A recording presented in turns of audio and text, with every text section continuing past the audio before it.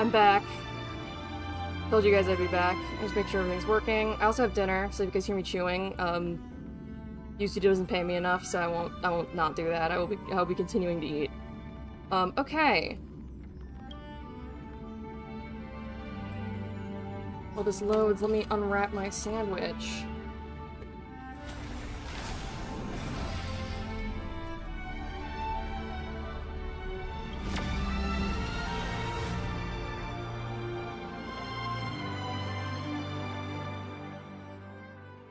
Great, I'm still in Robin's point of view.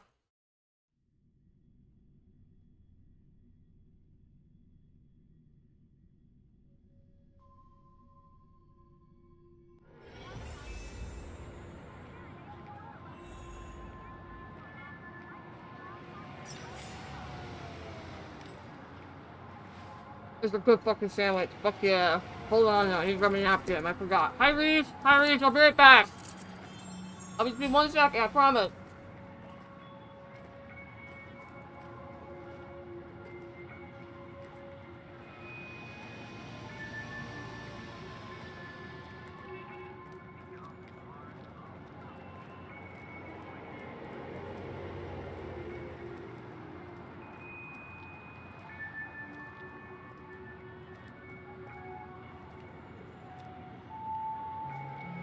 Hello. I'm back. I had to grab a napkin because my sandwich was greasy.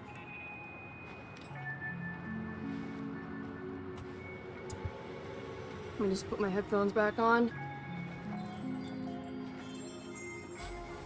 Oh, now that I'm eating a sandwich, suddenly my kittens are wanting to be my friend. Thanks, assholes. So tired of these fake-ass bitches.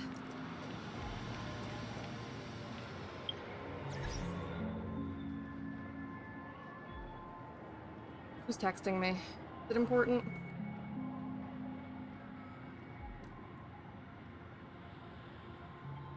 On?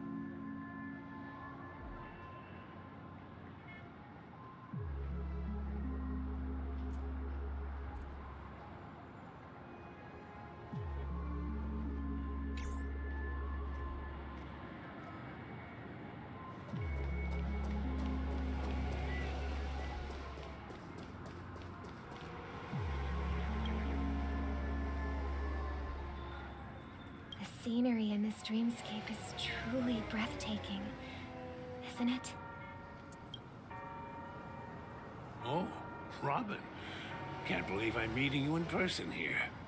What an honor. You're right. Even though time stands still in this dreamscape, it always feels fresh. I find something new every time. A philosophical mind.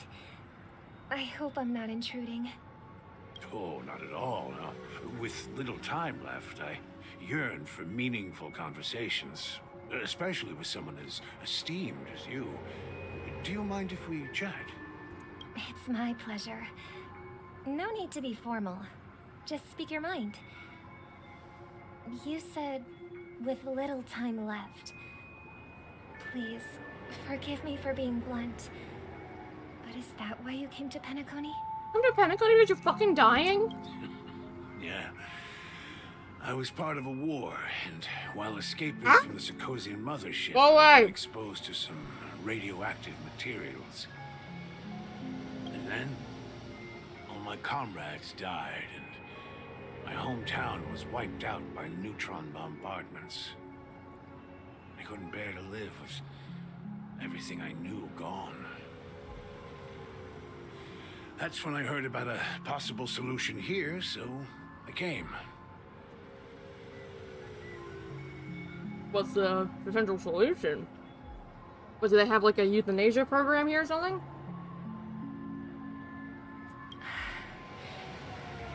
How heart-wrenching. I hope the family has been able to help you. They have, and I'm truly grateful for that. They provided me with a comfortable room, the most advanced life support devices in the cosmos, and a stellar team of caregivers. My physical body is now in the dream pool, sustained by life support. The me you see here is whole, rational, and no different from any other person. But I can't say the same for the me in the hotel room. My true appearance. Huh? I hope you never have to witness it, Robin. So, you'll be living forever in this dreamscape, right? Just being able to live at all is good enough for me. Now, whether it's in this dreamscape or not, well, I don't really have much say in the matter.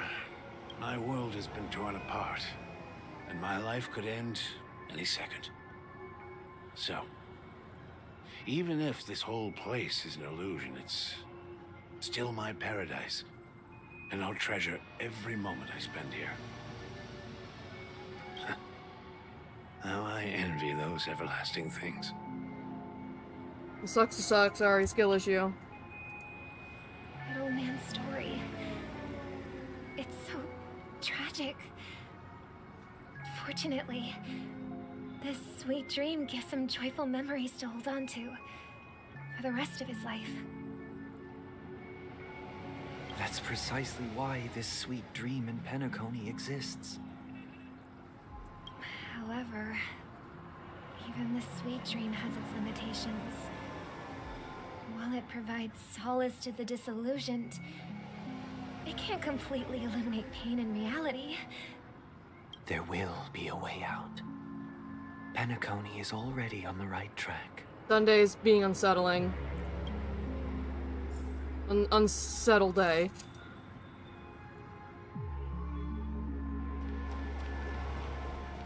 Oh, uh-oh. Uh-oh. Look what we have here. A lovely young lady. Uh-oh. Brother, what a surprise to see you again. Show yourself. Your trick won't work on us. I've heard that a skilled mass fool received an invitation too. That must be you, right? Did you enjoy yourself? Did you have fun handing out the nuclear launch codes while using me as a costume? Barely. The people here are way too gullible. A little bait is all it takes for them to bite. And they run away at the slightest hint of danger. In other words, they're naive and cowardly. Now that you've had your fill, it'd be wise to leave before it's too late. The music of the harmony doesn't tolerate discord. What? Now that you have the real Robin, I'm useless?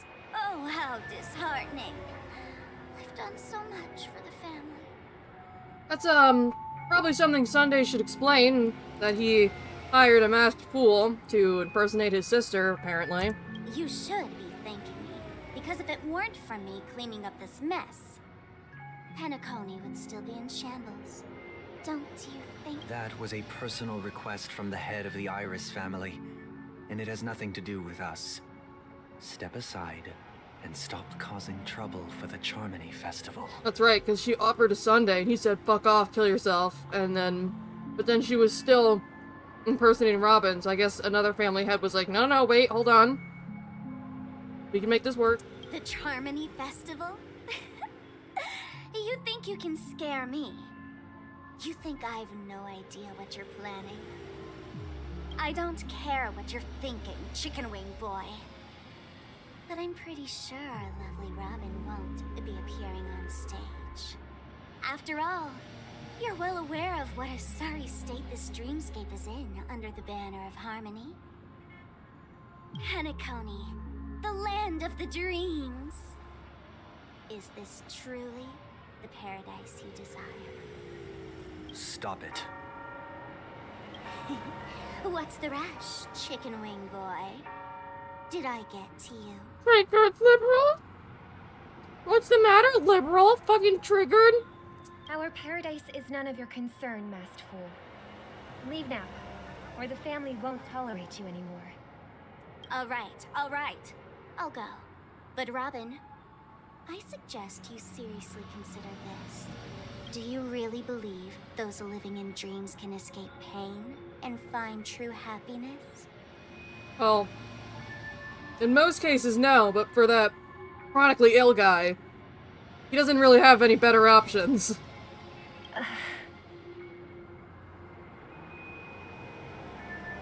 Well, I've done my part, and now I'm simply waiting for the fireworks to begin. Here, the last 2 gifts for both of you. And don't lose them. Oh god. If by some unfortunate chance the Charmony Festival starts against all odds, remember to use them during the show. And it'll be thrilling.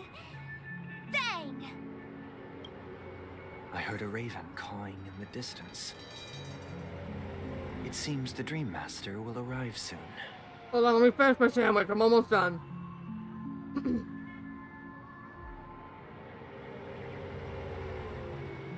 Hold on.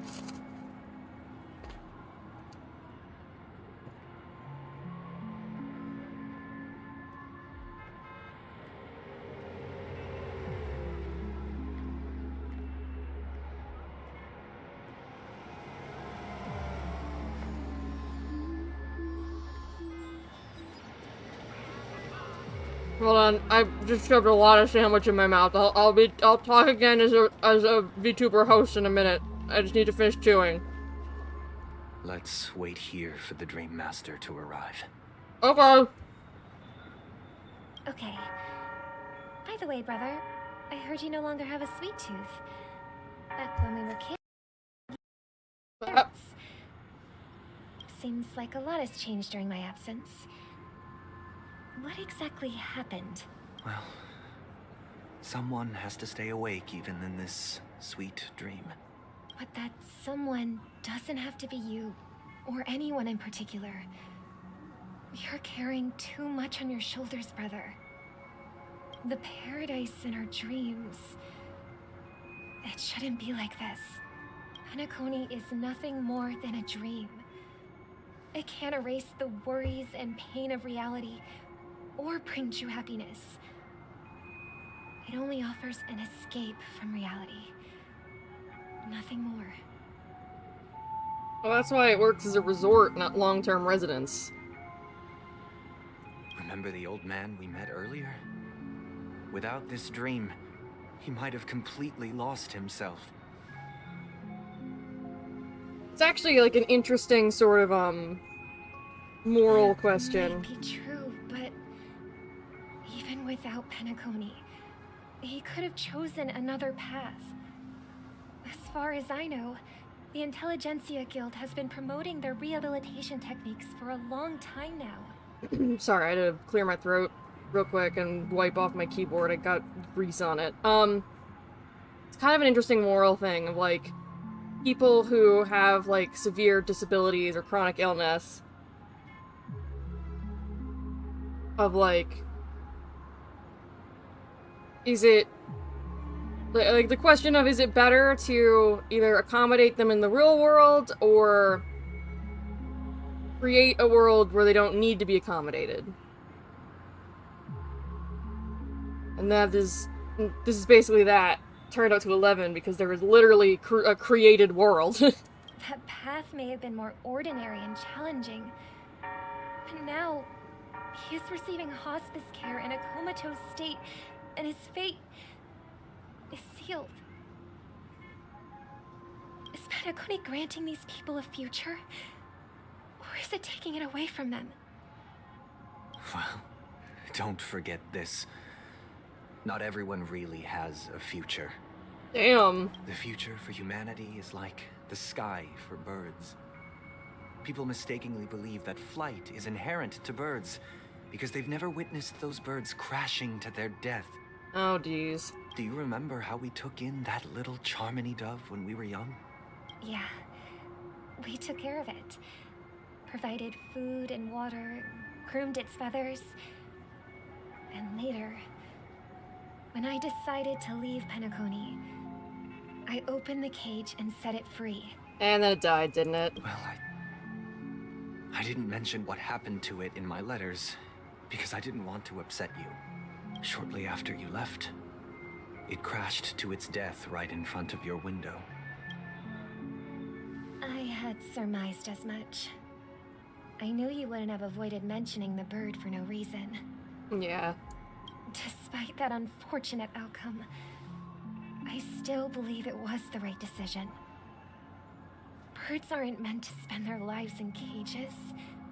They belong in the sky, even if they can't fly. Yeah. There's a lot of themes in the Penacony arc about freedom, and, like... I mean, think about it, like, you have Acheron, who is, like, struggling against her sort of nature as an emanator of nihility and what she wants to be, which is not entirely clear to me, but probably not a, walking death creature.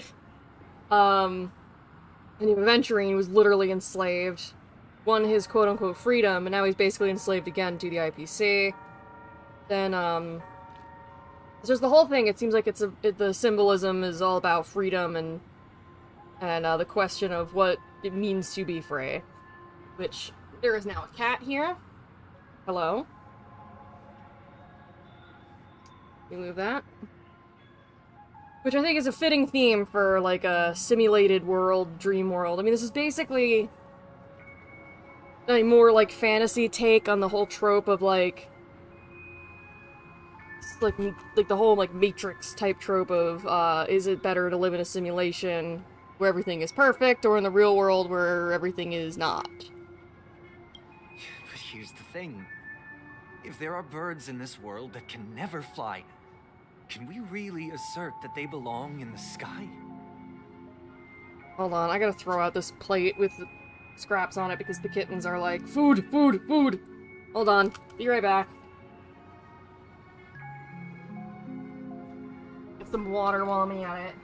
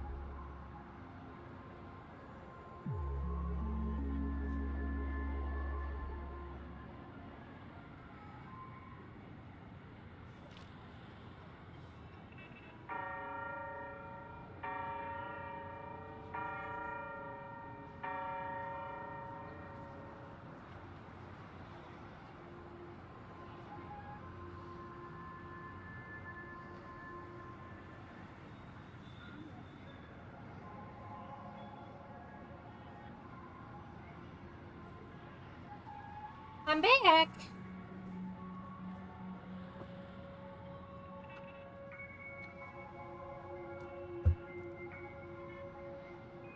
Oh, hi Rib, hi Kokohaku. Welcome to the stream. Yeah, this is now the second character. Like, if we have a nickel every time Honkai Star Rail named a character after a date, we would have 2 nickels, which isn't a lot, but it is weird that it happened twice. Are you implying that the same goes for humans too? Yeah, that's kind of the whole point of his miserable metaphor. Let's take the Astral Express as an example. The Nameless made tremendous efforts to bridge worlds, gaining fame across the universe. However, only a few extraordinary individuals can endure such a perilous journey. People out there theorizing we're already living in the Matrix, we just don't know it. I've read about that. And it's like one of those things where it's interesting to think about from an existential level, but also, like, it's sort of that question of, like, does it matter? I suppose.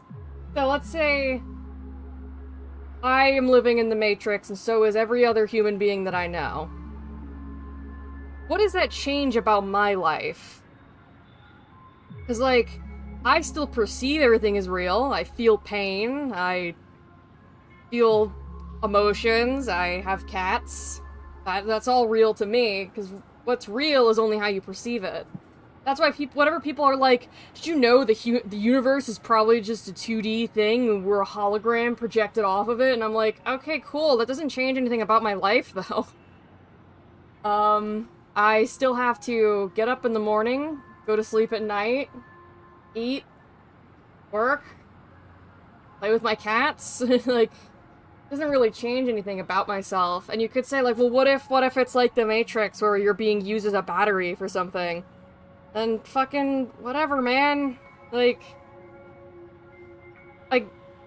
I'm not Neo. I don't want to go out there and find the truth. I'd really rather just stay here. Because I haven't seen the Matrix movies in a bajillion years, but from what I remember, the world outside the Matrix is infinitely worse than the world in the Matrix. Which, I mean, I guess is sort of the thing that Penacony is dealing with here. But at least the real world that we live in, the human world, is more multifaceted than Penacony. So even if it is a simulation, you're still kind of getting, like, a life experience that matters. Now, don't get me wrong.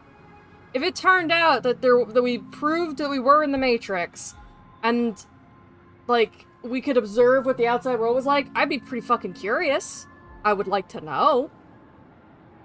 If there's a way to visit and decide what to do, and I don't have to commit to anything without knowing what's on the other side, then I might go take a look.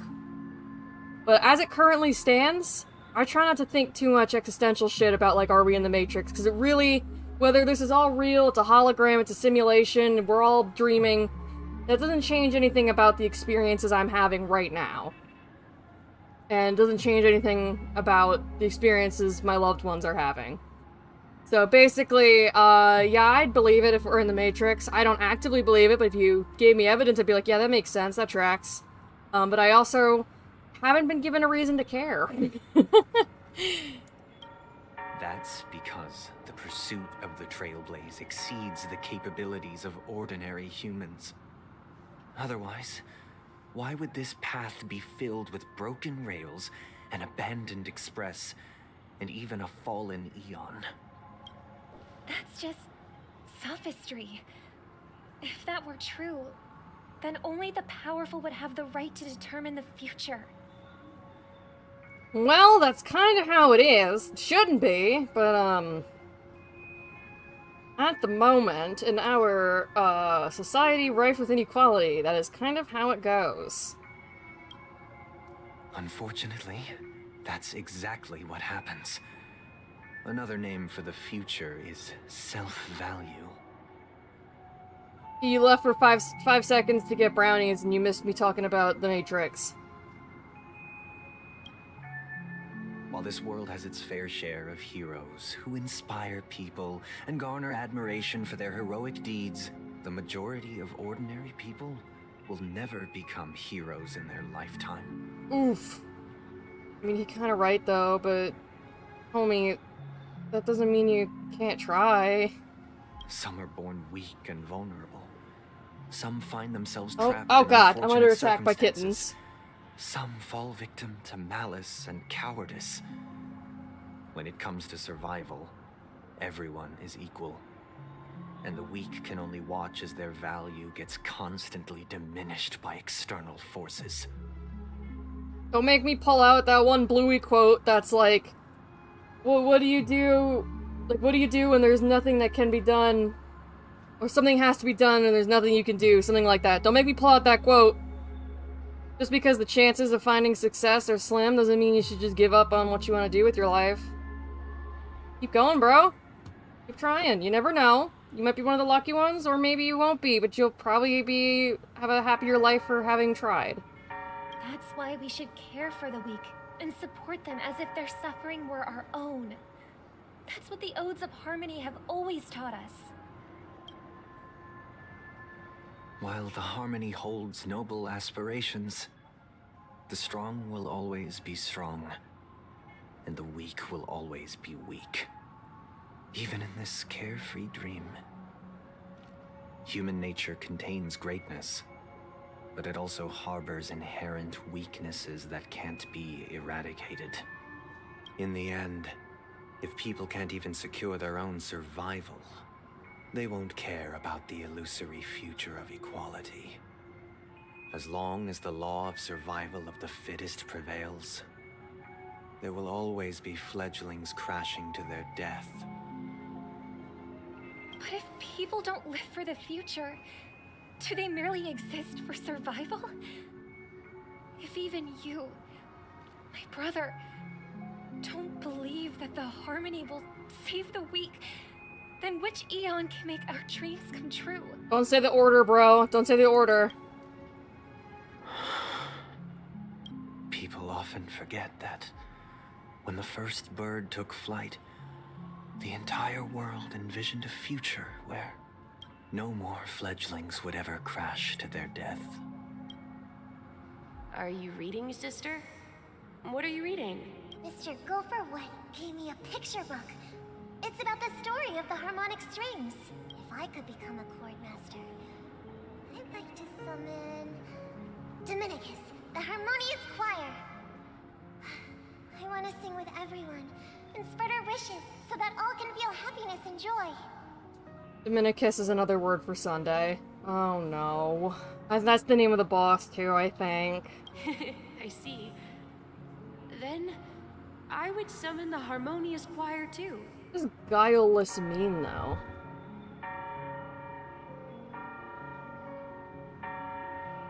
Oh, innocent. Okay. Don't you have a wish of your own, brother? Of course I do. It's just that it includes your wish and everyone else's. I long for a true paradise where everyone can find peace. Then, let's build a stage there and invite everyone to our performance so that both our wishes come true through the power of the harmonious choir. It's a deal then. Yeah, it's a deal. But how can I become a chord master?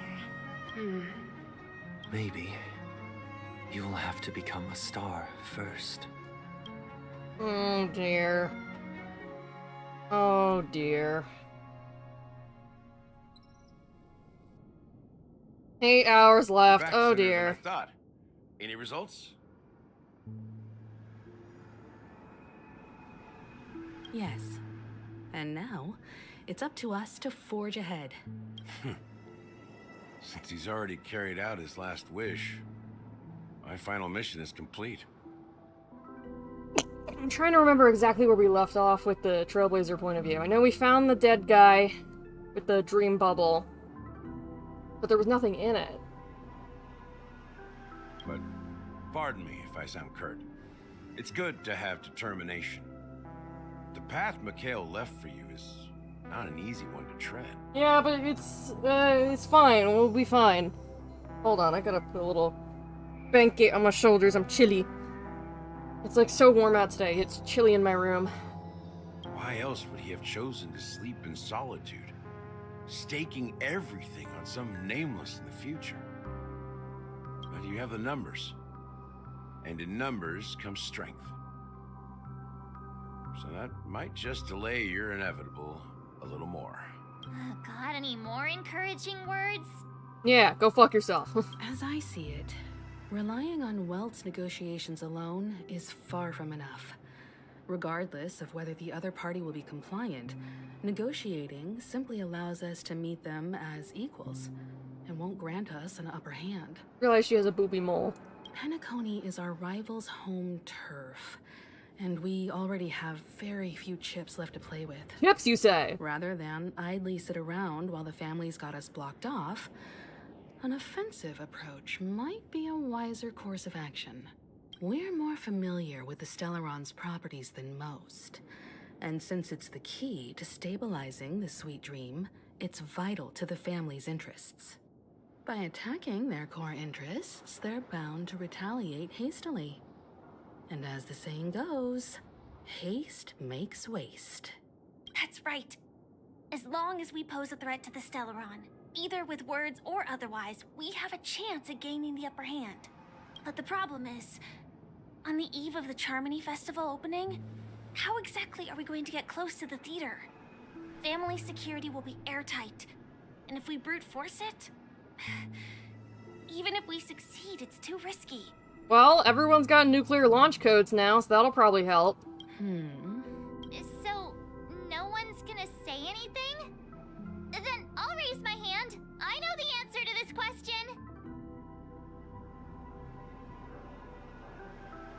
Time for the master stroke.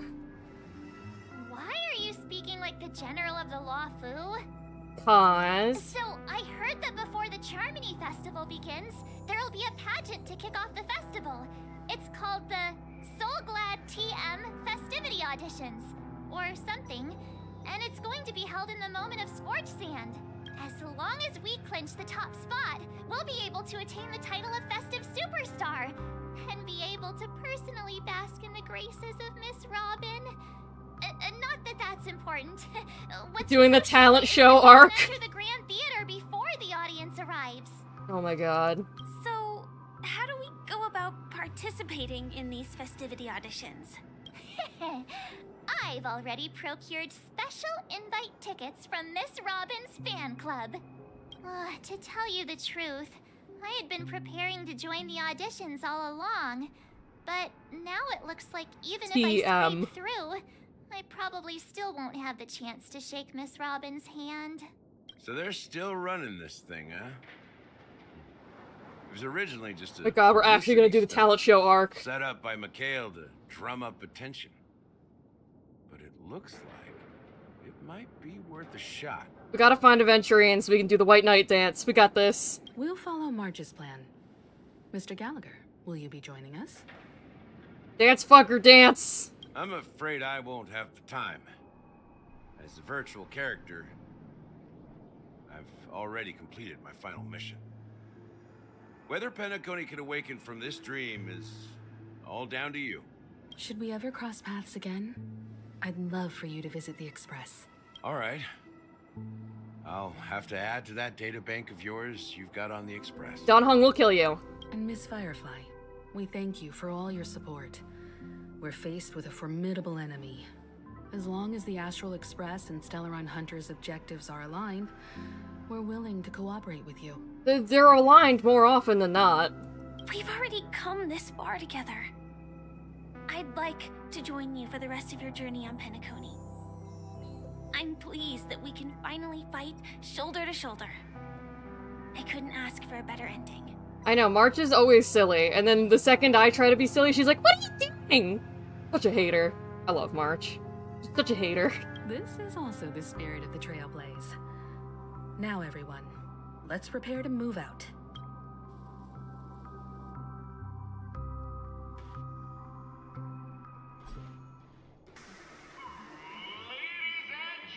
Oh my god, we're actually doing this. This is where challengers thrive and dream chasers shine, all under the watchful eye of the entire universe. If you have ambition, dreams, and Oh my god, what is happening? the next superstar of Penacony's Charmony Festival could be you. Oh, wow, they've really outdone themselves. Oh, I'm starting to get excited.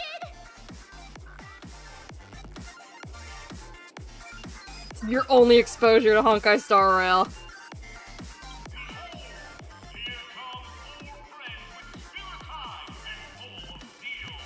Are you aspiring to be the superstars of the festival? Yeah, we are. Is he talking about us? No, he's actually talking about the other group, and the camera pans, and it's fucking Topaz, Numby, Ratio, and Aventurian. Yes, you! There's no doubt about it. I see you have all the potential of a superstar in you. No, there's NPCs, just not in this scene. I don't know where the fuck they are this time. Excuse Oh, me, hello? Igor. What are you hoping to get out of all this?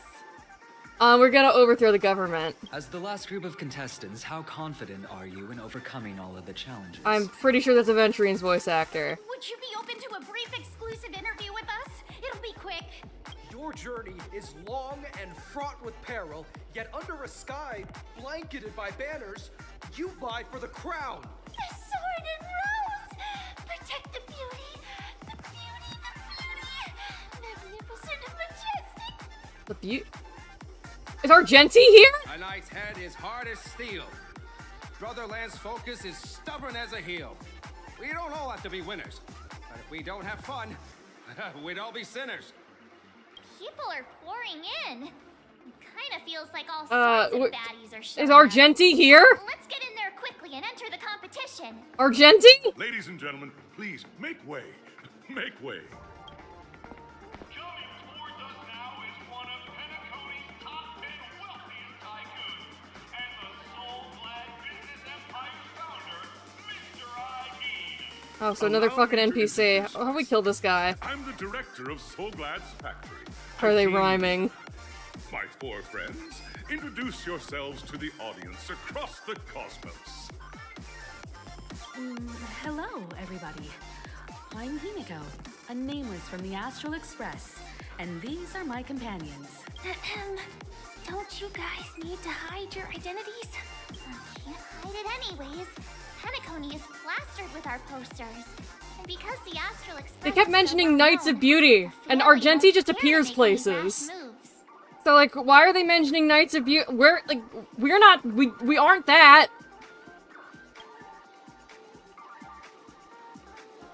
Hello, everyone. I'm Hello, everyone. It's a really good idea to have a talent show in this pivotal moment of our story.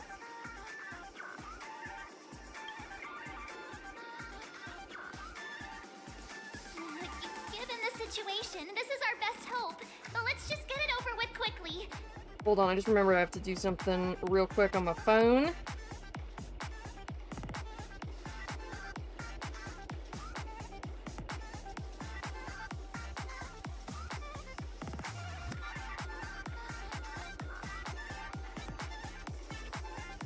Yeah, I just realized I have to, put a reminder in my phone to do something. I only remembered just this moment. Fine, I'm a professional.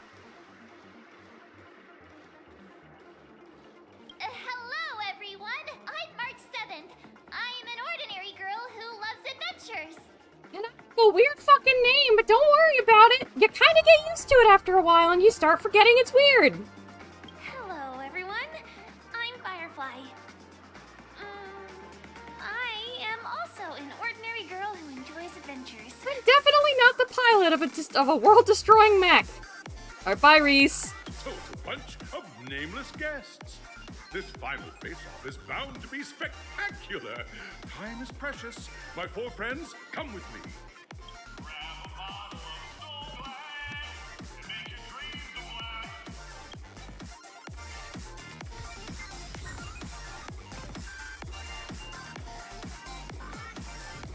I am still half expecting Argenti to be here, now that they've mentioned Knights of Beauty.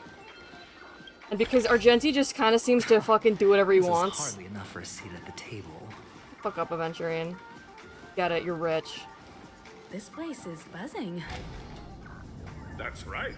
This venue is a miniature representation of past times. The advertisement isn't even catchy. Soulglad must be really good because all of their marketing is awful and yet people love it.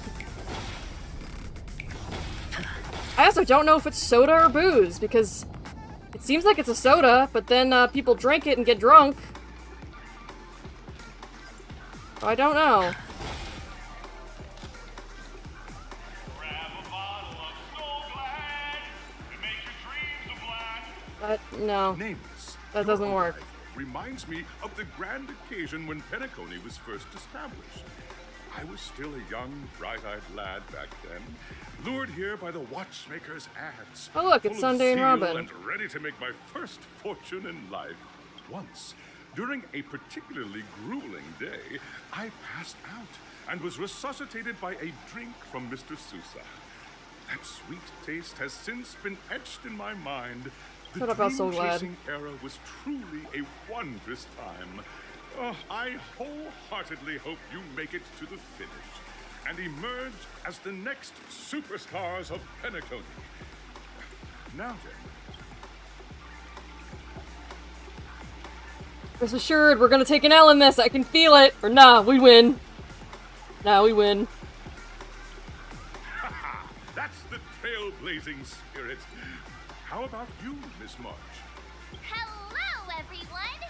Next up, get ready for the Mega March 7th adventure, where I'm going to break the speedrun world record! I'm a thirsty little ID, and you need to water me with your succulent liquid. What the fuck, Rib?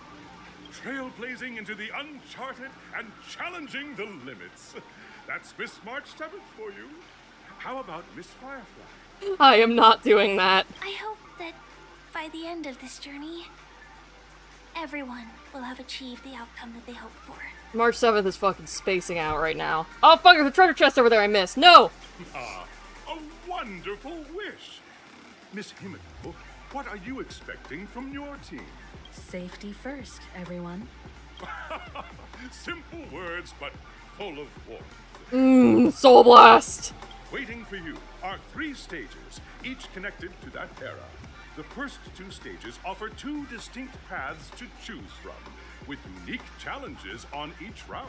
And in the last stage, you will face off against a Don't tell me that champion is Argenti, I'm gonna scream. to this very day. A beloved contender whose noble virtues are unrivaled. I'm like so preparing myself for a random Argenti jump scare now. Those are the rules. Simple. Everyone clear?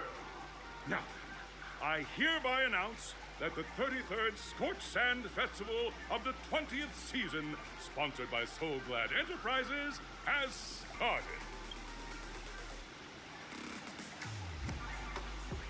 Everyone, as the Charmony Festival is drawing closer, we must reach the end as quickly as possible. Factoring in efficiency and safety, March and I haven't known Miss Firefly for too long and aren't overly familiar with her. Man, I'm glad I picked Kylus, but now I wish I had Stell so I could have Yuri with Firefly. Fine by me. Let's do it. All right. I don't have a problem with that.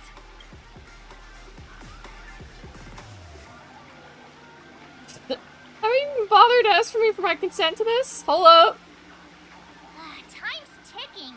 Just listen to the grown-ups. I'm 27! We'll split into the assigned groups then. Let's not waste time.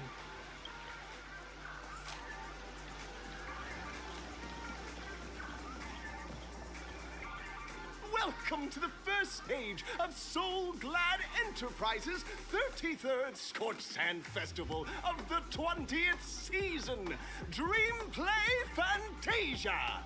In this stage, you can choose between 2 challenges, the School of Acting or School of Action. School of Acting sounds In funny. the School of Acting challenge, you have to complete 3 performances from 3 scripts and move the panel judges. In the School of Action challenge, you have to defeat 3 groups of enemies convincingly and reach the end. I want to do School of Acting. Now, make your choice. Oh, my actually gonna let me choose?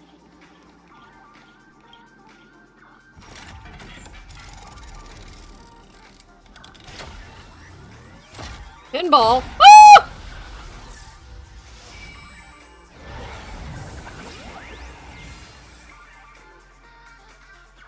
I'm in space.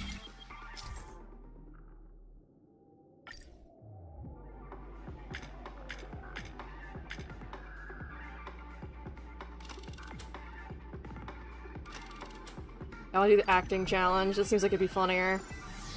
Like, sure, yeah, I have a strong team. I could beat any enemies. I don't give a fuck. Dare to dream.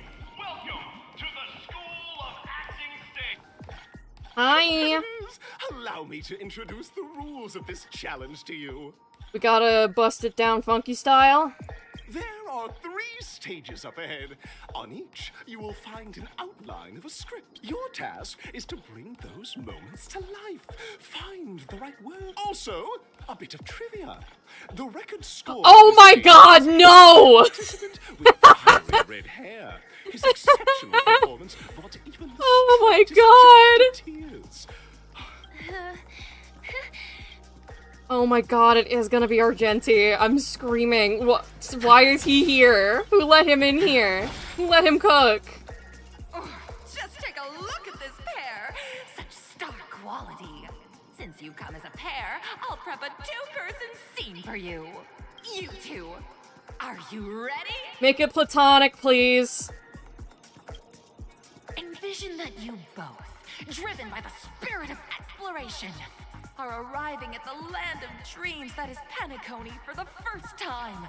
But instead of lush lands, you find yourselves amidst swirling sands and desolation, far from the paradise the Watchmaker described. You're driving an old clunker through the wilderness of the dreamscape, braving the cold wind, choking on the dust, and suddenly, a fierce memory zone meme blocks your path. Now, Mr. Greyhair, what line would you Mr. Greyhair to express your disappointment in Penacony? What in tarnation is this hellhole? The Watchmaker is a big fat liar.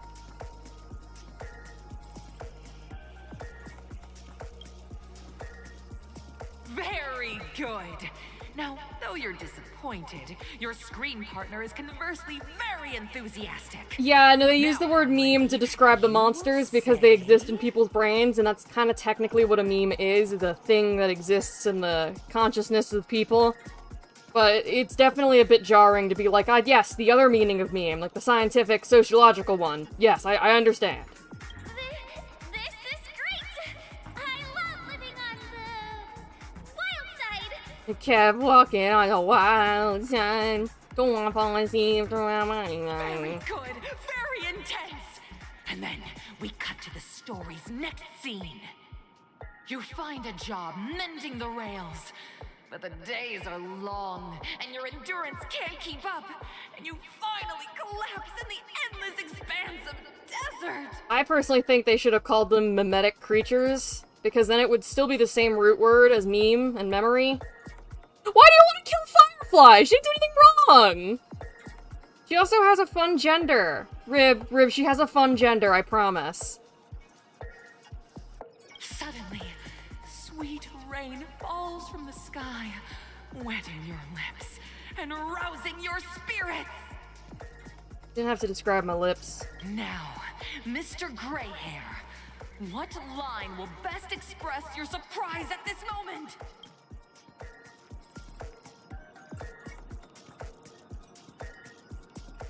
Just let me die thirst instead. That's not right. Okay, fine. Wowie, Penacony!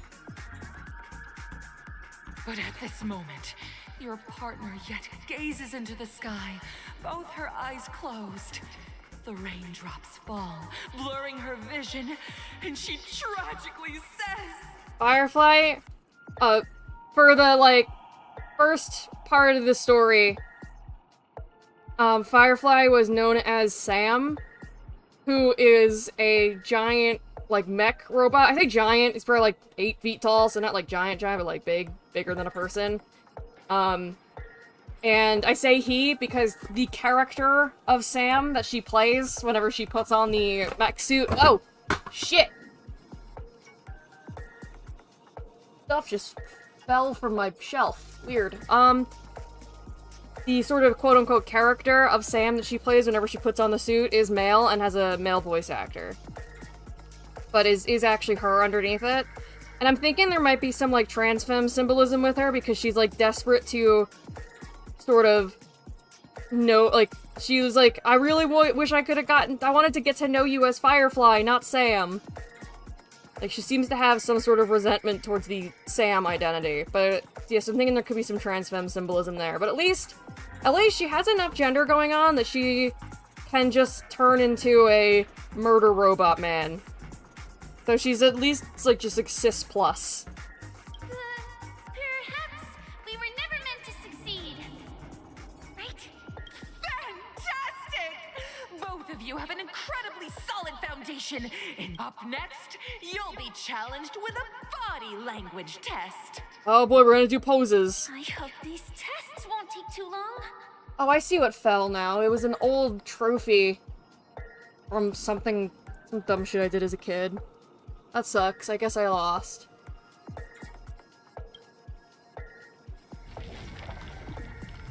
The stairs. Going up the stairs. Listen, you just know that if we still had a Venturine on our team, he would be serving the hottest, fattest cunt right now, and this with his performance. Like, he'd be eating it up on stage. You just know it. But unfortunately, he's still dead, Here, in quotation you two marks. are required to skillfully utilize body language to portray the story context I've laid out for you. Picking up from where we left off, a heavy downpour saves you both strand. At this moment, what should you do to make her laugh? Tell a dad joke. The test now is about body language. What? What? Right answer. Your companion sees you rolling about in the sand and thinks about the arduous. I'm gonna get back on my feet and keep moving forward. A tug at the heartstrings. The story continues to develop. The heavy rain leads you both to sense a business opportunity. So you start venturing into the umbrella industry. The umbrella industry! Business begins to pick up. Competitors start flooding the market with low-priced goods, squeezing your market share. I kill them. You have no choice. The goods you stockpiled at high prices have to be sold at a loss. This is a pretty self-destructive move, which drives your business to the brink of bankruptcy. At this moment, what would you, who refuses to admit defeat, decide to do? Listen, the only character Firefly can play as an actress is an angry murder robot. Okay? Like, you gotta... She has been typecast. She's not as good at playing plucky companions. So cut her some slack. She's not good at this. Stand up and smack the table. Fantastic! But it's a pity. You're I leave Penacony in utter disappointment. Is that okay? Of course! Absolutely! We do not! We do not! You're lying! However, the true test is yet to come. You guys are lying. We're terrible at this. We're never gonna make it. We're never gonna make it in Hollywood.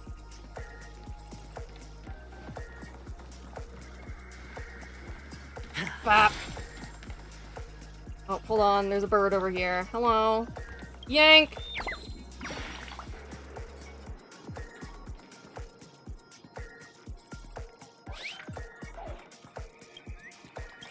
Yeah, actor birds. Go away, go away. Full marks! Good job! Proud of you. Get out of here.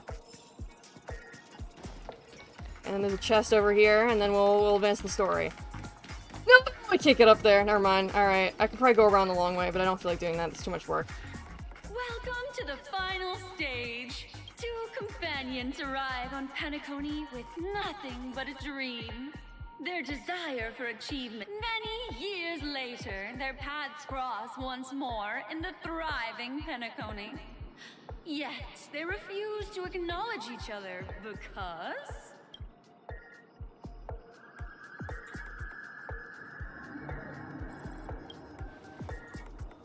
Against the backdrop of a revitalized Penacony, the joy of reunion mixes with the sorrow of past separation, the awkwardness of being strangers, and the shyness of a long-awaited encounter, all converging at this very moment. We're basically just acting out a Haikave fanfiction. Like, I don't know what else to say. This is just Haikave fanfiction. Give it a shot. Try and convey this bittersweet scene to me. Bring it to life with precise and emotive acting. This is... Oh, hey, no, come on, let me act out the fanfiction. It'd be fun.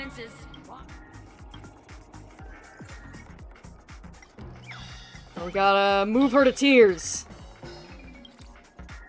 Cut! Huh? It's so touching. Your portrayal outdoes the original.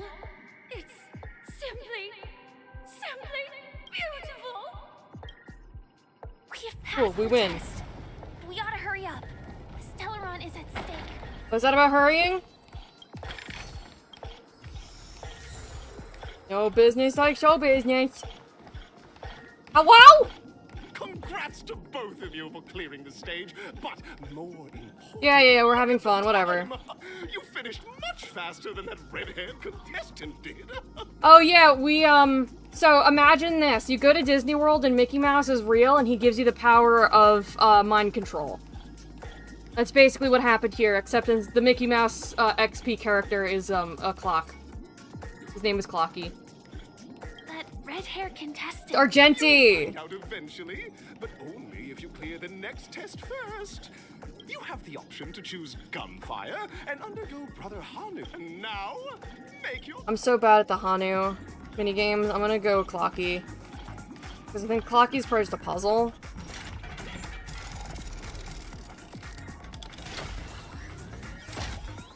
You know, I'm so bad because the Hanu stuff is like a stealth mission and the controls are so jank.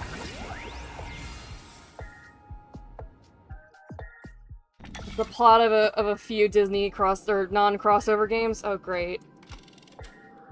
No. Time trial, gunfire trial. We're gonna do time trial. Because that's probably a puzzle. And puzzles are good. I can do puzzles. But I'm so bad at the Hanu stealth missions. Friends, welcome to the wonderful world created by the Watchmaker. Awaiting you up ahead is the titular character from the beloved Clocky animation, Clocky! Mickey just showing up and giving you access to others' hopes and dreams and shit. Hi, Shelby! Meow. It's said that the Watchmaker dreamed up the idea of Clocky when he was just a boy. Back then, he was merely an apprentice in a clock shop. And once like a skilled pilot, he steered them towards the right path. As a classic figure who grew up with many contestants, may you have a wonderful time with Clocky. The trial of time. So I think it's one of those puzzles, and I'm not great at those puzzles either. Oh my god. Enemies over there. No. No, leave me alone. I'll go back for that chest another time. I got shit to do.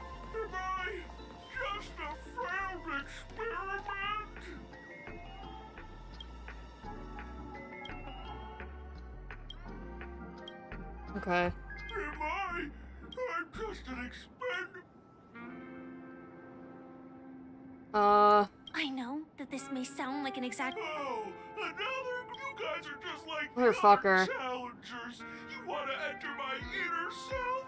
Then please be my guest. But you won't find anything worthwhile. I'm just a failed piece. Cool. Okay. See? I'm just empty inside. Me too, bitch. You ain't special. It's time. Clocky? In Dreamville, Clocky is everywhere and can do anything. Like right now.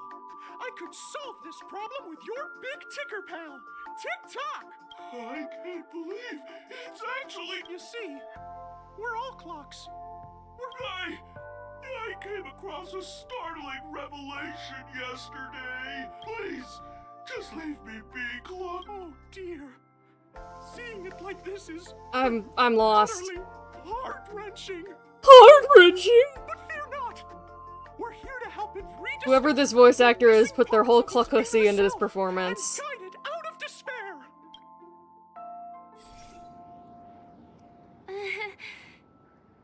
Don't worry, miss. I've already pinpointed its missing parts. Over here, my friends. Better use that hamster ball night speed. Not the dialogue that was written there. It was a completely different line from what you said. This must be one of the missing parts. I don't know, man. I'm confused. That's great. We're here. There's a missing part on the opposite side. But how do we get over there? There's also a dream side left here by a Dreamweaver. We're running out of time. We'll have to use it if necessary. Okay. Okay, so the enemies can't bother us when we're in this mode. Let me get that chest, because I might as well while I'm here.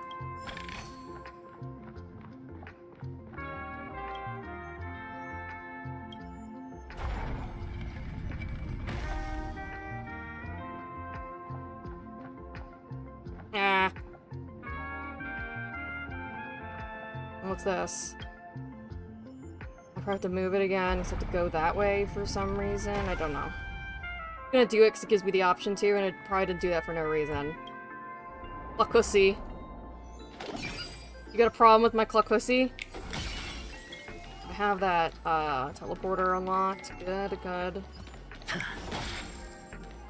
Probably one of them is over here.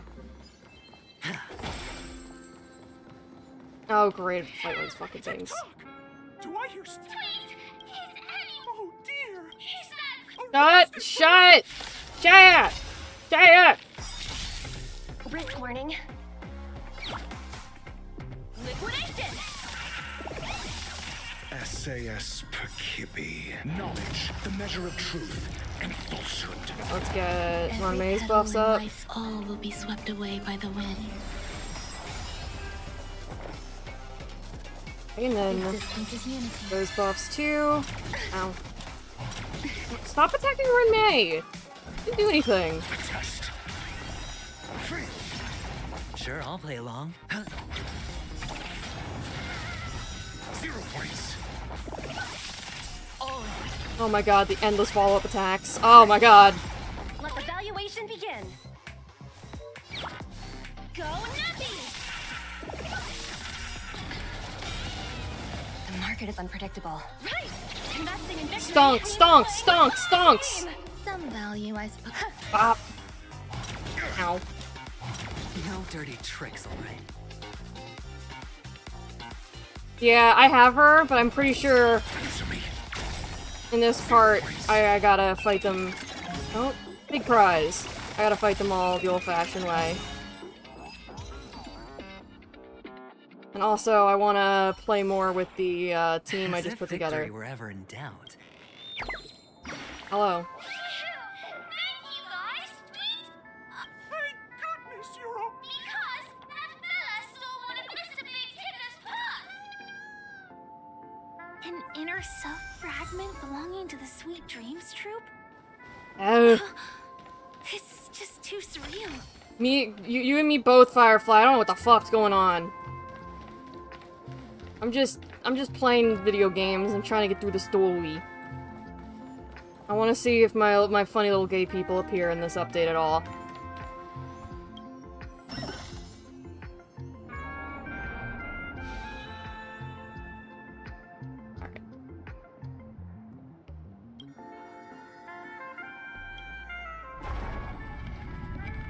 Let me get that chest.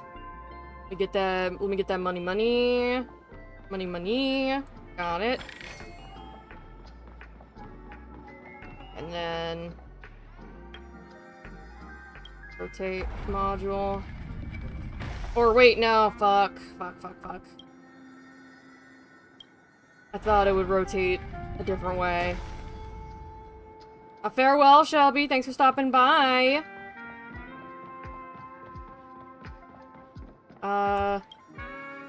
And then now I rotate it, and there we go.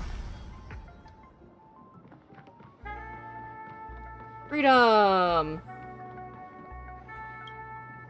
I'm so smart. I'll have to see if any streamers played the other paths. Nope. Don't fucking talk. Don't talk to me. Leave me alone. I'm just getting treasure. Nope. Can't touch this. Can't touch this. Can't touch this. We've gathered all the missing parts. Let's hurry back. Yeah, I'm just gonna teleport back. Don't want to keep Big Ticker waiting. With that chest, them big titties. Titty. And terrabangs and titties, my two favorite things. We're back. Whoa! It's working. Okay, now I gotta do a puzzle. Oh god, this one looks hard. God, I was bad at these puzzles, but it's fine. I'm worse at the Hanu minigames, so I still made the right call, I think.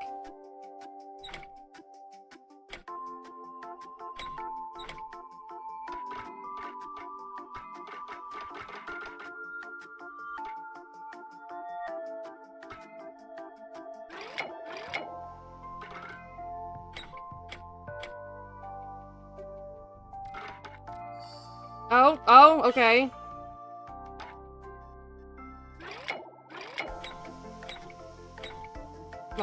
Fucking god.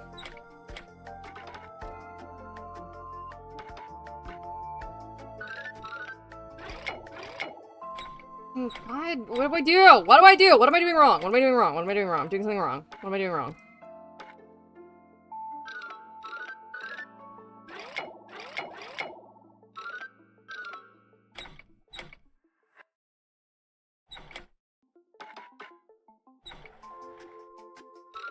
Okay, there we go, there we go, there we go, there we go. Oh, dear. What's going on in here? Your inner self is a mess! Me too, bitch, you're not special! I'm not qualified to be the real Clocky. Just give up, Clocky. No! This is unacceptable! You have to face your fears!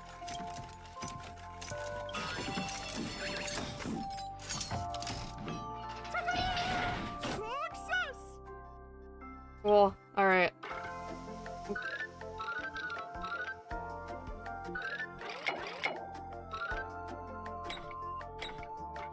Okay, go! Go! Go forth, my good bitch! Oh, thank you, Clocky. If not, no problem at all. Oh, my friend, go forth, my friends, with a It's all done! Victory's in sight. Let's head to the final stage.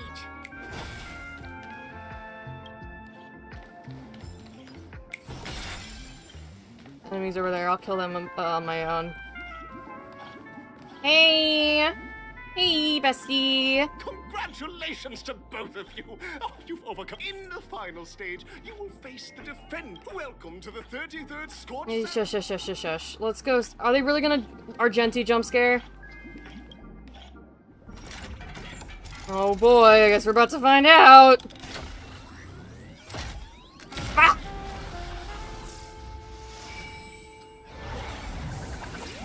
I wonder if March and Himeko made it. They're probably dead.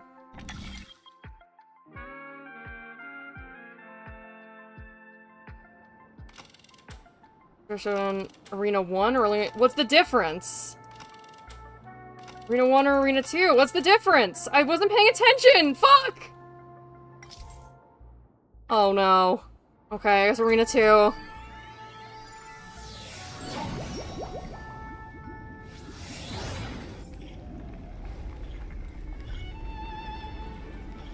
Auntie, oh my god. What are you doing here? Bro! No way, I think I just saw someone. Someone extraordinary. What are you doing here? Where is your voice?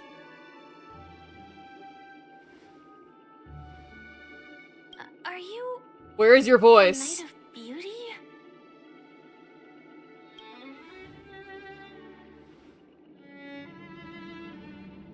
Where is your voice? You have a voice actor. Where is he? Hold on, I need to look up. Honkai Star Rail English voice actors. What happened? Argenti is voiced by Adam Gold.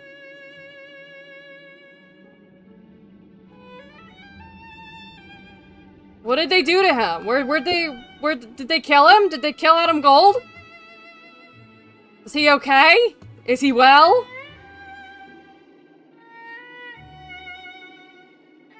Hello? Where is his voice?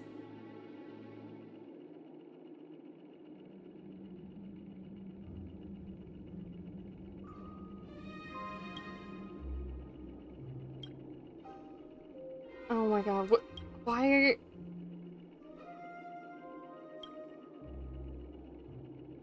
Argenti, please, we're homies.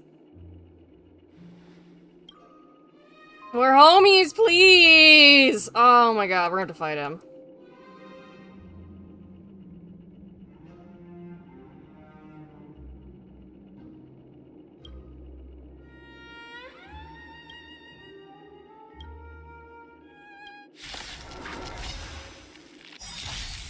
Behold, this symbol of pure.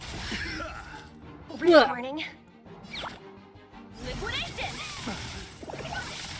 There's more to life. Eternal. Every petal in life. Okay, hold on. I'm googling this.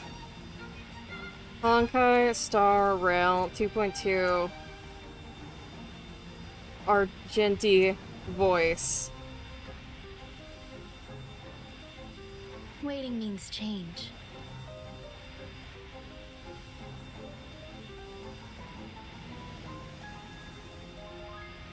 Argenti, no voice.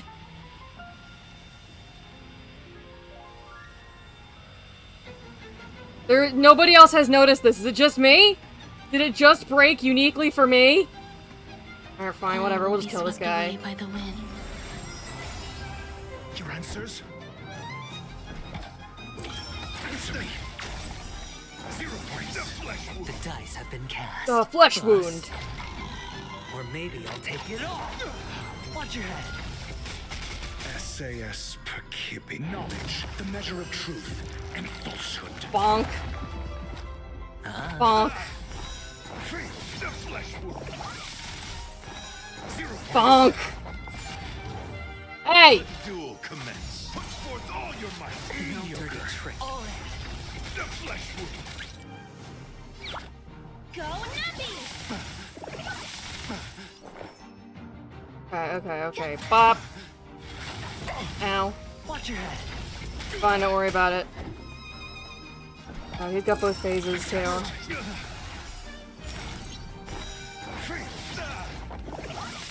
Oh my god! You're fighting a gentleman. Hedge your bets. What is happening? Stop it. Stop it. Get some help. Liquidation! The market is unpredictable. Right! Investing in victory means playing the long game! Stonks! Ow. Dirty tricks. The flesh wound. Okay. Oh, just we can delete that thing. I'm asking questions. Okay, kill that. Answer me. Then get Argenti. Cool. I guess we'll kill that thing. Easy, Numby. Confiscated! Watch your head. Okay, ow. Put forth all your might.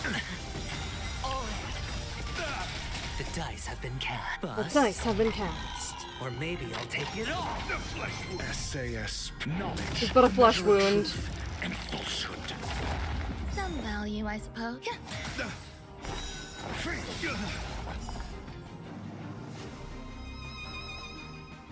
Why does Argenti keep trying to beat us up?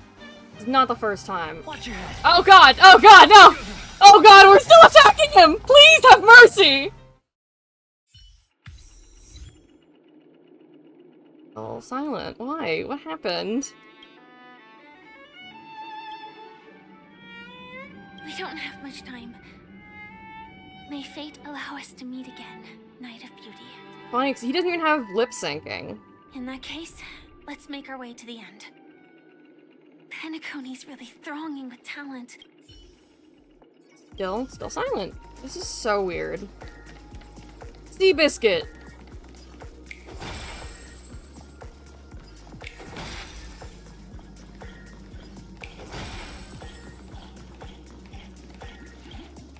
Let's go, gamers!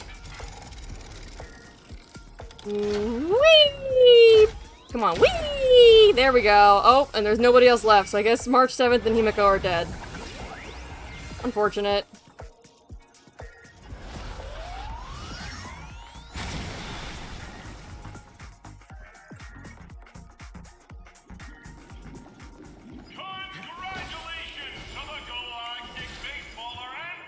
The Galactic Baseballer and Firefly.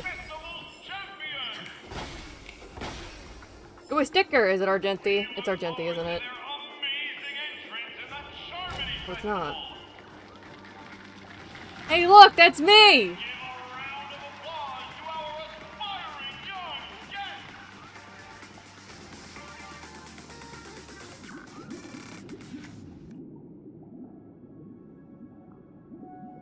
Congratulations to the both of you on becoming the festive superstars of this That sounds like year's Sunday. Charmony Festival. Before entering the Grand Theater, I, on behalf of the organizers, extend my sincere congratulations to you, wishing you joy under their radiance. So I guess sincere congratulations. Where are my stellar jades? No, I'm gonna be serious for once. As previously promised, my sister, Mr. Yang, and I have met with the Dream Master. Oh no. We delved into the truth about Penacony and its Stellaron, and have come to a consensus. Oh no.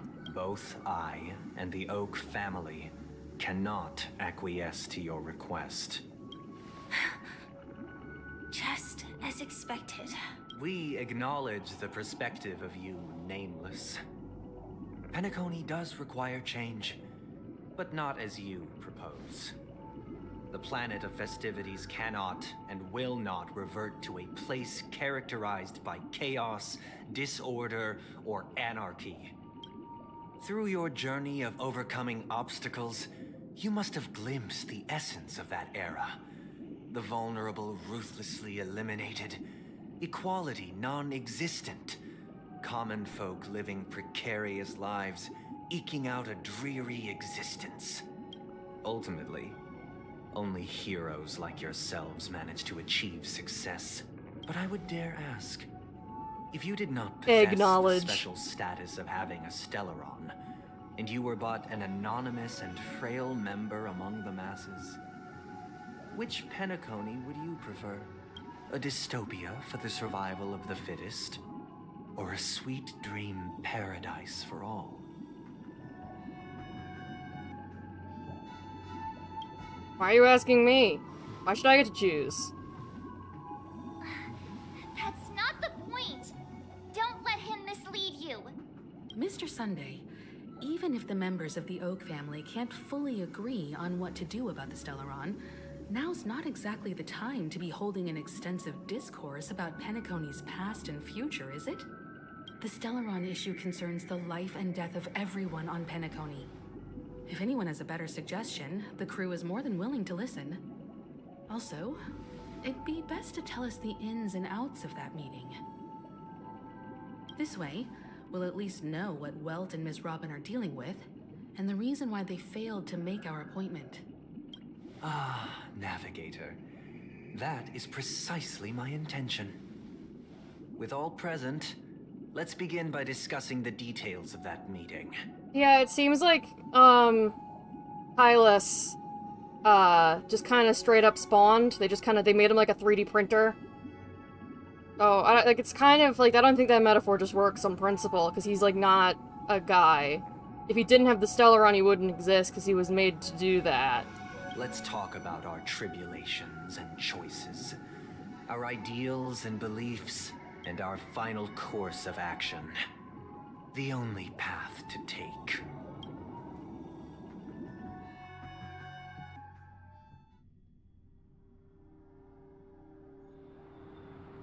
A while ago. You mean to say that for the longest time, there have been scoundrels who would use the Charmony Festival that I have bequeathed to the masses as a tool to realize their ambition? Indeed, Dream Master. Once the Charmony Festival begins, the Stellaron's powers, along with the song, will be broadcast across the entire planet of Penacony.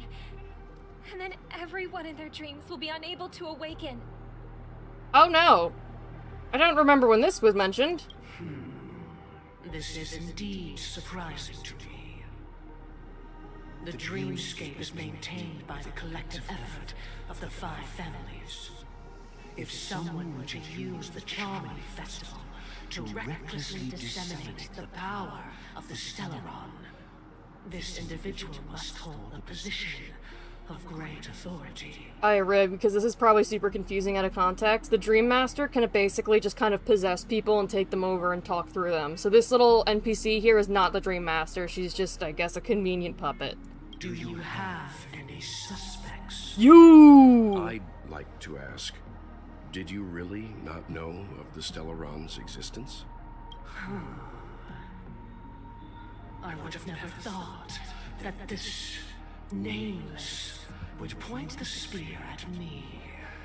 Quite astonishing indeed.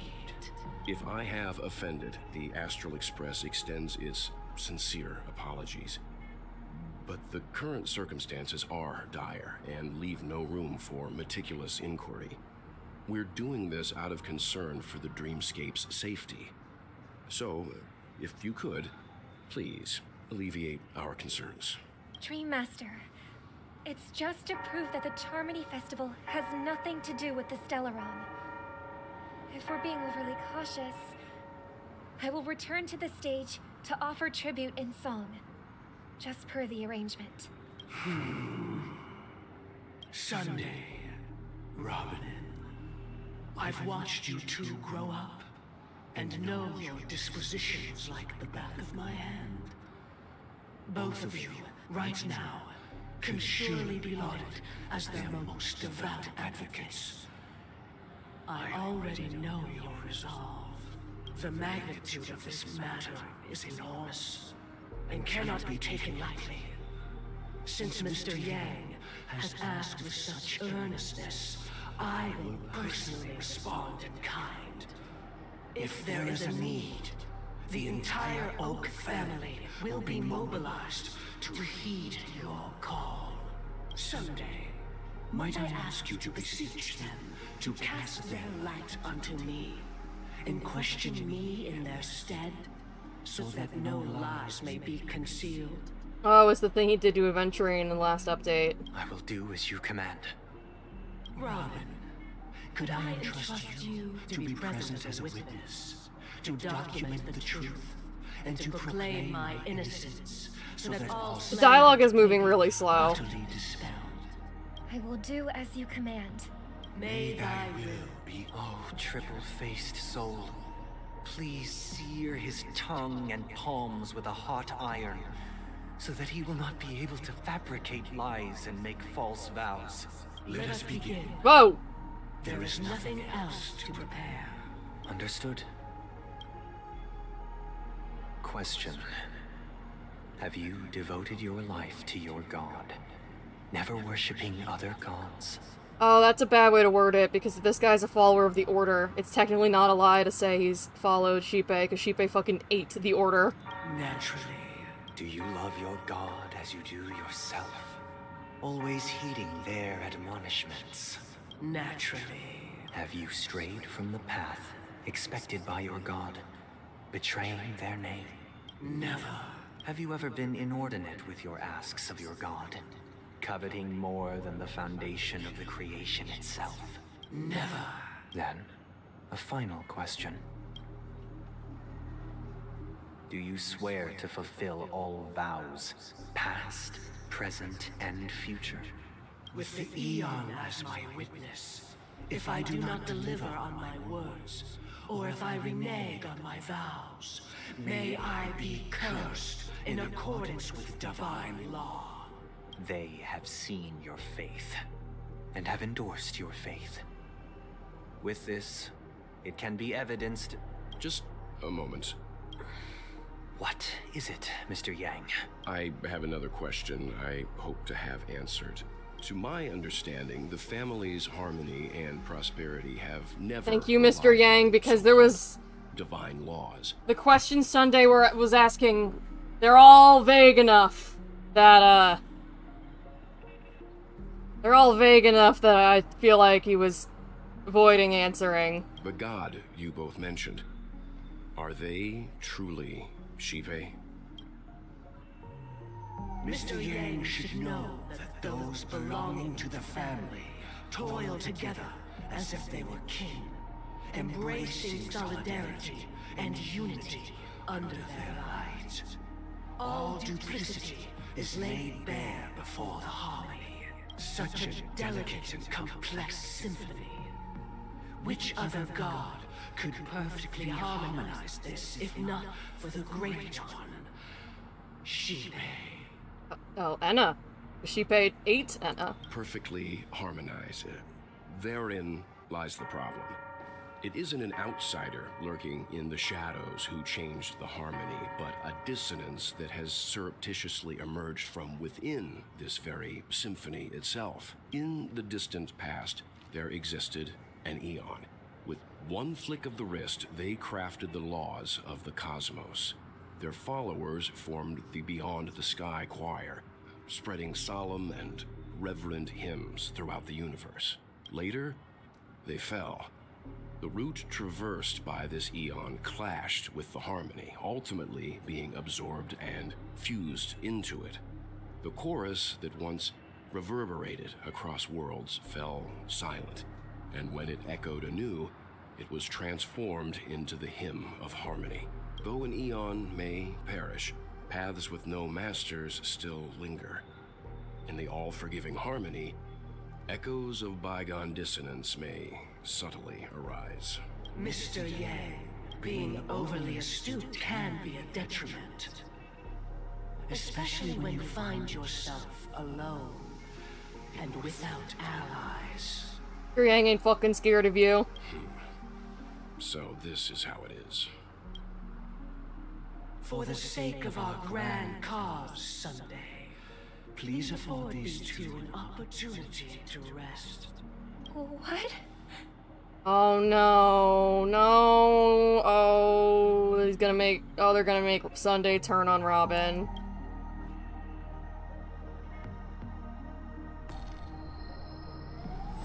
Oh heavens. Sorry, Robin. It's just you. I did not wish for you to know this. It's a pity that things have turned out this way. So, this is the true reason I can't sing?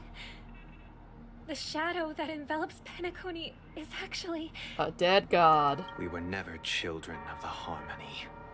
Our ideal paradise could not have been crafted by Xipe.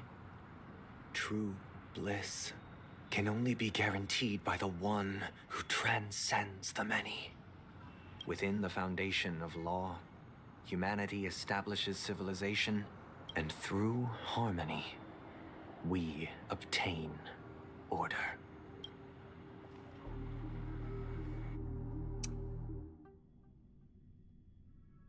Until his last breath. Hold on! Why did that loading screen make it seem like Gallagher's fucking dead? On Penacony. What have you done with Mr. Yang and Miss Robin? Oh, they're dead. Don't worry. I just gave them some time alone to ponder their fates.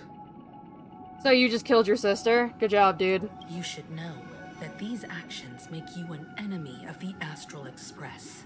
Should we need to stand against the Nameless, it would only be myself and the Oak family involved. But we haven't reached that point yet, have we? Your efforts for the justice of Penacony are evident to everyone, and have been widely observed. Give us Peepaw. Give him back. Oh, I intend to. But that hinges on the outcome of this negotiation. If it is the order that drove you to imprison Welt and Robin, and you're using them to coerce our compliance, then there'll be no point in entertaining any type of discussion. You're mistaken, Miss Himiko. They are in very safe hands, and just as the family has always proclaimed, no one can be harmed in the dreamscape, least of all in the beautiful new world belonging to the Order. Penacony and the entire universe have witnessed far too much innocent bloodshed.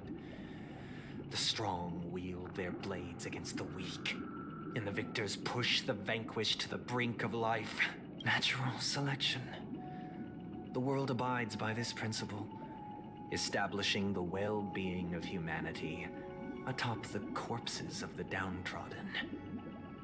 Only we, or rather, I, possess the power to put an end to this farce. Literally the second they revealed this guy in that one trailer live stream, I knew he was gonna be a fucking cult leader. I knew it. I knew it. So you've decided to resurrect a dead Eon? No one's ever done such a thing. If Miss Himiko is interested, let's draw back the veil and speak candidly. I've always firmly believed that people can understand one another through peaceful means. I'm willing to divulge the unembellished truth as to the intentions of the Order's Pathstriders, so that you will make better judgment for the Astral Express, for Penacony, and for this stretch of the universe. Words can hardly do justice to the beauty of that ideal. So, come with me, everyone. Let us retrace our steps and see once again where this road leads. Huh?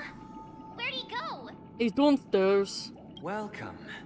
This isn't any location in Penacony's dreamscape. It's my inner world.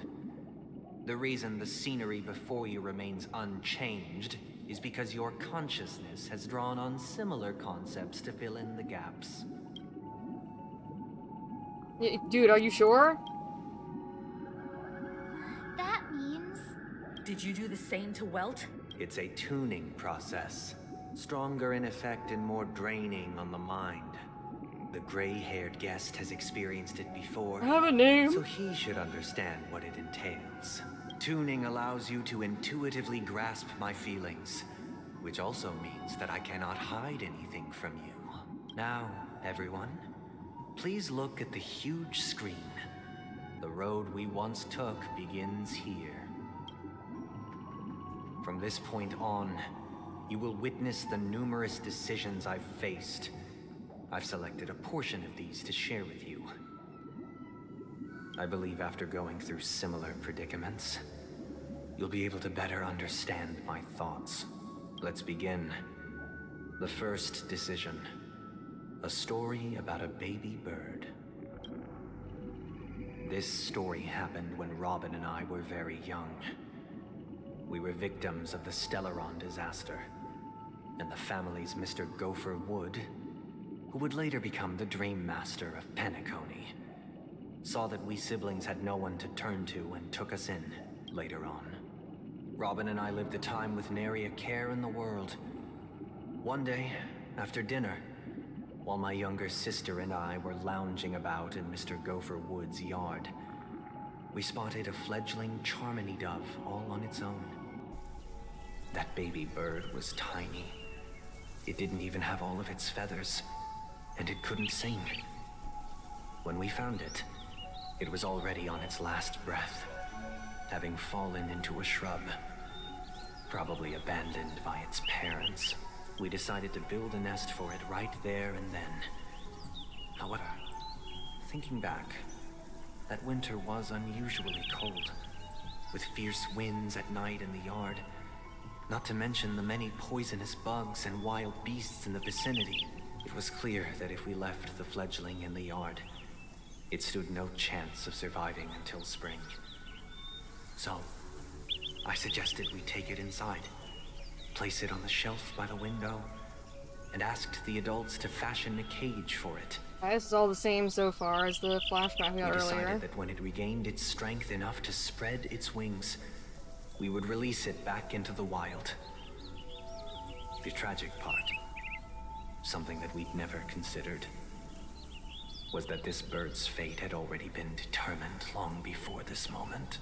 Its destiny was determined by our momentary whim. Now, I pass the power of choice to you all. Faced with this situation, what choice would you make? Stick to the original plan and build a nest with soft net where the Charmony dove fell, or build a cage for it and feed it, giving it the utmost care from within the warmth of a home. I'm wondering if I should answer my own opinions or if I should try and defy what Sunday wants. I think I'm gonna defy Sunday. Eagerly await your answer. Actually, no. Might be more interesting to go with Sunday for the whole thing.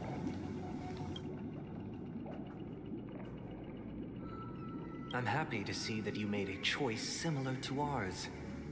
If your mind is made up, let me reveal the outcome of this choice. We passionately nursed it back to health, preparing only the best food for it every day. We even preened its feathers. Later, on the day that Robin left Penacony, we opened the cage door and let it fly back into the sky. I watched it for a long while by the window, probably about 3 or so days. In those 3 long days, the little Charmony dove tried again and again to spread its wings to fly into the sky, but fell to the ground, only to keep trying. Finally, on the 137th attempt, it succeeded. But its attempt did not go perfectly.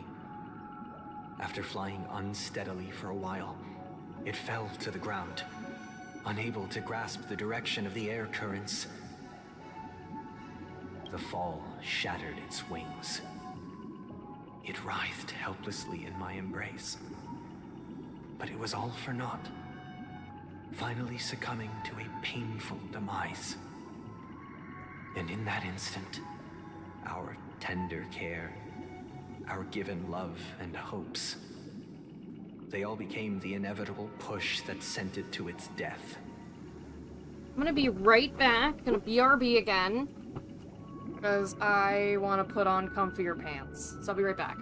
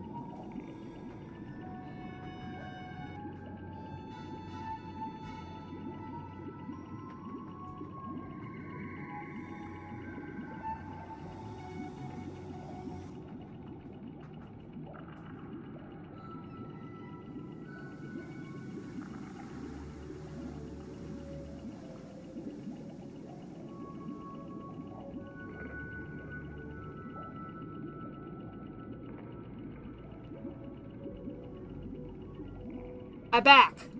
Hello! I returned. I'm now in comfier clothes, so I'm happy. I deeply regret the choices we made. Next, let us head to the second decision. This time, it's the story of a dream chaser. This story happened when I was appointed as Bronze Melodia, a position exclusive to the Oak Oh, so it's the family, priest thing from the earlier charged flashback. with listening to the problems and vexations of Dreamscape residents, and providing them with the relevant guidance. It was during that period that I had the opportunity to hear voices from all corners of the Dreamscape. Joy, sorrow, arrogance, regret. The complex tapestry of human nature that formed the world. And I was fortunate to catch a glimpse of it. He was a dream chaser, and an illegal stowaway. Just like the rest of them, he came to Penacony in search of a better life.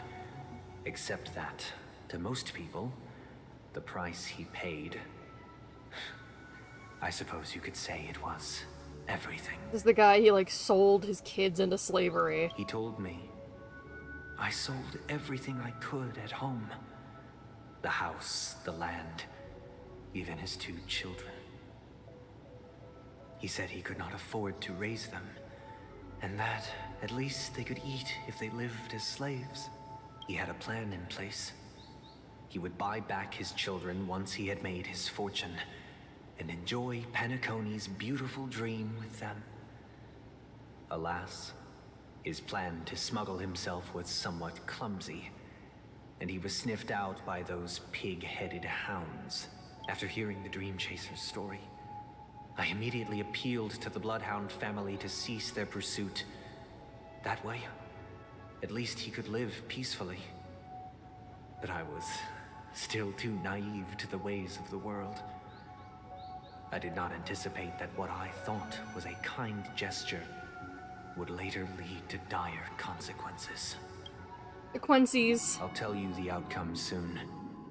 For now, I'd like you all to make a choice.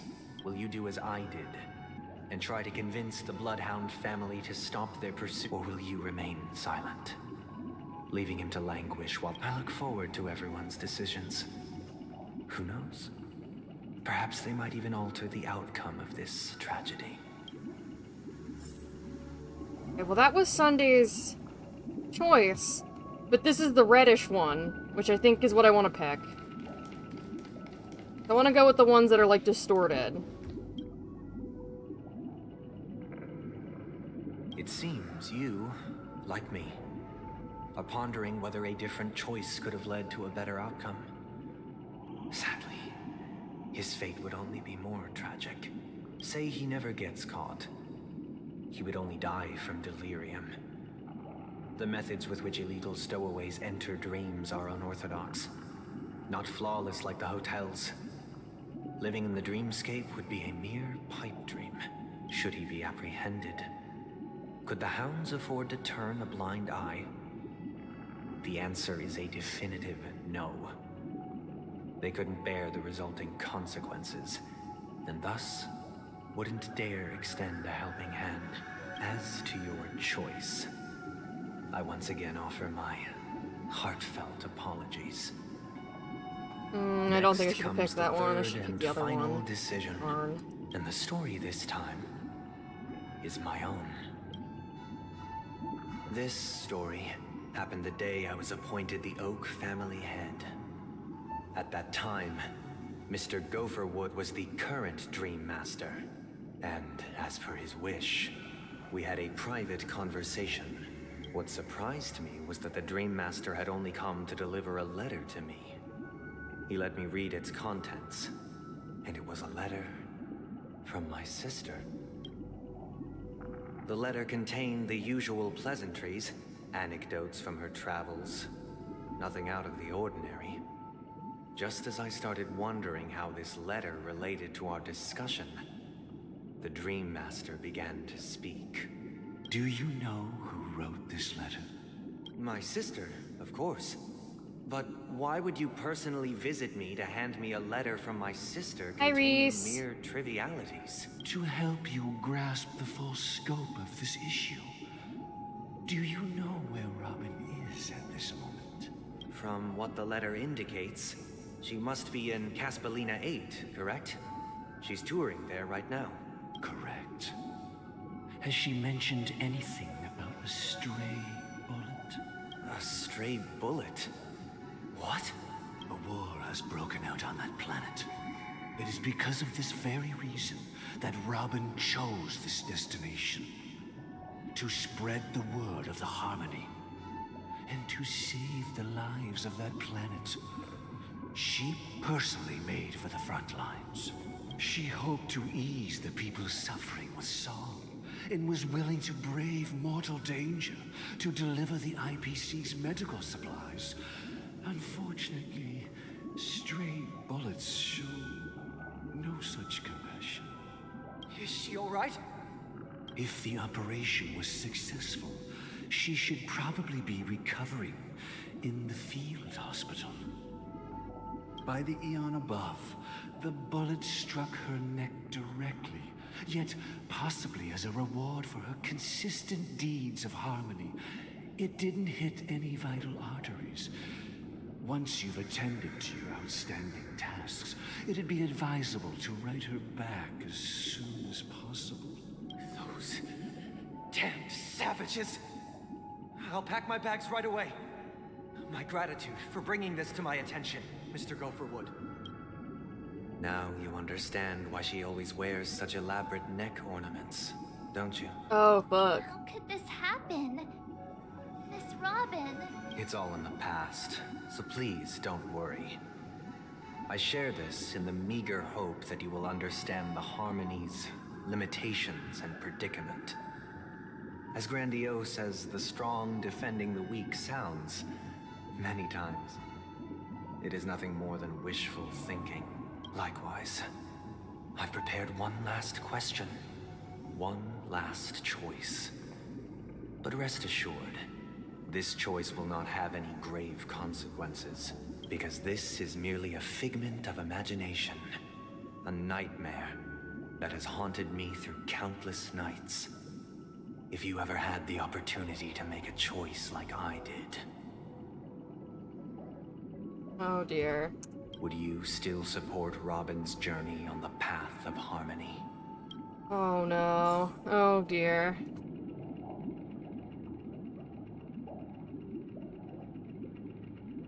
Well, I already messed up my plan of trying to, like, see if there's any interesting dialogue if you support, Sunday, so I'm just gonna go with what I think.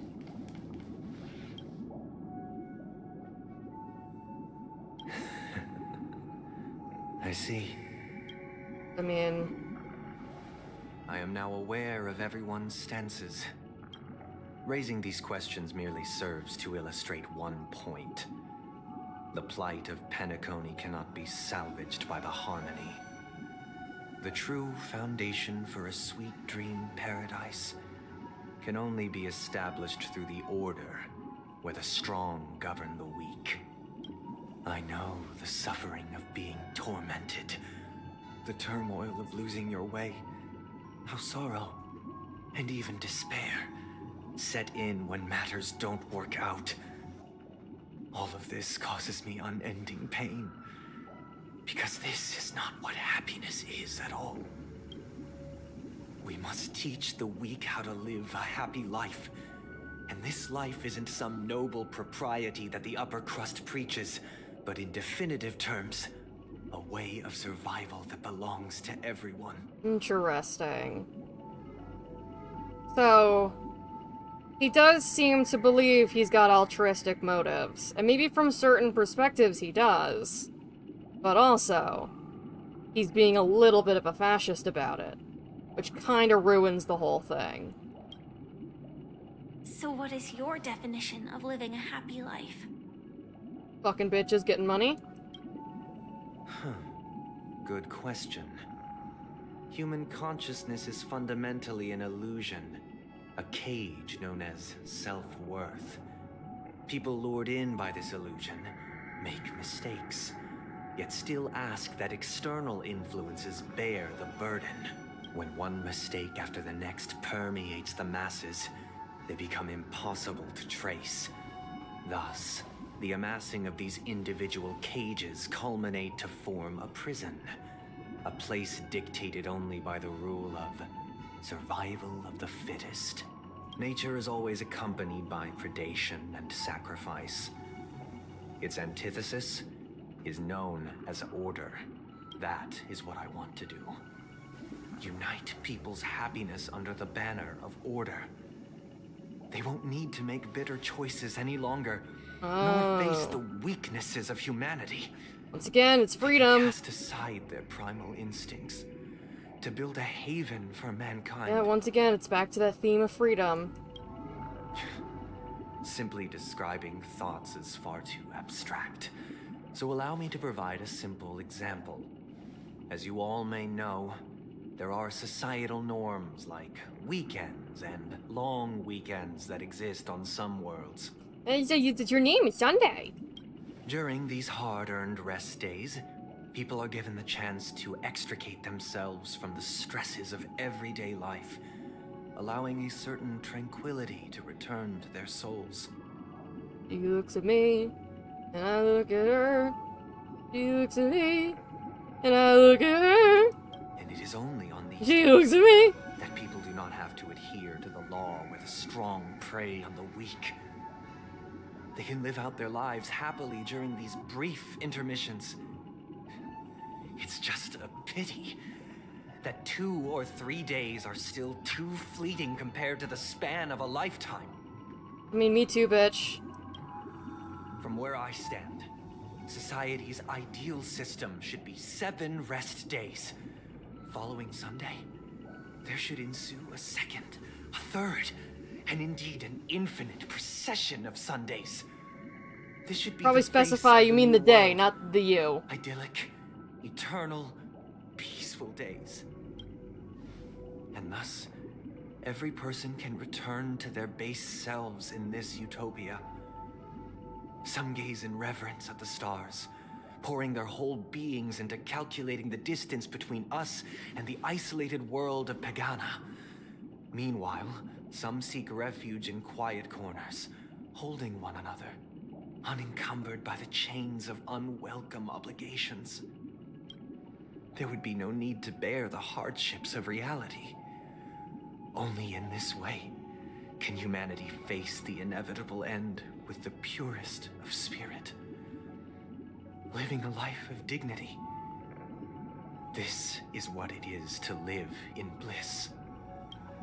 Miss Firefly, you who are stricken with entropy loss syndrome, you of all would surely understand this.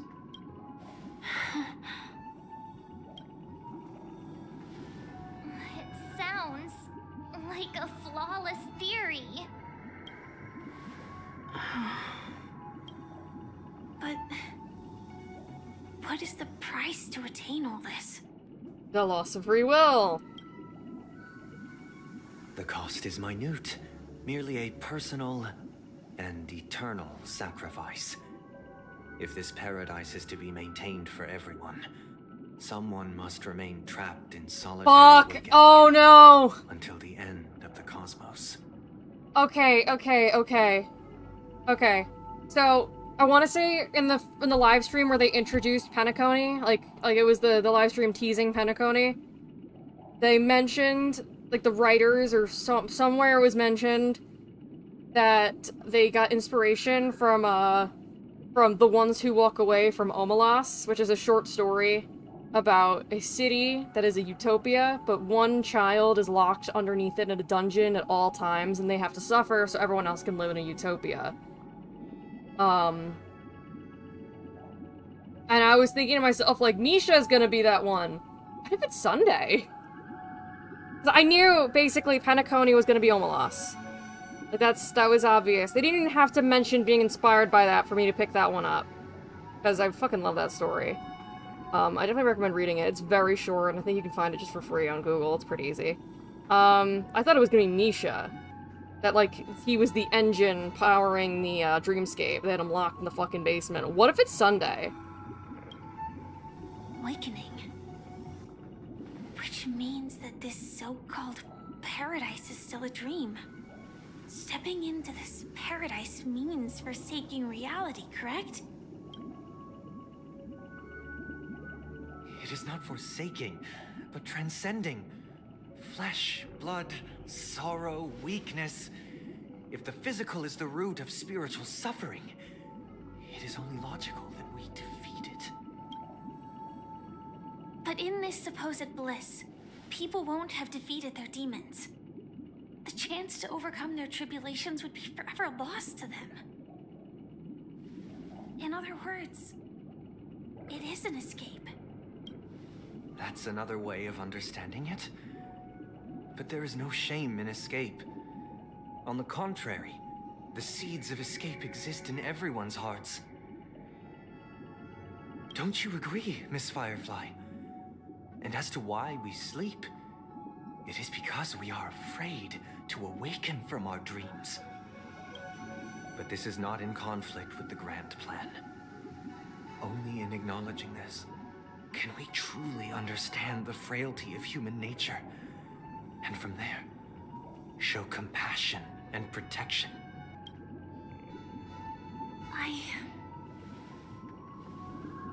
I admit that you are a born leader. Your perspective on humanity brims with pessimism. Yet you express compassion for all, even when your heart pities them. But unlike you, I live for the self. From my perspective, individuals making choices for themselves is their birthright. The want to escape may be innate in the weak. But whether they are weak or not, it is not up to another to decide. Okay, let's go, Firefly, kick his ass! Perhaps in your mind, you also view me as weak? Because I don't think so. Since Fuck Miss yeah. Firefly has said her piece, the Astral Express will also naturally give you our answer. We'll leave it to you. Just as Mr. McHale instructed before. Tell him our choice.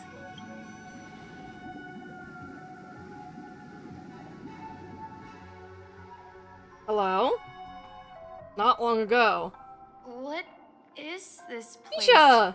Does this place ring any bells, Misha? I don't know, but I feel a sense of deja vu. What is this place?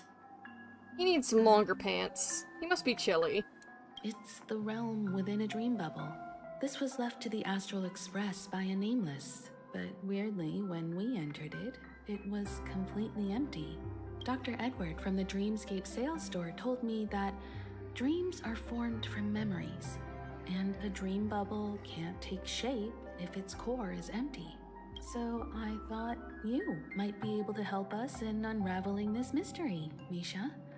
As a hotel doorman, you know Penacony best among us. Please, he's a door boy. He's so small. I don't know much about dream bubbles, but if you want to figure out what this mansion is, I'll do my best. I'm counting on you then. Himeko, I still don't get it. Why were you so sure that Misha had a connection with this dream bubble?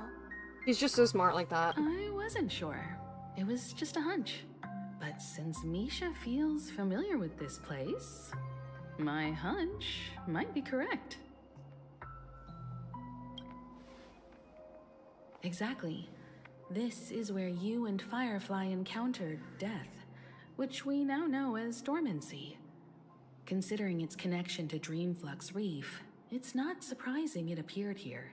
The question now is, who brought you here? Based on the clues we have so far, it's unlikely to be that masked fool. So identifying them is crucial to us. Thought it was Black Swan. No, Black Swan rescued us. Yeah, hold on, that's a good point. How did we end up here in the first place? We're drawing closer to the truth once more. Let's give Misha some time, as I believe he'll unveil the secret of this dream bubble. Alright, but there are doors all over the place. Which one should we choose? Do you have any idea, Misha? I guess... maybe this way? So Misha might still be symbolically the child, and maybe Sunday thinks he is, but it's actually Misha / Mikhail. I do think Misha is Mikhail. I'm not entirely sure, but... let's give it a try. Oh god, you're so fast, little man. Come back here. Little dude. Oh. You managed to choose the right door? Oh! Sorry, March. Weird. This place is quite different from the hotel. But I feel like I've been here before, and even lived here for a while. If I remember correctly, there should be a fireplace down that hallway. Clocky and I used to sit by the fire, listening to the crackling of firewood. And the room on the other side was the toy room. I loved spreading out all the toys from the box on the floor and making up stories for each of them. Hold on. This doesn't make sense. Didn't I grow up in Dreamflux Reef? So, what is this place? This could be a case of amnesia. Don't worry, Misha. It's common for everyone to forget certain aspects of the past. Those memories haven't vanished. They're just lying in the depths of your mind. We can surely get them back. Don't say that in front of March. since this place seems familiar to you, why don't we explore a few more rooms and see if you can recall anything more? Oh, excuse me. Yeah, then let's check out the rooms I just mentioned.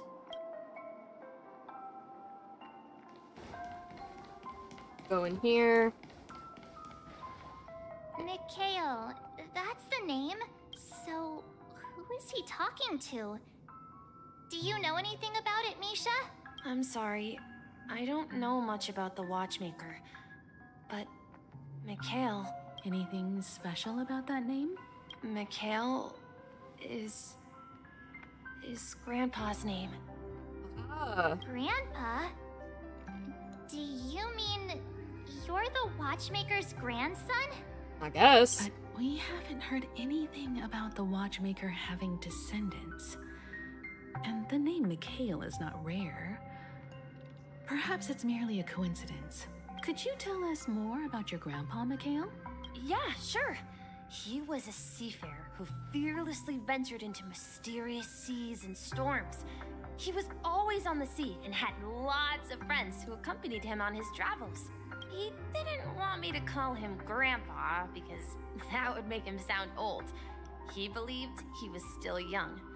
The name Mikhail was given to him by his parents, Mihaly and Elise, both renowned seafarers. Every time he came back, he'd share his logbook with me and tell me about his adventures at sea. I want to become a great adventurer, just like him.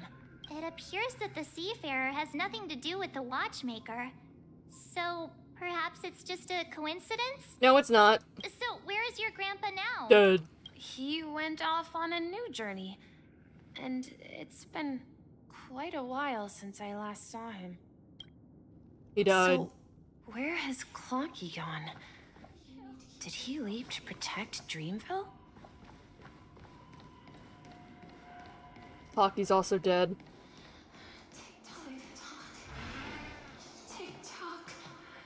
Uh-oh.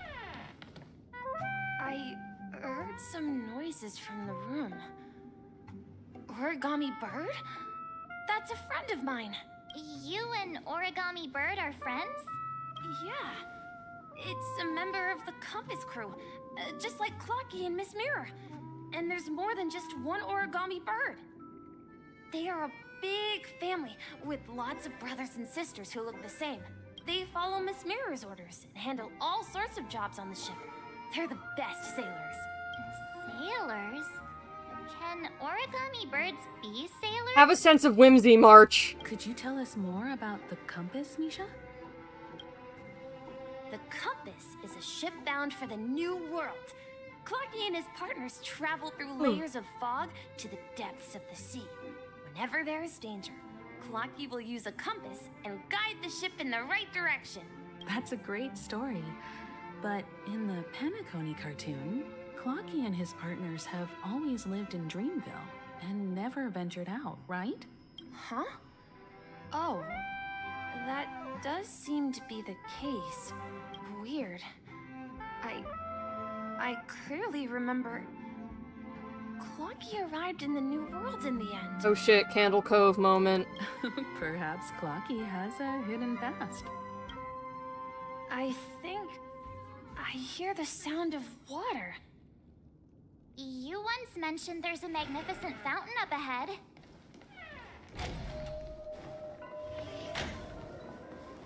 Look, there it is! The water resembles a precious jewel, embedded in the dreams of all seafarers. Every time I gaze at the shimmering lights beneath the waves, it feels as though I'm back in this place, standing by your side. Have you recalled anything, Misha? Sorry I haven't been giving too much commentary. I'm very tired, but I'm determined to see this quest through because I'm really interested. Yeah, I saw these sentences in Grandpa's logbook. He used to say that despite the perils of the sea, whenever he stood on the deck in the afternoon, overlooking the sparkling waves, he would think of this fountain in front of his house. He often said that those moments felt like returning to his family's side, and the difficulties at sea didn't seem quite as challenging. You know, I quite understand such sentiments. Talking like you're old. I'm not an elder. I was just being a bit sentimental. Perhaps every adventurer far from home carries a fountain within their soul. Even though the other side of the sea remains shrouded in the unknown, the fountain in front of his house serves as a compass, leading him back to his cherished ones. Yeah. While Grandpa was at home, we would stand by the fountain and place the compass, a toy boat that I made, into the pool.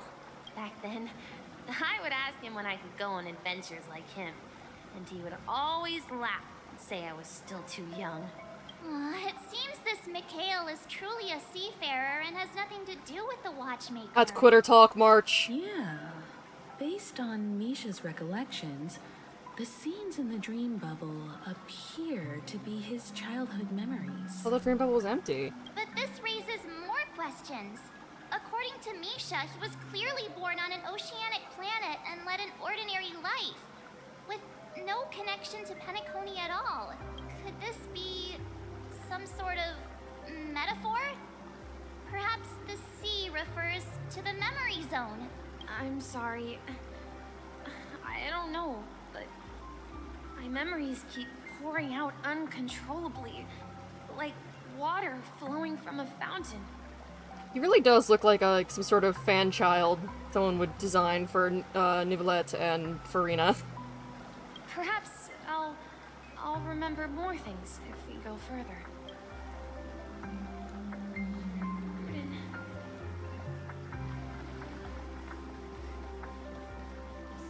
We're going to the opposite side, right? No, we should turn left here. Uh-huh. Something feels different about this place. This is it.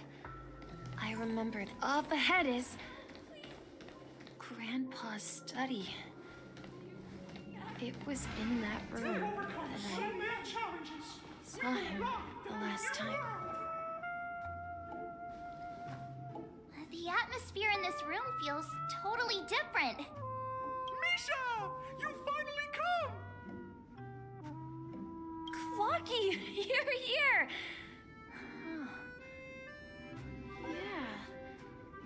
This is the room where we first met each other. Are those books on the bookshelf logbooks left behind by that seafarer? Yeah. Whenever he came back, he placed a logbook on the bookshelf in his room. He's got an Astral Express ticket. They contain records of his expeditions to every corner of the world. Am I the last person to notice that? I think I probably am. I think probably everybody else noticed that before me. He described our world as a fountain. At some point, the sea started to gradually swallow up the land where people lived. To ensure that everyone had land to settle on, he had to continue exploring the sea in search for the source of the rising seawater.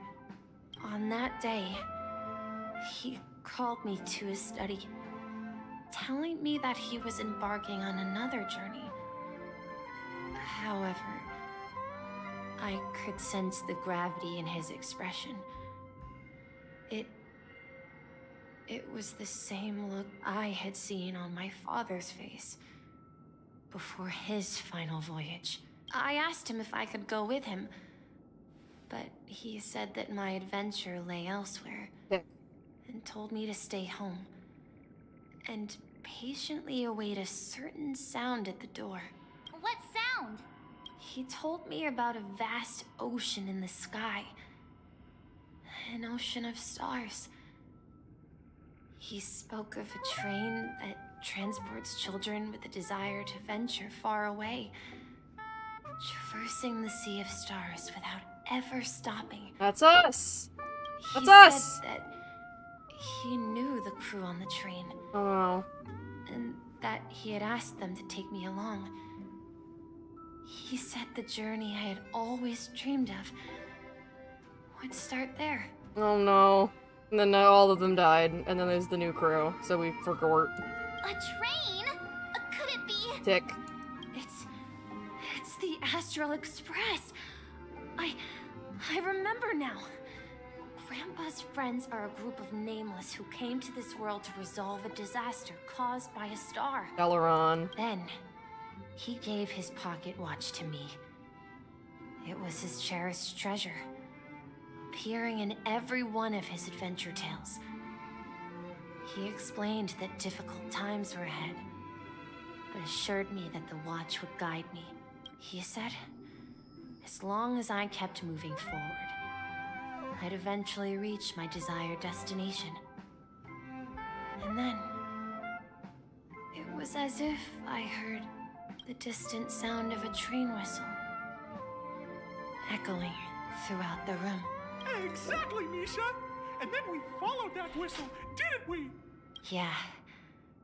I think I can still find the way we took back then. We gotta bring this kid with us. I hope we do. Hope we kidnap this child. I'll come back and do all these exploration things on my own, just so we can focus on the story.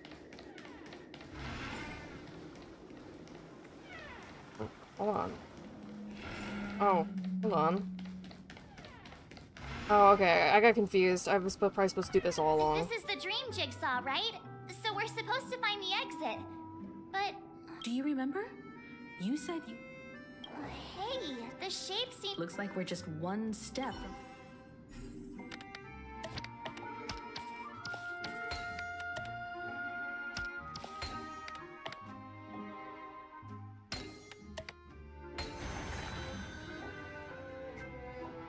Actually, I don't think this is a permanent location. I think this is something I already explored, actually. We're just redoing it, like a special version of it for the quest. This is it. This is my room of clocks. Spooky. While I spent my time waiting for Grandpa to return from his voyage, Walder gave me this workshop. Walder? Who's Walder? And it became my secret base. Here, I learned how to repair clockworking gears out of my fondness of precision mechanics. In my dreams, I was the captain of the compass, embarking on adventures with my companions, Clocky and Miss Mirror, in search of the new world. I was born and raised here. So, this building in the dream bubble is your childhood home? Yes, but not exactly. To be more precise, this dream bubble itself is my home. Looks like you've remembered everything now. Wait. Why does it feel like everyone else knows something I don't? Because you're stupid. Yeah, I'm gonna pretend I know. March, do you remember when he mentioned a clocky that only he could see? Yeah, the little guy here, right? But we all saw him in Dreamflux Reef, right? And Mr. Yang even greeted him. Looks like everyone on the Astral Express has a childlike spirit. No, it's because we're all nameless, and that's why the nameless can see Misha too. But it didn't seem like anyone else could. The answer lies in the Astral Express. His experience shows that neither Firefly nor Acheron can see this clocky. And when we were in Dreamflux Reef, you may have noticed that for some reason, nobody outside of the crew had ever talked with Clocky.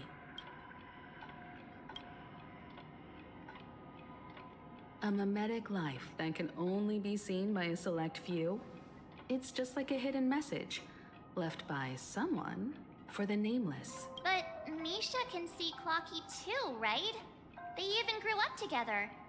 But Misha hasn't started the way of the Trailblaze yet. That's the key to the mystery, March. They Now, can't see take a Misha moment to either. recall. Have you ever seen anyone Yep. outside of the crew interact with Misha? Just Gallagher. But Gallagher's got his own suspicious shit going on. They're both Memory Zone memes, aren't they? So neither of them are real. Oh, that's probably why that loading screen said, like, worded the thing about Gallagher in a way that made it seem like he was dead. Because he's not real, and neither is Misha. Oh no, that's like, really depressing. Wait. No way! That's the answer, March 7th. This dream bubble. Yeah, is the they're not place where I real. was They're born. not real people. And I'm a dweller in this dream. Just like a memory zone meme. I should have stayed here and waited for you. But when reality and memories merged, I unconsciously pushed open that door and left the bubble with Clocky. So it's not that the Watchmaker's dream bubble is empty, but rather the stuff inside ran away? And the whistle you heard was the sound of the express arriving at Penacony? That's one way to see it, but I believe there's a longer story behind all this. It's best for Misha himself to explain all the details. How about we start with your name? Now, It's should we call you Misha, it's Mikhail. or... Some fans already pointed out that Mikhail is a Russian name, and Russian names are big on little nicknames that usually involve putting like sh on the end of names. So Misha is a very, very common like diminutive of Mikhail. Thank you all for helping me rediscover So my he's true self. Mikhail. Now, please allow me to reintroduce myself. I was born on Lushaka, in the Presmere system. Adopted by seafarers Mikhail and Char. They gave me a treasure. A name that carried their hopes. Mikhail Char Legwork. Or simply, Misha. Okay. If you prefer, you can call me by a more familiar name. The Watchmaker. So, you're the Watchmaker himself? Unfortunately, that legendary figure is no more. I am only a reflection of his life. As for the child who has been with you, he's the innocent protagonist of Misha's childhood dream. A friend of Clocky, a young apprentice, and a future mechanic on the Express. And this also marks the beginning of his journey, devoted to the Trailblaze. He's not real. The real Watchmaker's dead. At the end of the journey, I left this little flame, which I so cherished, in my deepest dreams, hoping to pass it on to the nameless of future generations. However, he somehow left the dream bubble and forgot all about his task. I apologize for all the confusion this caused. Because he was born with a desire to trailblaze, wasn't he? I don't think Misha has forgotten his role as a guide. He remembered it, and that's why he mistakenly appeared as a hotel doorman in his dream from the very beginning. The one who brought our unconscious friend here must have been Misha. If that's the case, we encountered the Watchmaker's legacy from the beginning, didn't we? Well, I have a sarcastic friend who says I always take big detours and end up back where I started. Perhaps that's what every nameless has to go through. But in the end, you found me. I'm sure you're all wondering what my legacy is. I believe my hound has mentioned the Stellaron and my wealth. If I may apologize, the Stellaron part is real. As for my wealth, however, it's nothing more than a baseless rumor. Damn. No money for us. I left my homeland as a child and embarked on the journey of Trailblaze. I traveled to various planets until finally reaching Asdana, where my friends and I built the original Penacony and fought for its future ever since. I've been moving forward all my life, doing what I could to overcome the obstacles in my path. But ultimately, my journey reached its end, and I left behind no possessions worth entrusting. So, if you ask what's left within this worn-out train engine that can be called a legacy, I suppose it's the things that are still burning in the engine's furnace. Now that you're well aware of the current situation of Penacony, I certainly hope that you'll help me get this world back on track. But I'll leave that decision to you, for the path of Trailblaze is never paved by others. All I have for you is a story and 2 gifts. Is it gonna be the hat? I want to give you my pocket watch. It has accompanied me throughout my long journey, guiding that naive child forward, and has been blessed with the presence of so many great people up to this day. And my hat, too. Oh, there we The go. one who navigated for me placed it on my head and planted a fanciful thought in my mind. The trailblazing expedition will never end. Now, it's time for you to make your choice. Once you've made up your mind, open that door and enter the long dream of an old man. I'll be waiting for you at the end of this corridor of time. All right, everyone. Let's make a decision. Although I don't think anyone will have any objections.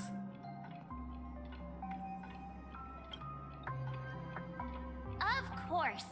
We've come this far. Surely there's no other option than moving forward. Man. I can't help but be a little sad. Because it does mean that Misha is effectively a ghost. And Gallagher too. I think Gallagher's just gonna disappear. I think they're both Memory Zone memes. And again, that loading screen tip popped up and made it sound like he died. I mean, I guess they weren't really alive to begin with. In that case, it's unanimous.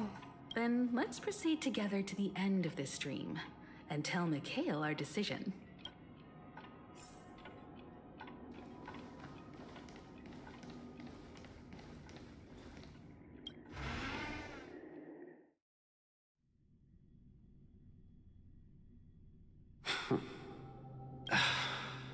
Mikhail, where are you going? Someone has to step up and save Lushaka. So why can't it be me, Misha? Please don't go. And if you must, please take me with you. Don't leave me alone. Even without me, you know how to proceed forward, brave Captain Misha. The compass is waiting for you. Haven't you always wanted to be a better adventurer than me? Now go, board that train and start your journey. Where are you going, Mikhail? I'm going to clean the floor in the parlor car. I've promised the conductor. Wait, first tell me, did you fix this watch? Yeah. I know what it looked like before. Its chain was broken, the back case torn, and the marks on the dial all worn out. How did you manage to fix it? Well, it's hard to explain, but I knew it could be fixed. It's the hands, Mr. Amundsen. Its hands were intact and pointing in the right direction, so I knew there would be a way to fix the rest. I see. You'll work with me from now on. Haven't you always wanted to tinker with this train? You're its mechanic now. As for the conductor, I'll do the talking. But I only know how to fix watches. Don't worry. You've got what it takes. I'll teach you what you need to know. So that one memory with Pom Pom, the funny one, where it says like, "Oh, you're Akavili." Like, it was probably Misha / Mikhail. Or Mikhail. Where are you going, legwork? It's time to head to our next stop. I'm staying in Astana with Rosalina and Tiernan. I see. This place reminds you of home. The people of Astana have only achieved a tiny victory and still have a long way to go towards true freedom. Hanunu needs us. Don't worry, not all journeys lead to the stars. Even if I leave the Express, our path of Trailblaze will continue. Yeah. I knew you wouldn't stay on the Express forever. Leave in peace, my friend. And, take this with you. This is Mr. Amundsen's hat. But why? When he departed, he said he would leave it to his best student. Well, I suppose the time has come. Farewell, legwork. Take care of Tiernan and Rosalina. And don't forget to write to us. Where are you going, Watchmaker? Don't worry, Micah. Just going on a little trip. Someone has to be at the forefront of the interstellar frontier, and I'm the only former nameless in Penacony. So why can't it be me? I'm being attacked by a kitten. Hello. Because you're all we have! Have you forgotten about Tiernan? The cosmos is way more dangerous now. What will happen to Penacony if we lose you too? But what will happen to Penacony if we don't find a way out? I love her. She is just a fluffy little thing. Miso, by the way. I have Miso. The little void kitten. Oh, giving her some good stitches. I remember when you were so small that you fit in the palm of my hand. Now you're still pretty freaking small considering how old you are. Just small, I guess. Just no matter what. Tiernan. How could I ever forget him? I've spent countless sleepless nights asking myself why I didn't go with him back then. Amy, so I'm done bothering you. You're free now. Don't try to eat my headphones or else I'll have to skin you alive. We Nameless won't stop. Don't worry, Micah. It's just a matter of getting back to my old profession. Just wait for me to come back. But if, and it's a big if. And Micah was the guy from earlier, the Gravekeeper he called himself. If I don't come back in one piece, then you'll become the next Watchmaker. Stop chewing on stuff you're not supposed to. And fucking shit. You made me knock my glasses on the floor. Miso, please. Work with me. Cooperate. I love this little kitten. Why are you not cooperating with me? Oh, you're here. Answer my question. What are you up to? Oh, Gallagher! Relax, Gallagher. I just came up with a great idea. Wanna hear it? Oh, come on. Aren't all your ideas just ways to get yourself killed? I may be blunt here, but you're the last remaining hero in Penacony. If you die too, the secret of the Stellaron will go to the grave with you. Yes, I'm afraid there's no way out in Penacony, so I'll have to consider alternatives beyond Esdonna.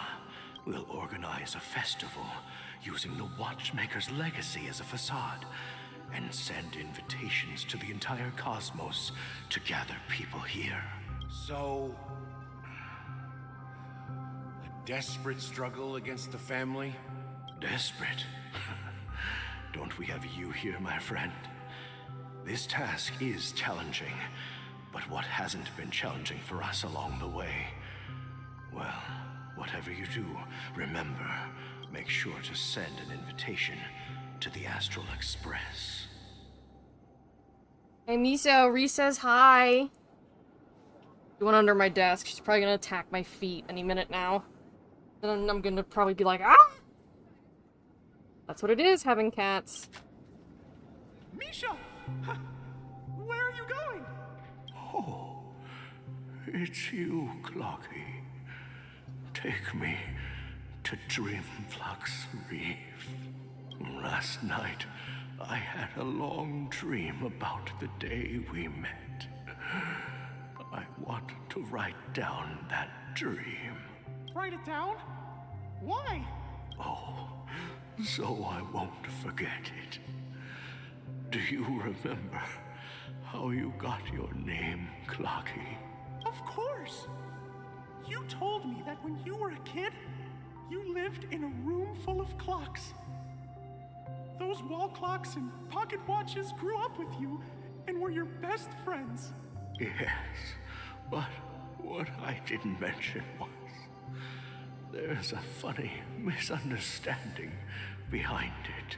I was a kid, and there was always a special pocket watch in my memories. It was with my grandpa, guiding him on his sea voyages and leading the way in his every adventure story. I wanted to have a pocket watch like that too.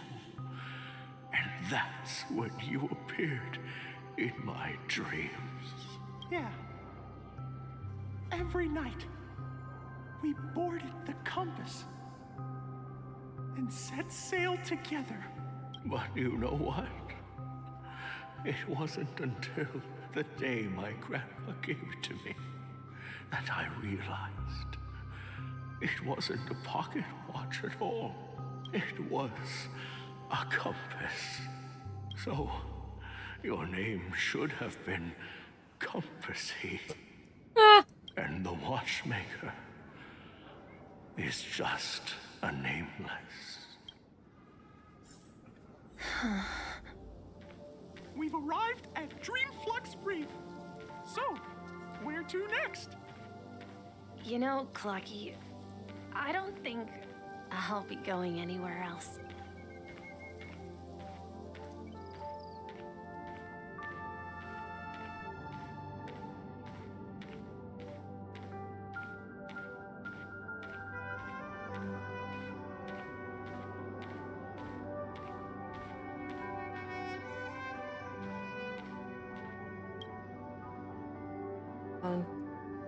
I've traveled far enough, and it's time for a little break. Oh. So, we'll set out again. When you're rested? No, I'll stay here. And then, this is where it ends. Oh man. This is... where it ends? What do you mean, Misha?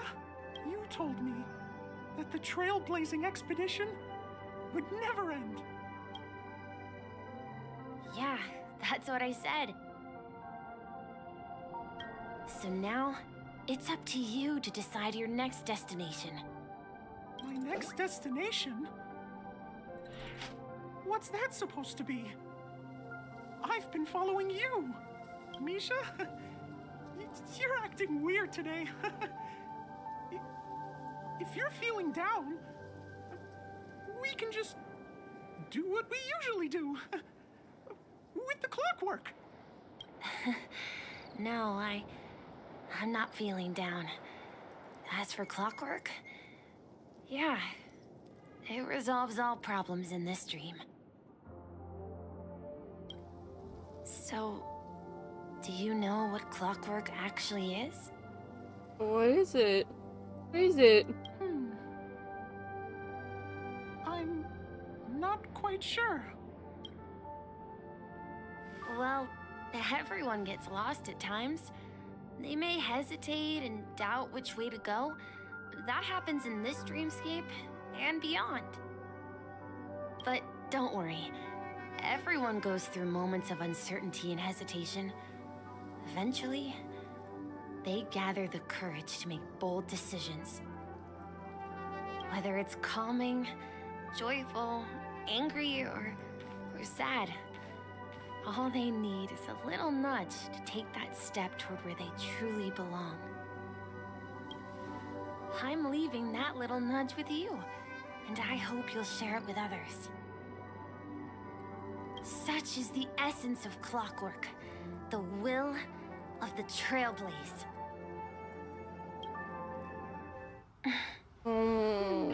Clocky's hands spin around non-stop, indicating confusion, frustration, and weakness.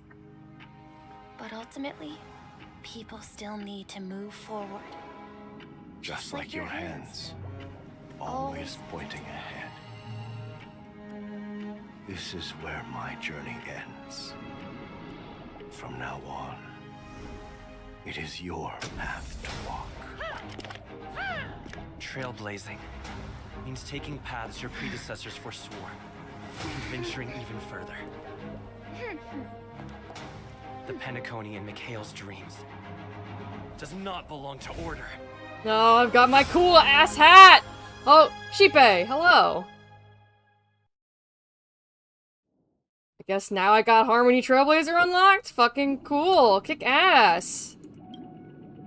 I can't believe that Eon would cast a glance at Penacony at a time like this. Is it because of the resonance from the legacy of the Trailblaze? Or perhaps the bond between Where's you my is hat? so strong that it even impresses an Eon? Where's my hat? Well, there might be another possibility. Perhaps they want to witness, on behalf of the fallen Eons, who will hold the future of Penacony. If that's the case, on behalf of the Dream Master of Penacony and the 107,336 members of the Oak family, I'm extending a formal invitation to all of you.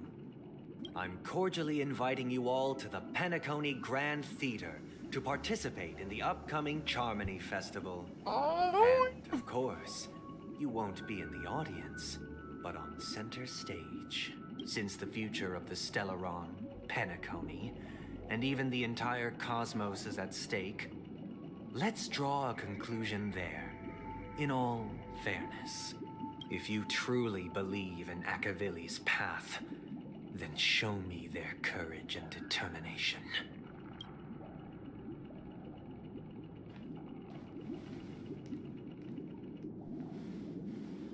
Bye! Fuck yeah! Let me take a look.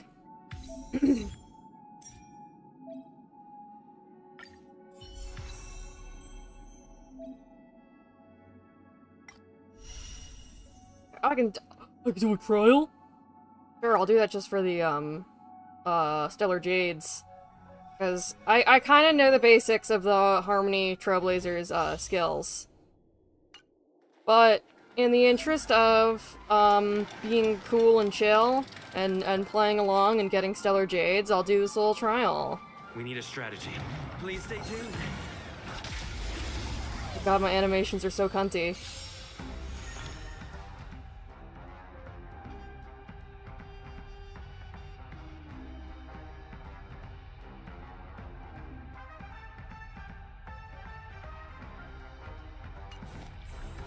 Time to test our rapport. Let's improvise. Enemy targets detected. Do you admit this crime? Hey? It's just bop! Ow! Ow! Dreams do come true.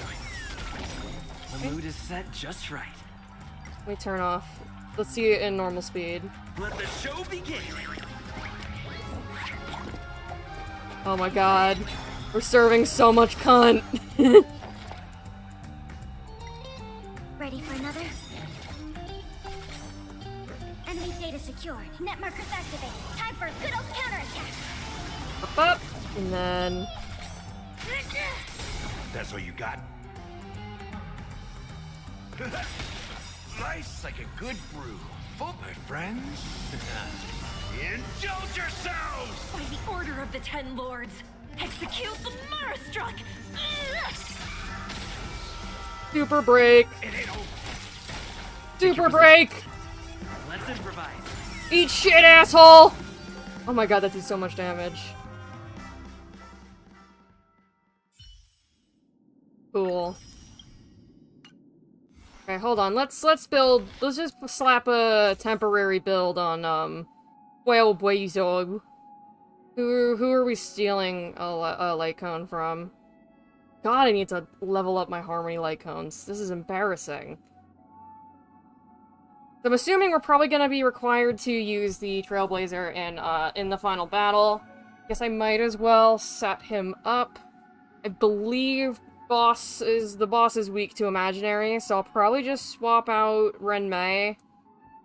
You know, I'll keep Renmei, swap out Topaz, because she's not fully leveled anyways, and then just go with Yaoi, main character, and Renmei. But let's see. I guess this one is kind of just the one I have on Sparkle here is kind of just the best by default.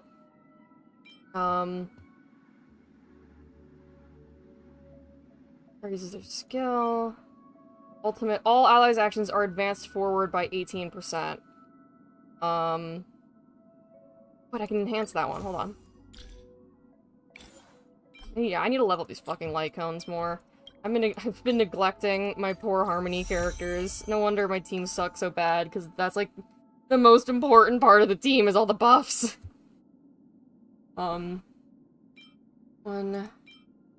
This one is the most universal, I'd say.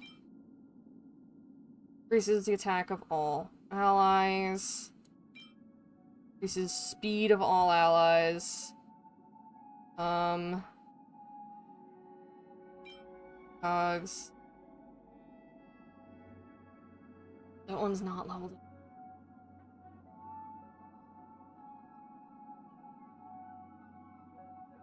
Oh shit, this one's not fully, Oh, it's because I already have that one. Never mind. Same type as the wear. Oh yeah, because I'm gonna be using, imaginary characters, so... Just... So, meshing cogs, and then switching to, the Asta one. Just so I don't leave Bronya completely unequipped. Let me see what Mr. Trailblazer scales on. Fuck, I don't have, like, anything to level up his shit. It delays the enemy target's action by 30% when allies break enemy weaknesses.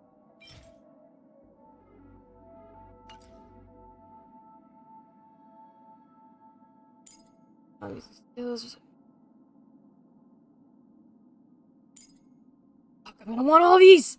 Shit! Shit! But wait, fuck, I gotta see what I scale off of. That's what I was doing, I got distracted. Always immediately regenerates 5 energy when an enemy target's weakness is broken. Back.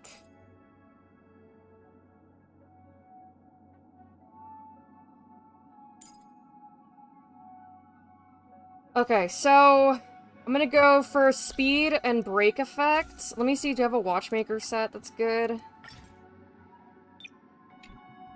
feel like going full break effect. Yeah, use their ultimate on an ally. All allies break effect increases by 3% for 2 turns. This effect cannot be stacked.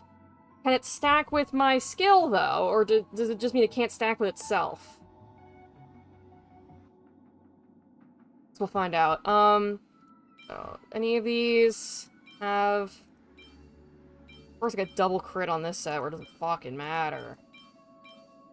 And that one has speed, this one has break effect. I'll go with this one. And then... Well, I guess this one's already leveled, nobody else is using it, so I'll just take that one. I guess I'll go attack.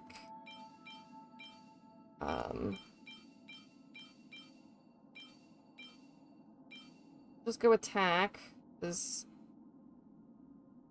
Hold on. Any of these have break effect substat? That one does. It's effect hit rate. That doesn't do anything for me. HP and break effect. I mean, I guess sometimes you want your supports to be a little tanky, so maybe I'll take that one. Okay. Attack. No, I want speed. Speed for sure. There we go. Let me see. Is there speed with break effect? Nope. That'd be too easy. Okay. Then... I'm gonna want to do the Penacony set. Yeah, because then I can use him with, these all type boosts. Who has speed? None of them. What if I just go fuck myself? Whatever, I'll just take this one for now. And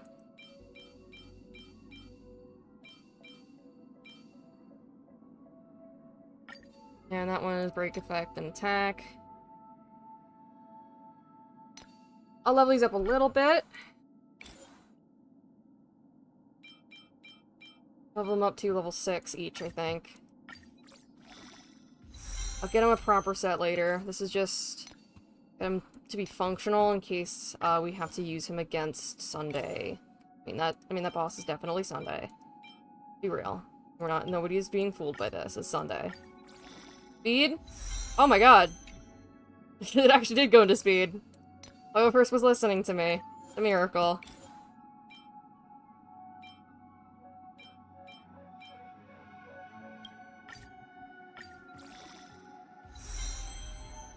Okay, more attack. Then I'll just, break effect or speed, please? Break effect or speed, please? I would love it if you could do break effect or speed. Oh shit, for real! Okay, cool, awesome. And then... break effect or speed, please?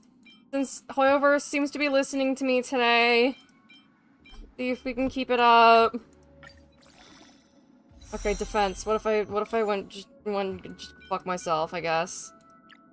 Alright, break effect, please? No, motherfucker. Okay, well, I guess my luck had to end at some point. Okay, so increases energy regeneration rate, and for the same type as the wearer, so as long as I use him with my, as long as I use it with a master GPS, that'll be awesome. I'll probably end up switching that out, because neither Ratio or Aventurine scale off of break effect, so he's not the best support for them, but this is just temporary for now. I'll probably end up building him as a support for Shuiyi, and then a hypothetical support for Boothill if I manage to get him. Okay. Can I enhance this? Nope. What if I died? What if I died right now? Okay, I'm gonna, yeah, hold on. Don't worry about it. We're gonna do this real quick.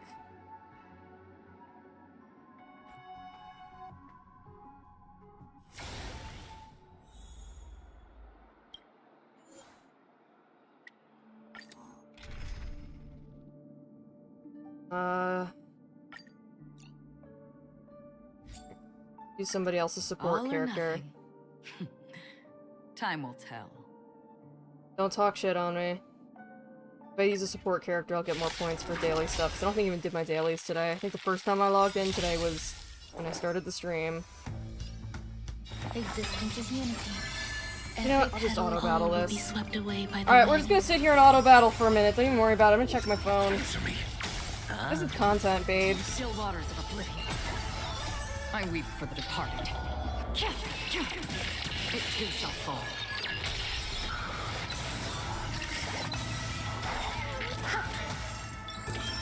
Test. 0 points. Destined for oblivion. Answer me.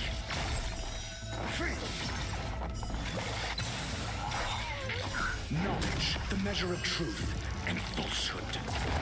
Eternal. Spend freely. I weep for the departed. It too shall fall.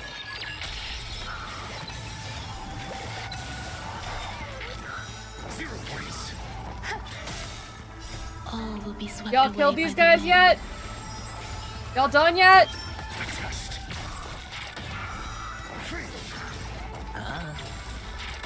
Still waters of oblivion. Alright, I'll give you a minute. Take your time. Answer me. 0 points.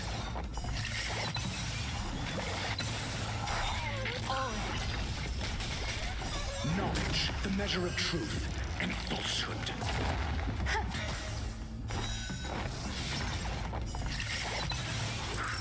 Test. 0 points. I weep for the departed. It too shall fall.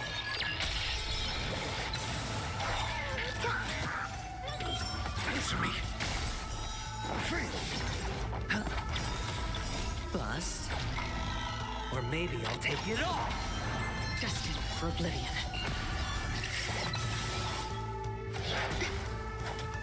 All will be swept away by the wind. I weep for the departed. It too shall fall. Cool. Great success. Actually, I should probably run it one more time, but let me just grab a faster team. Seems like everybody there is weak to electric. What if I just...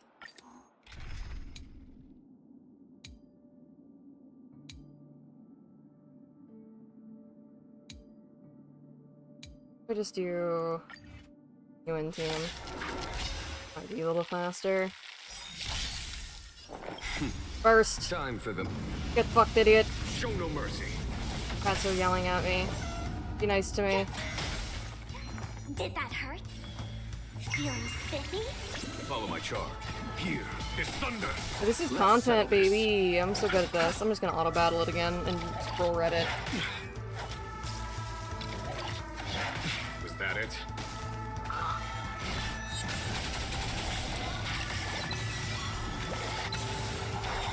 Existence is unity. Can you find the answer? Conflict is pitiless. Bloom.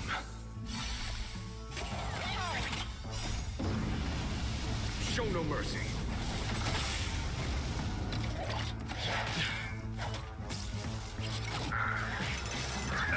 Strike me.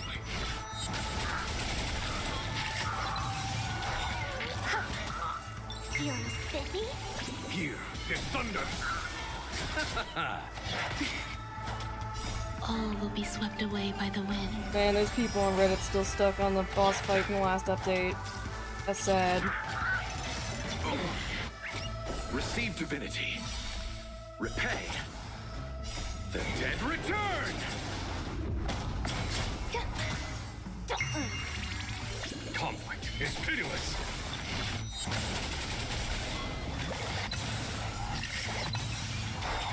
Eternal. Feeling spiffy?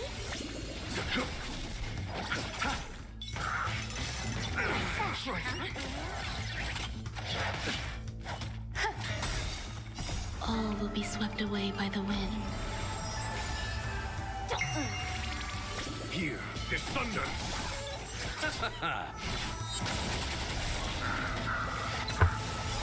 Okay, come on, finish this up. Come on, come on, the content. We gotta get back to the content. Feeling spiffy? Can you find the answer? Let me in! Let me in! Nothing. Come on, kill these guys. Kill these guys. Got one more battle. Okay, we're almost there. Come on, kill these guys. All will be swept away by the wind. Here is thunder.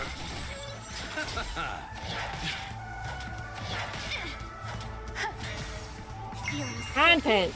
Conflict is pitiless. Okay, now we're done. Show no mercy. I'll kill these guys, genuine. Yeah, we did it. Okay, alright, that should maybe be enough to get a few things. Maybe. Won't be much, but it'll be something. First, let me get my daily rewards. There we go. Awesome and sexy. I can get some aimless honor. Cool. Oh, fuck, I forgot to actually get the rewards. Oops. I got it. Don't worry about it. So good at this. Okay, and then...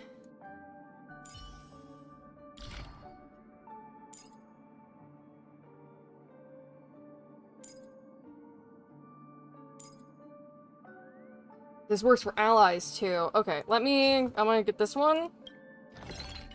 Trying to prioritize a little bit. Before our paths diverge, savor the shared journey. Cool. Thanks, bud. First instance, yeah, I'll take this Before one. our paths diverge. Okay, you can shut up savor now. the shared journey. Super break damage triggered by backup dancer effect increases.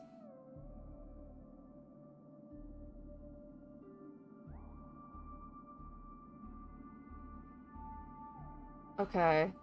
Before Sure. our paths diverge, savor the shared journey. Then, this is probably priority number 1.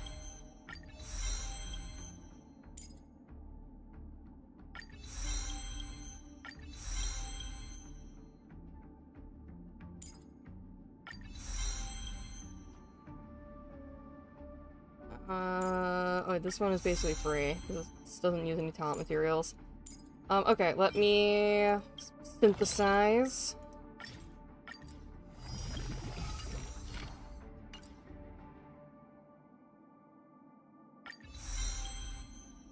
Cool, okay. Worth investing in for me. Do you... I know you have Ratio, because you started playing while he was still free. Do you have Aventurine? Because if so, then either Topaz or Robin would be good for you. Because she's kind of built... Or both of them are built to be in follow-up attack teams. If you do not have Aventurine, or if you don't like playing characters with follow-up attacks, then don't bother.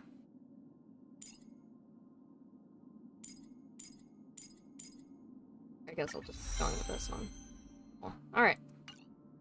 And that's just kind of my unprofessional opinion.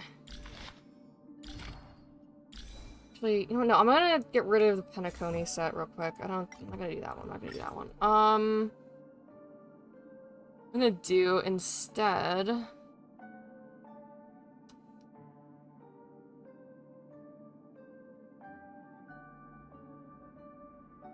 I'm actually gonna go for Talia.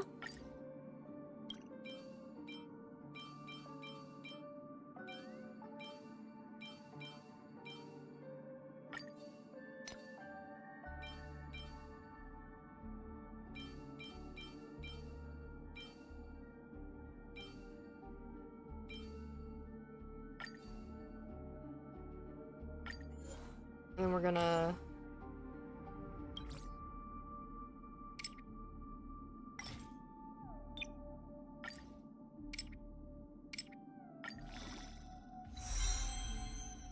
more speed.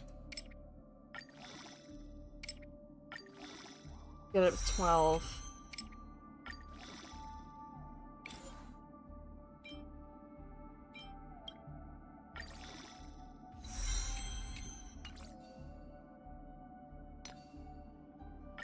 And we'll boost this one probably up to 9. Oh, break effect, cool. How sexy and awesome for us. Let's do enhance to next node level.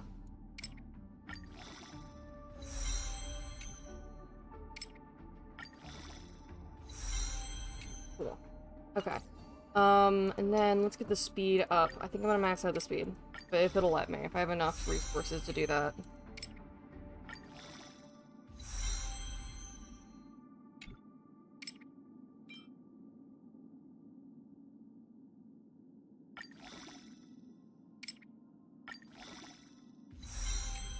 Come on.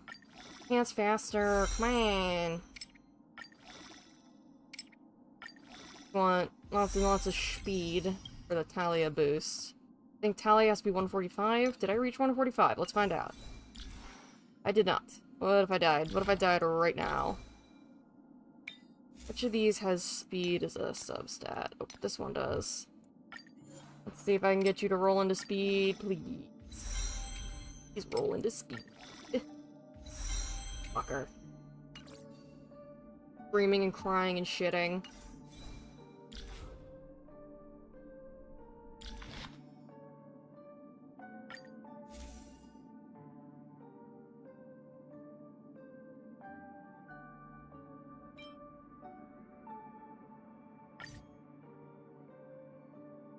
Switch back Ronja back for light cone. I think I'm gonna switch with...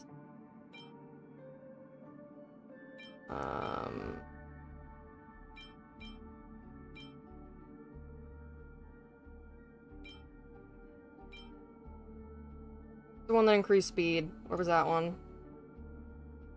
Okay, we'll just do that one. Do this one instead.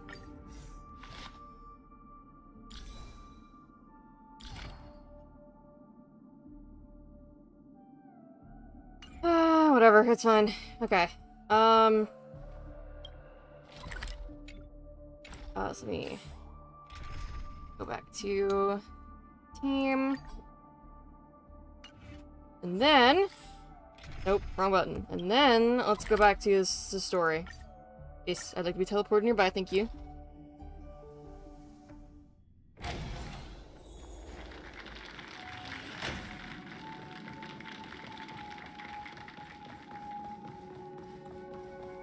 Hello? Hello? I'm March 7th. Does that mean he wants to fight us during the Charmony Festival? Well, fucked up if true. I'm afraid so. This is weird. Aren't Arc villains usually plotting some dirty conspiracy in the end? But he actually said something like, in all fairness. Could it be that he's underestimating No, us? I think he's just being condescending. Well, in my opinion, Sunday is deeply committed to his own philosophy and genuinely wants to prove that the Order is right. I sensed a strong conviction and a desire for dominance in him. Maybe he won't accept the outcome unless he wins fair and square. That's why he'll give it his all in the upcoming battle. If he's such a gentleman. If evil, why so nice? I flexed on him too hard with my peak swag. Guess I messed around and found out, huh?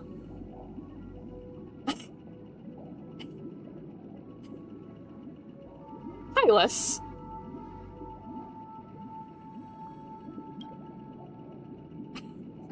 You.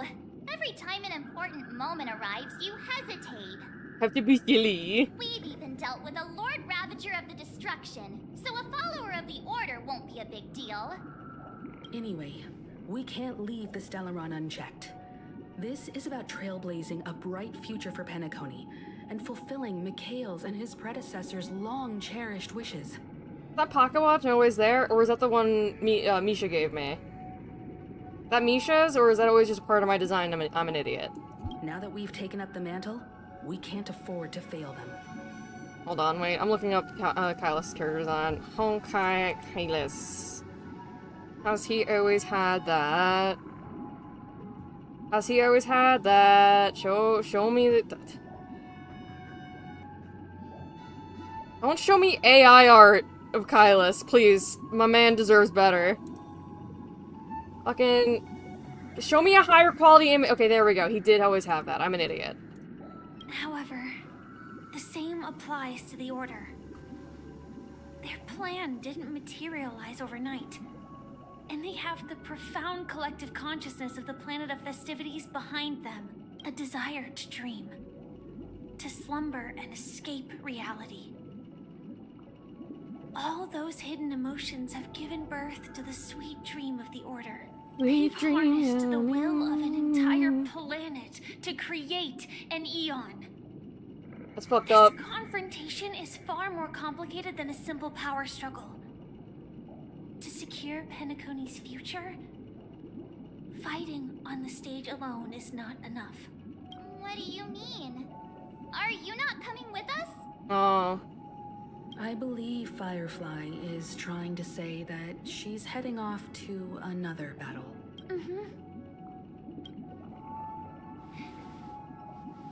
Before I left, the Destiny Slave told me that this journey would bring unforgettable rewards. Even though the script he gave me only had a few lines, I couldn't ignore them. Because one of the lines said, I'll experience death 3 times in the land of the dreams. Oh, great. 3 times? This can't be serious, right? The first time was a painful death when I was stabbed by the Blade of Dormancy, which led to all subsequent events. The script will always come true. So Nope, now sorry. I've understood the meaning of my second death. And I am prepared to face it. If all goes well, my efforts will provide crucial support for you. Only by achieving victory in this battle can we secure a future for Penacony. And only then, my third and final death won't come true in the most terrible form. The most terrible form? Does that mean...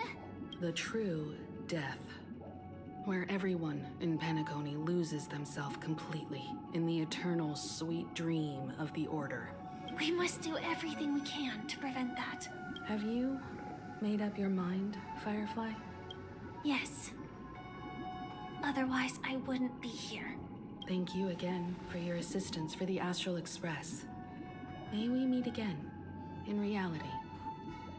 Bye, homie! Nice to meet you.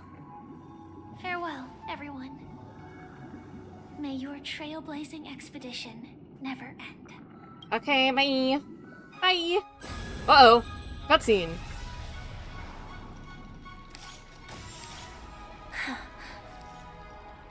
I dreamed of a scorched earth. Everyone, are you ready? A new shoot sprouted from the earth. It bloomed in the morning sun and whispered to me. Like fireflies to a flame, life begets death. May we meet again in reality. Fuck yeah! We're back to the car ride! After today, Japella's name will disappear from cosmic history. That's your next stop. Yeah, we saw his dialogue already. Land of the dreams. I hope you find whatever you seek there. You mean my 3 deaths? Silverwolf told me about it. It's such a shame that it's not part of my script. If we get it, you wanna die. Well, I want to live. I'm never afraid of death. The opposite of death is eternal life, and that's something I'll never desire. People die, and I am no exception. Death is like a script. A fate that cannot be defied. But that's exactly why we have to choose where we want to rest forever. Do you exist just to perish? Are you not the same, Blade? The end you desire is not one dictated by others. If I were to die now, I would only be a weapon. I believe I should die as a human. Though its definition escapes me, isn't this the answer that ordinary people look for their whole lives? A name that can be carved onto their tombstone. Something, it ain't about all the friends you made, but the graffiti they write on your grave. The tombstone that belongs to me once bore the inscription, Glamoth's Iron Cavalry. Then it changed to Stellaron Hunter. But one day, it will bear the name Firefly. And all the brilliance she showed at the end of her life. Aww. Firefly. Firefly. More Dreamfoot's Reef. Quite unexpected, old man. Who would have thought your crazy plan Well, Gallagher's still alive. actually work? Do all you nameless fools just act on a whim? I can sense that this false sweet dream is coming to an end. The nameless may be young, but they had the ability to achieve this goal. Just like you did in your time. It's a shame you won't be able to see it firsthand. Maybe I won't either. Oh, he is gonna die. Once something fictional is seen through, it ceases to exist. Yeah, not just those nameless. Even Mr. Wings is just like you. Stubborn, won't listen or give up, no matter Phone's what. going off. Well, fate is unpredictable, I guess. If we weren't bound by those cursed paths, maybe we could have had some good talks. But in the end, we managed to do it. And now we can find solace. Remember how those idiots cursed us? They said, "Go to hell, you worthless traitors." Well, I don't know if they really meant it, but if longing for freedom means going to hell, then I'll be joining you soon, you old fool. Let's get together and have supper again in hell. Oh, I almost forgot. There's one more thing. Here's to you. A glass of hello and goodbye, Trailblazer. To the imperfect tomorrow. Gallagher. It's warm here, isn't it? You're lucky to have found shelter from the rain. Let alone fresh berries in this desolate place. I guess we're gonna go back to whatever Boot Hill and Don Hung and Acheron Black Swan were up to. Okay. I was just following the scent of life. It's particularly strong in a place like this. It's a shame these berries don't have much flavor. That looks like a rice ball, not a berry. Seriously? In case you didn't know, this fruit is pretty juicy. The only downside is that when you chew it, it becomes extremely spicy. Have you lost your sense of taste? I can still taste certain things, like a faint sweetness. Before coming here, I stopped by a place called Orkron. It had barren cliffs and nights lit by bonfires. Burgundy snow would fall from the sky, and when it landed on my tongue, it tasted like raspberries. The flavor wasn't exactly sweet, but it left a lasting impression. When I think back on my past, I realize that what's tying everything together isn't the big events, but rather these small yet unforgettable moments. Don't worry about it. Losing oneself is a reality that every self-annihilator must face. At least I haven't completely lost my senses and memories yet. Oh, Acheron. Well, congratulations on adding another footnote to your journey. By the way, are you always alone? No, I had a companion in Orkron. She's a short, nameless girl who aspired to explore IX. She always said she'd walk a path deeper and farther than Akavilis. I believe, if I had to guess, that's the character referenced in the Pioneer of Dead Waters set, who dove into the black hole, and I believe she made it to the center and then immediately died. I think that's what the story was there, so I guess that was Acheron's friend. Quite an ambition for such a small girl. So what happened? She's dead. She became stagnant water. Yeah, that's the Pioneer of Dead Waters. Well, my condolences. Condolences. I don't need them. The girl left with a smile. She never regretted her choice and most definitely wanted me to say goodbye with a smile. So, that's what I did. That's proof that you're grieving for her. Or perhaps I'm just afraid. Afraid? I rarely sense that emotion from you. What do you fear? I'm afraid I'll forget the 30 days I spent with her. Just like all the other days in my life. Most of them have already washed away with the rain, disappearing into an unseen realm. I fear that those vivid red memories will fade away too. There isn't much color left. And besides this faint, warm red, there's almost nothing. Hard to imagine. A ranger accustomed to bloodshed, destruction, and chaos finding warmth in the red color. Because I have experienced this warmth many times. Long ago, I promised someone that I'd bring it to more people.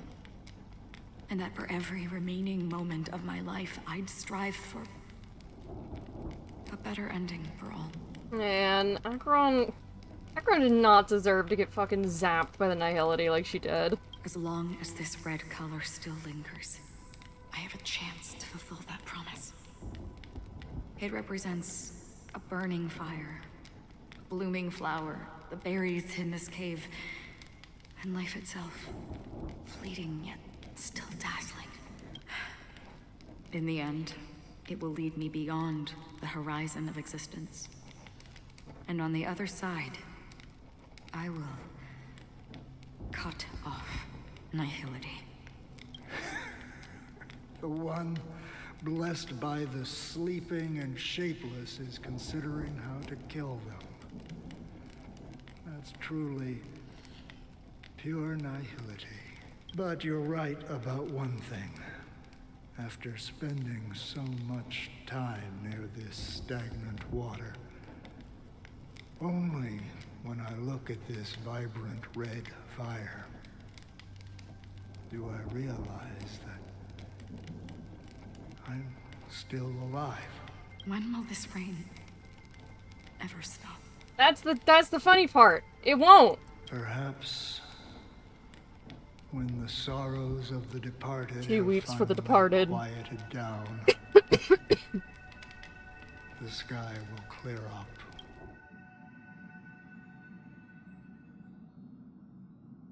Hi. Have you heard of a planet named Biari Scamandros, Don Hung? It's one of the Paradise Kingdoms under the influence of the Harmony. A sought-after wonderland for the inhabitants of the Dardanu major and minor systems. Sure, yeah, what's up with it? Half an Amber era ago, the family held an unprecedented festival there. And after that, everyone on the planet became part of the family. Yes, mind control. Wonderful. Do you think the same thing will happen on Penacony? Seems like it. Yes. Or how else can we explain it? The family deliberately used the Watchmaker's invitation to keep all the Pathstriders here, but banished the Emanator of the Nihility. Because of the nihility, I'm rarely affected by the power of other paths, but somehow I can unconsciously infiltrate them. Maybe that's the risk they're trying to avoid. I would disagree. Biari Scamandros is not part of the credit system or connected to the Silver Rail. It's nothing more than a remote civilization sheltered by the Harmony. But Penacony is different. If the family messes with Penacony, that would be like declaring war on almost half of the factions in the cosmos. They have no reason to do that. No, they don't. If they truly serve the Harmony, that And is. they don't. We know that now. Shippei. They think Shippei is cringe. What do you mean? The path in Penacony is impure. The Harmony here has impurities. Do you remember the ancient swarm disaster? Tazeront, the propagation, brought endless havoc to the universe, and it eventually evolved into a fierce battle among all eons. I am familiar with the swarm disaster. Unfortunately. 2 paths lost their eons in that war. The propagation and the order. Coincidentally, their downfall is related to a certain eon. Shippei, the Harmony. Legend has it that they participated in the crusade against the Imperator Insectorum and devoured Anna the Order for unknown reasons. Holy forgaroon. So you're saying that the two leaderless paths are working behind the scenes? I don't think the propagation is involved this one. But I don't see any descendants of the propagation in Penacony. Could it be that the remnants of Beyond the Sky Choir are hiding within the family, trying to resurrect a fallen Eon? I don't think the sex bugs are involved with this one. I can't say for sure, but they're definitely planning something for the Charmony Festival. Boo, now this is getting way too complicated. Is this why you want us to leave Astana right away? Are you giving up? The Charmony Festival will start soon. There's one thing that I need to confirm no matter what. A warp jump is the best way to do so. Time is running out. I have another plan.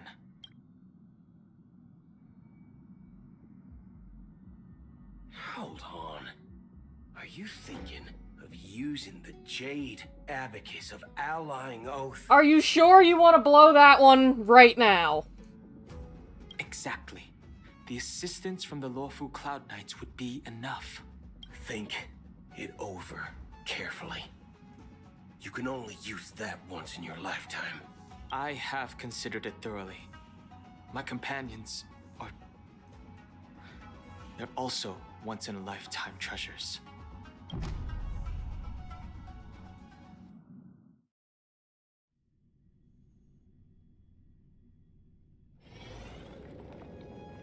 Oh dear. Okay, 3 hours. Hi, Sunday! Are you the only one here, my child? The Nameless is quite the diplomat. Our secrets have spread like wildfire within the family. And IPC starships are gathering towards Astana. This is a crucial moment for us. So, where is the chosen one who harmonizes the varied sounds? What do you mean, Master? I'm right here in front of you, aren't I? You know, she was supposed to be the star of the Charmony Festival in our plan. But the plan has changed. As her brother, I know she doesn't want to sing for the Order. So I'll take her place. You've always been wise beyond your years. I'm sure you understand. It's gonna make him a vessel for reviving Enna, isn't it? That's how he turns into that big fucked up machine thing. If you consider this a betrayal, well, there can't be two suns in the sky. I'll step up and take down the other sun if necessary. Do you believe in karma? If karma exists, then everyone has their own karma. You have yours, and I have mine. And my karma has nothing to do with you, Mr. Gopherwood. All right. Since you're willing to sacrifice yourself for her, I'll grant your wish. Oh dear. Well, the compromise came sooner than expected. Why? You and your sister were born as twins of the Order. And one of you is destined to follow this path to the end.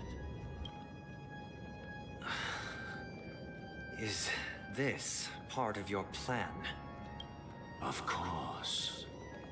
You're still as clever as you were when you were a child. You gotta kill that bird. The opening is near. Go, my child.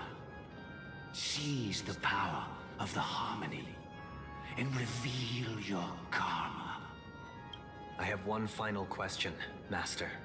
Why did you choose to bring the Order to Penacony? Wouldn't it have been better to choose a desperate world instead of a city filled with hope and dreams? Why? It's for justice, my child. If we lose justice in our hearts, we'll make the same mistake as the Harmony did. Hi, Rib. Shit's fucked. So, it's not you who manipulates the dreamscape with the Stellaron, but... Well, that's where our conversation ends. Go ahead. The 107,336 souls of the Oak family have dreamed of this moment too many times.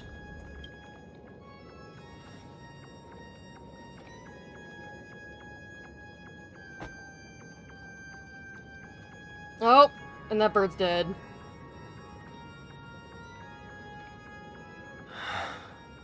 Oh dear.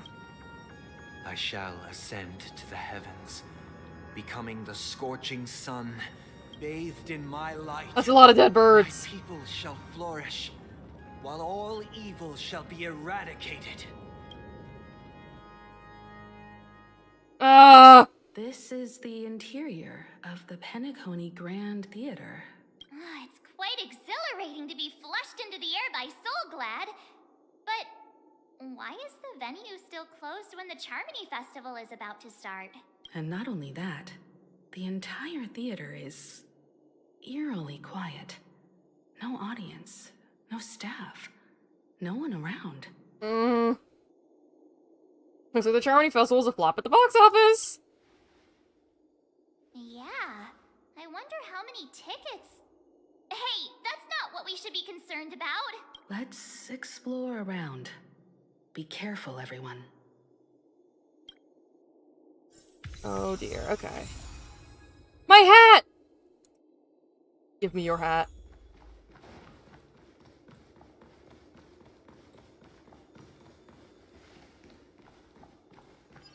I'll explore this place thoroughly on my own. Oh, I mean, that chest is right there. Come on. Gosh, the atmosphere here is so creepy and unsettling.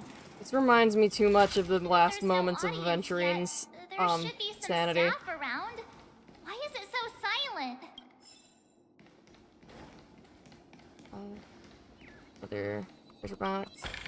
Mannequins are creepy.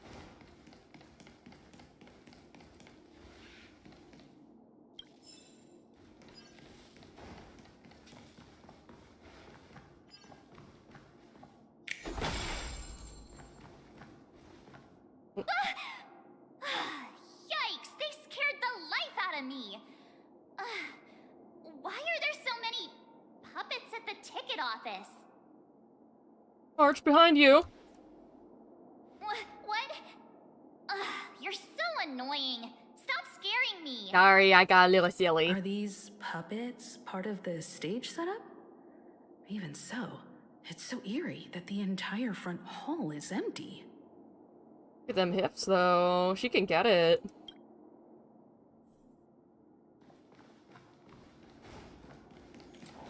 Okay. Something feels off. We're in the right place. I think the fact that this place is so off is a sign that we are, in fact, in the right place. There's no other grand theater in the dreamscape. That we know of. So Sunday's messing with us? He said we'd have a Well, we're fine not on the showdown stage. on We gotta go to the stage. But why is there no one here?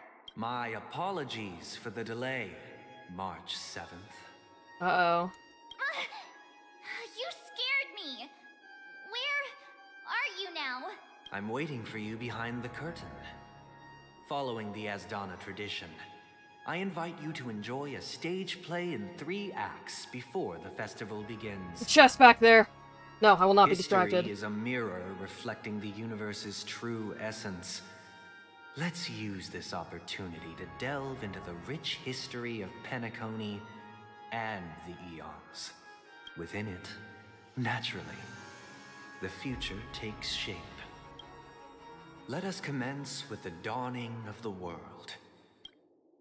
After the Dusk Wars, darkness veiled the sky, and chaos consumed the earth. I'm uncomfortable. The Order emerged, destined to restore all existence. That marked the first day.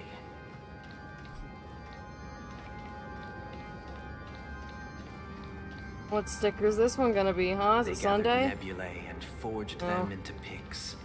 thus creating a grand lyre with black and white keys.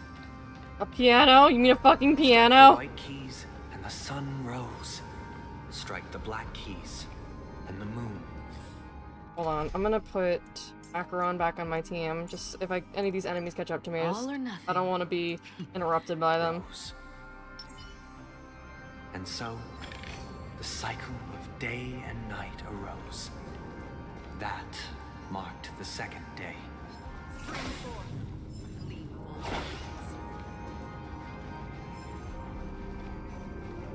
Oh dear.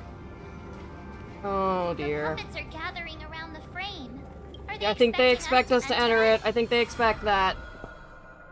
Oh, hi, Nova. Ode to Prisoner. Please be a cutscene. I like cutscene. Oh, never mind. The atmosphere here looks similar to Sunday's Inner World. This act is named Ode to Prisoner. I thought things were finally looking up as I managed to dodge prison during my recent trailblazing expeditions. But now it looks like I'll be back behind bars again. Oh, how many times have you been arrested, March? I genuinely wish to avoid a violent clash with my esteemed guests from afar.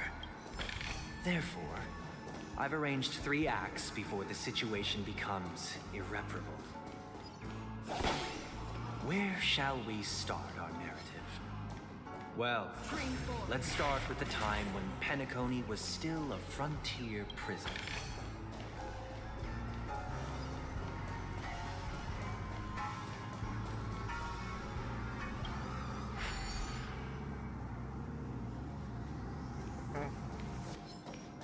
Stream forth, gleam of old blades.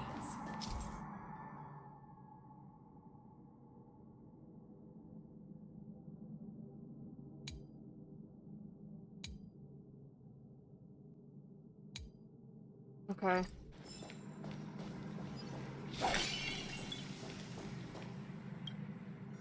Okay. Let's move the module.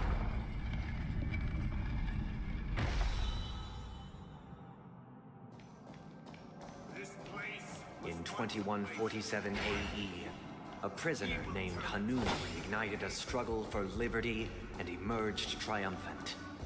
IPC referred to it as the War of the Frontier, while the Asdanians dubbed it the War of Independence.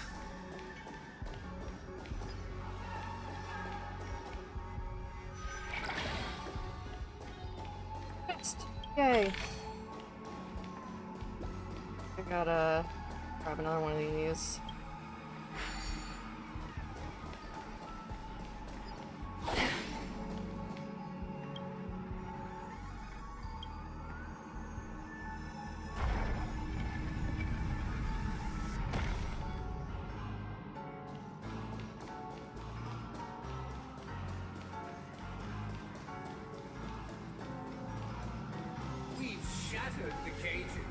It's true that Hanunu was a legendary hero, but it must be acknowledged that while he bestowed freedom upon the prisoners, he didn't grant them true liberation.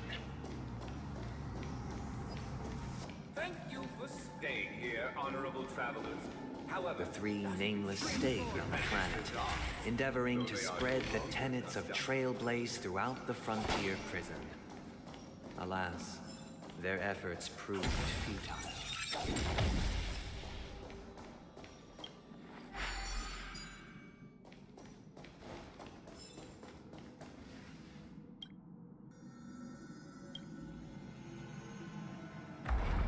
That here. Oh, I get a chest. Okay. Guessing I didn't actually need to do that to advance the story, though. I think that was, pointless. Probably move that back to where it was.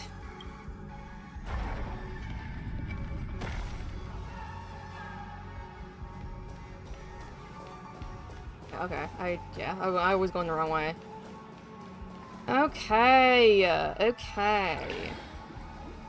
let's build another prison, not within the physical. Once again, As Donna was engulfed in war, this time the enemies originating from within.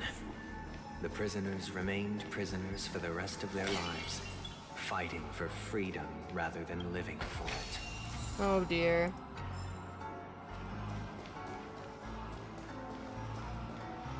I hope you like this land of freedom on a scorched earth.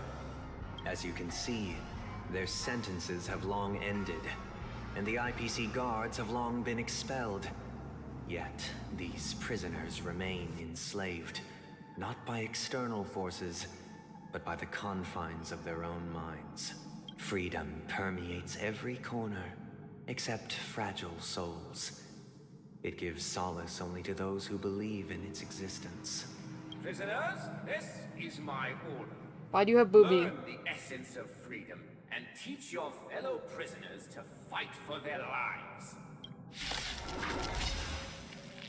Hey! Why do we have to fight while enjoying the show? For I desire not only your enjoyment, but also your assistance in its completion.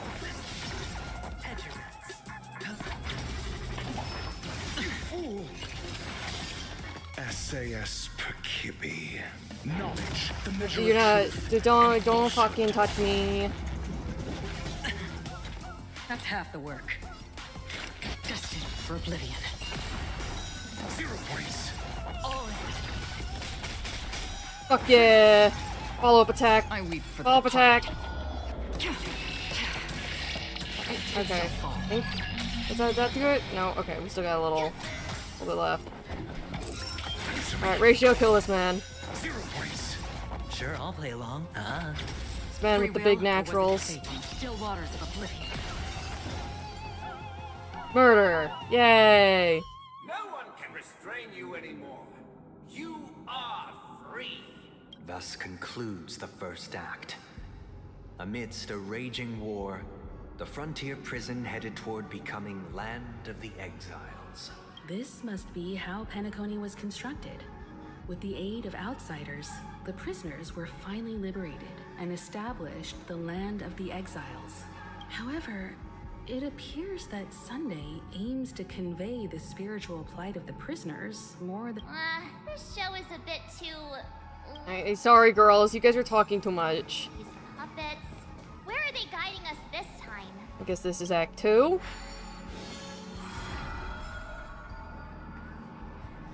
They transmuted streams of stars into inked nibs, creating symbols to be pronounced and counted.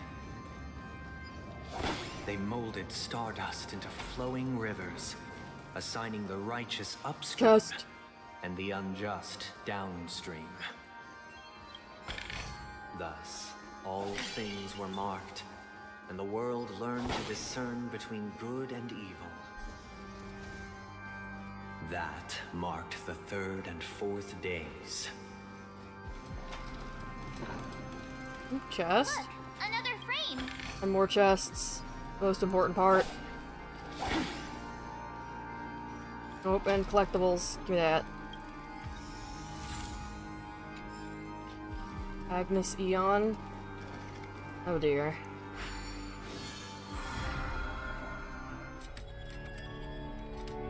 Ode to Fool. Okay. Ode to Fool. This must be the second act. The surroundings are different from before. The stage... Oh, sorry, March. Behold the ensuing tale. A struggle for power. Penacony witnessed the ascent of the 7 major lineages. Tree, grass, flower, bird, beast, fruit, and insect. Peace never truly graced Land of the Exiles. The history in this era is rich and intricate, so please allow me to present it in allegorical form. Allegories they're really big for my small brain.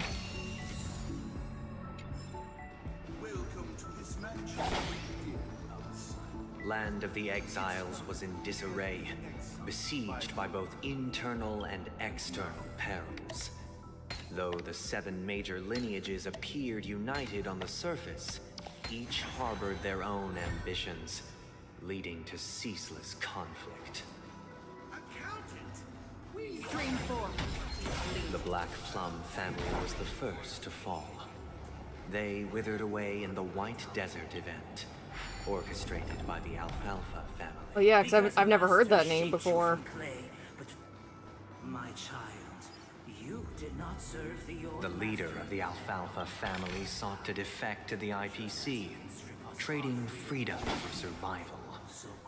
However, his eldest son slew him in the name of righteousness and ascended as the new family head. Fucked up if true. Wait, this goes here. I'm stupid.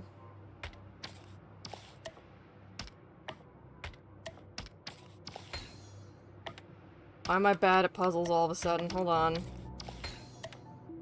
There we go.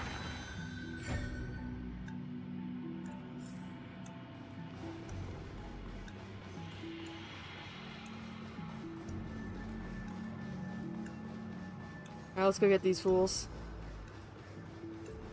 Oh, that's up there. Hey, loot.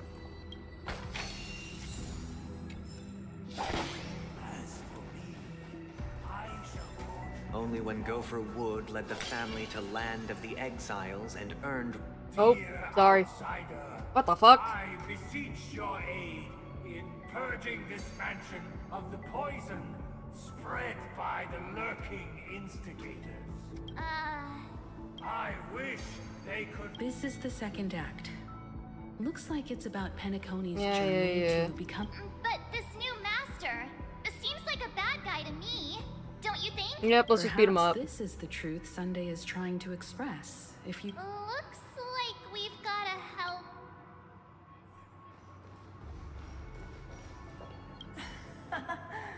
In the...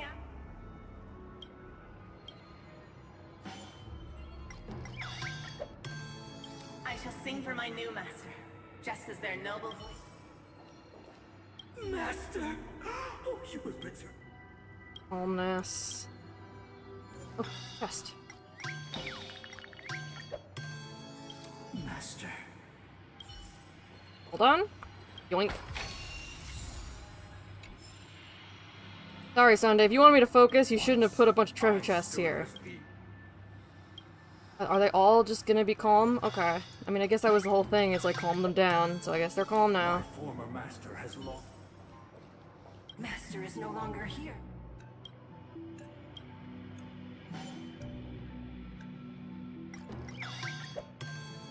Master is no longer here. Either I shall be my own.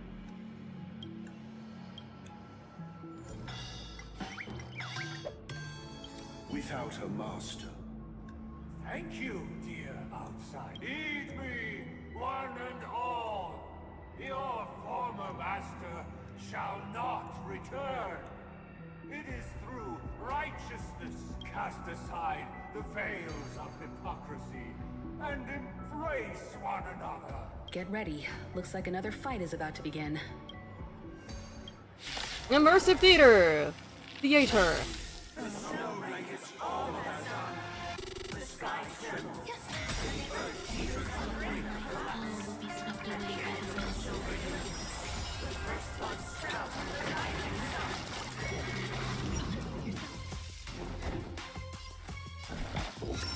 Just hedge your bets. Bonk. Ow. Another journey begins, destined for oblivion. I weep for the departed. Okay, okay.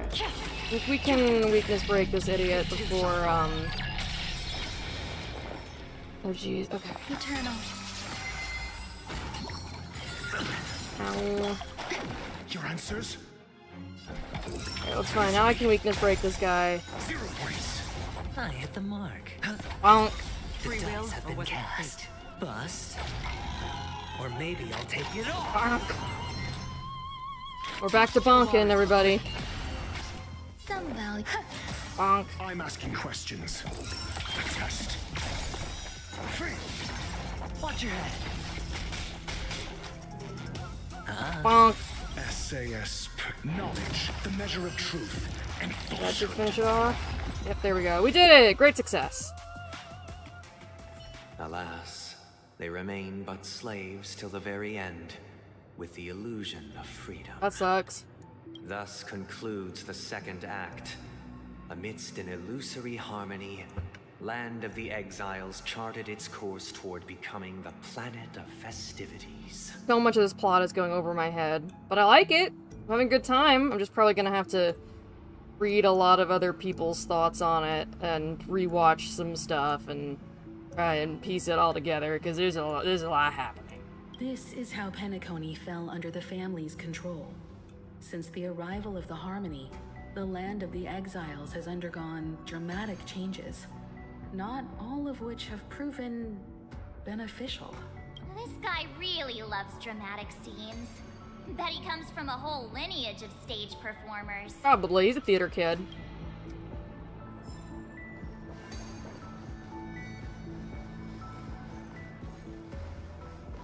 Might as well pop and then grab that bird while I'm here, because I saw it.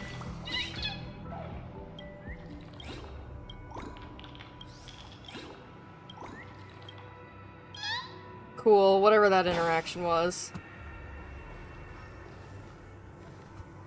Alright, I guess Act 3 is probably gonna be Sunday beating us with hammers.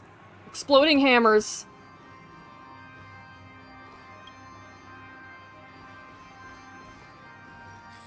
Okay, let me just teleport. Teleport's behind you, nothing personnel, kid.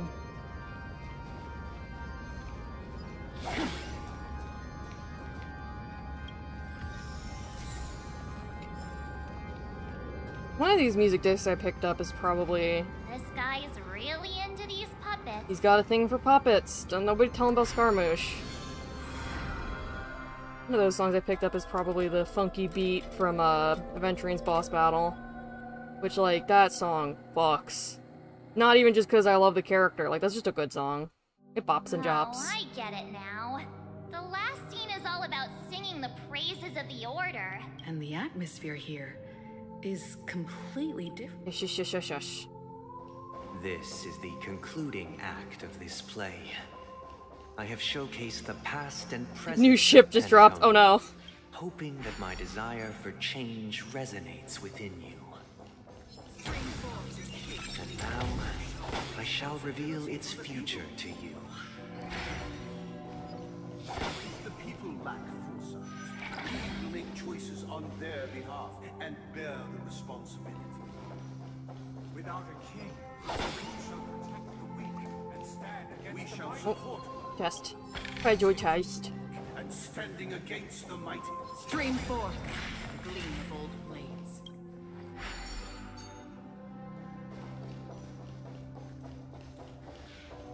And then whatever this is, we'll just move it.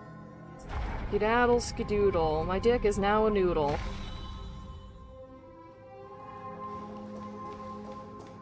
Stream forth. Wrong button. Gleam of old blades.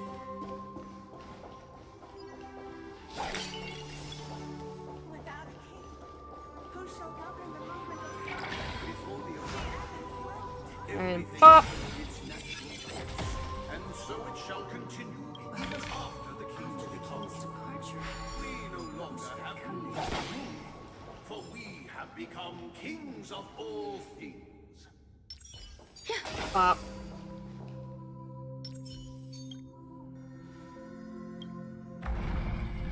Let's just scooch.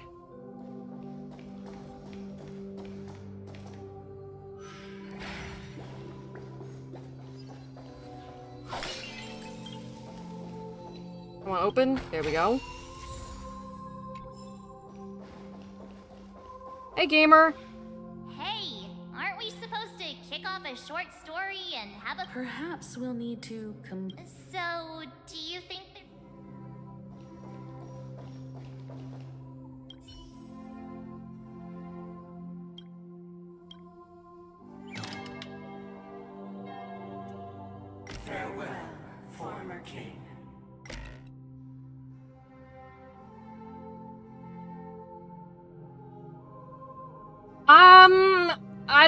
like this.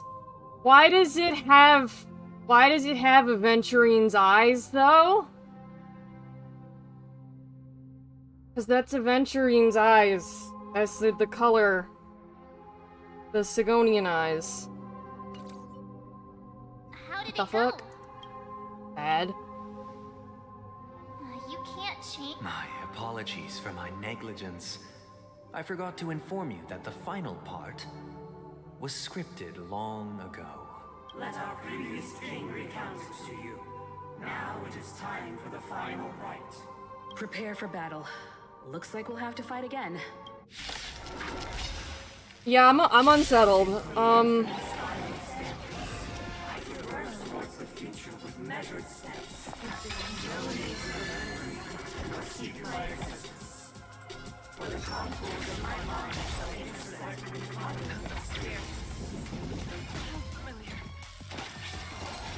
Ow! Ow! Some value, I suppose. Motherfucker. Every petal and all will be swept away by the wind.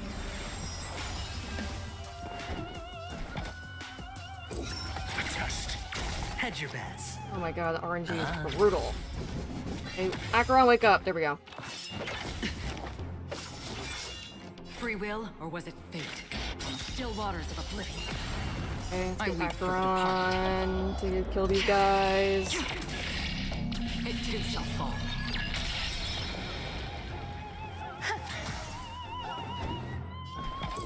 Answer me. 0 points. Ah! Great, so it's just Aventurine. There's more to life. It's on me. See if we can... The dice have been cast. Bust.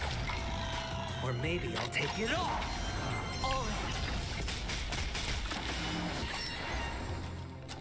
Yeah, boost everyone's effect res, do support from Renmei. Ratio's just gonna keep seeping, I guess. Thanks, dude. There you go, wakey wakey, vanilla shaky. I'll kill this guy.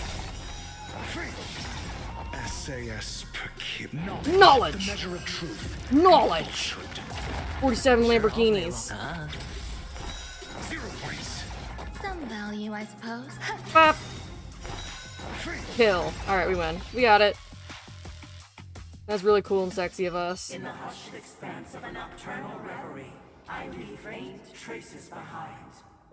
No need to remember me, or to recall the essence of dreams. What is mine shall wane, while you shall transcend its delicate nature. Cool, thanks. This is the final scene. It's much more straightforward. He wants to expel the harmony and establish an empire based on the order. Let's go. Once this stage play concludes, it'll be time for the main event, the Charmony Festival. Nope. Okay. Oh boy, I think this is the moment where it's gonna be like, hey asshole, time to fight and be frightened. Oh dear. Oh fuck. Oh shit. Oh no no no no no. Oh, it's not good.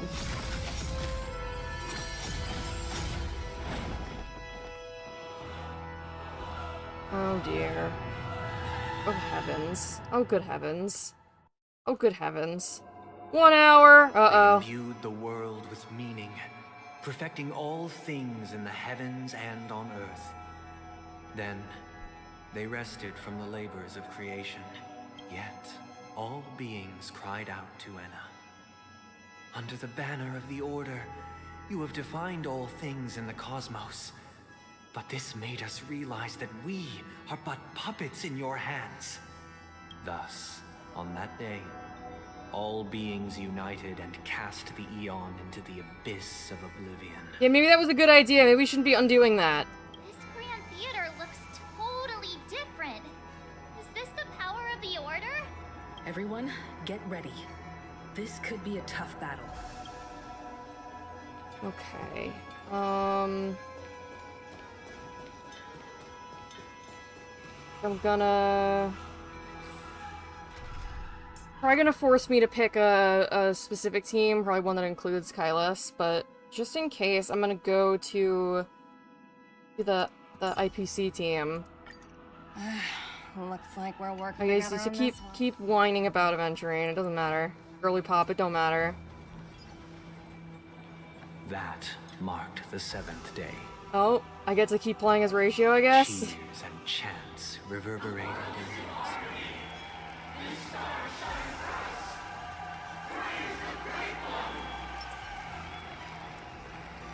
Oh dear, oh dear, oh dear.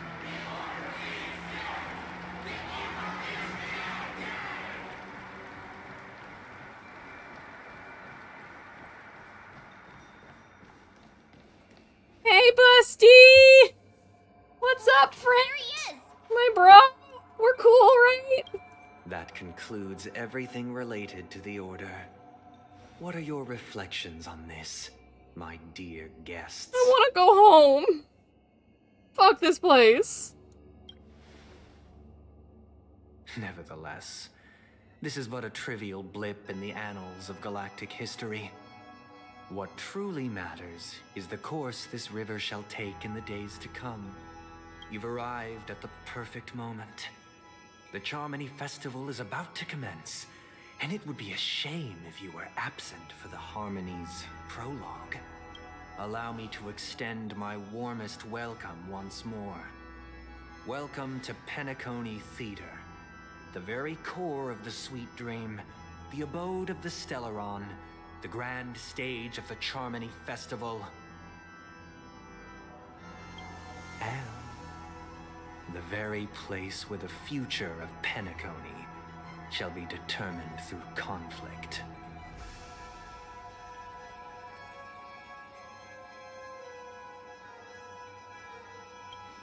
Why did you invite us? What's the scheme here? Because our shared goals give equal weight to the beliefs we strive for. I don't know how many of our goals are shared, my friend.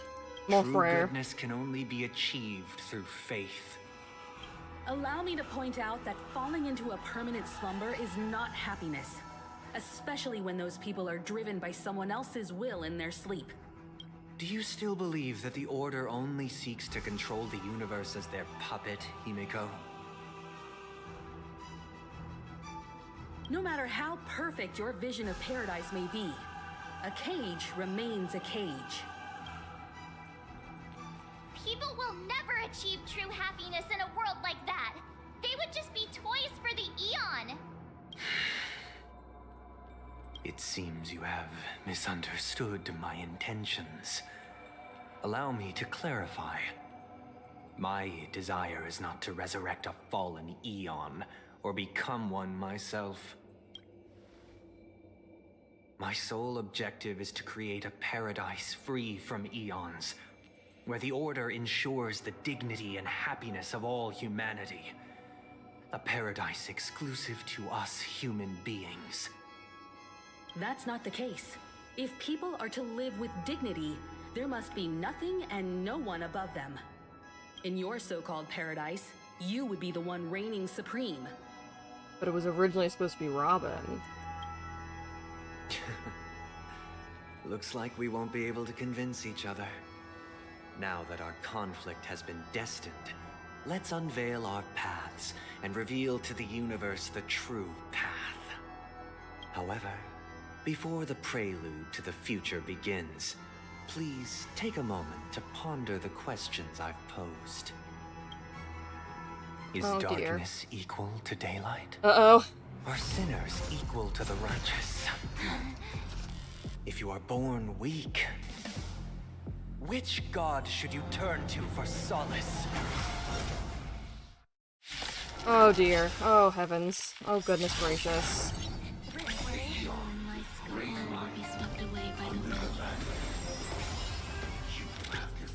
All things in the cosmos.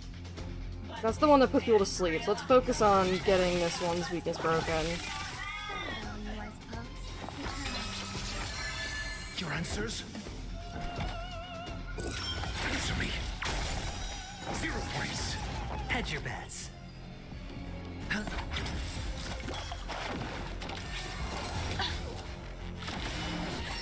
Oh no. Oh! He's invincible. Can't fucking touch him. Liquidation! The market is unpredictable. Right! Investing in victory means playing the long game! Grace and elegance. Okay, so we have to switch around. We have to switch around. We can't just focus on one. Okay. Sure, I'll play along. Bonk! Okay, we got that one. We got that one. Ow. Watch your head. And this is the one that's weak to fire and imaginary. Oh, yeah, no, Venturing's just gonna kill it immediately. Maybe I'll take it all. Kill! None claimed the Order's grace. Haha, loser. Confiscated! Investing on stocks or something? I guess. Your answers? Kill this guy. I want to get the one that can make people sleep out of the way, because that's such a pain. Knowledge, the measure of truth and falsehood. Bonk!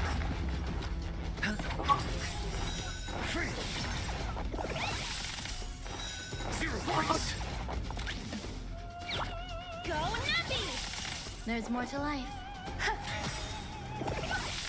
I'm asking questions. Every petal We'll in do my all will be swept away by the wind. another refresh of Unmay's ult. Death. Oh, fuck!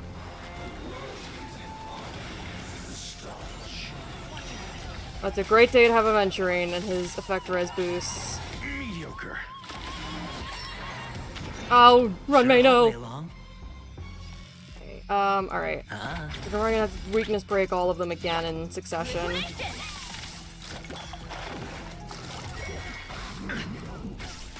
They're attacking the window again.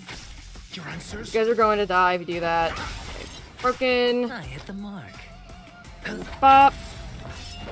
No dirty We'll do another bop. The dice have been cast. Bust.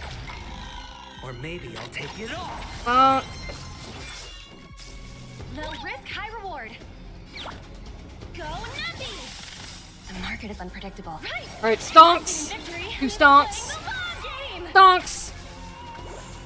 Some value, I suppose. Existence is unity.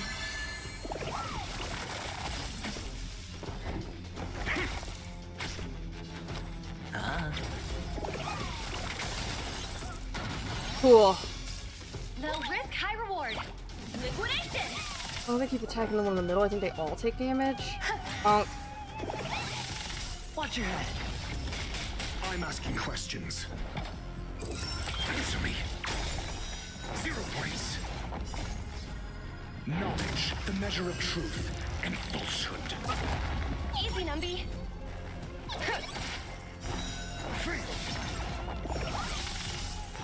0 points. Order's commandment is about to descend, but we have them all weakness broken, so it should be fine, right? Motherfucker. No! God damn it.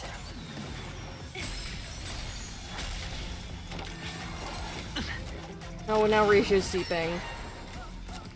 Idiota! Every petal in life all will be Idiot. swept away by the wind. They should be almost. We should be almost there, though. Begin. Go Risha, wake the fuck up, you dramatic loser. You ain't special. Ow. Ow. Refresh that.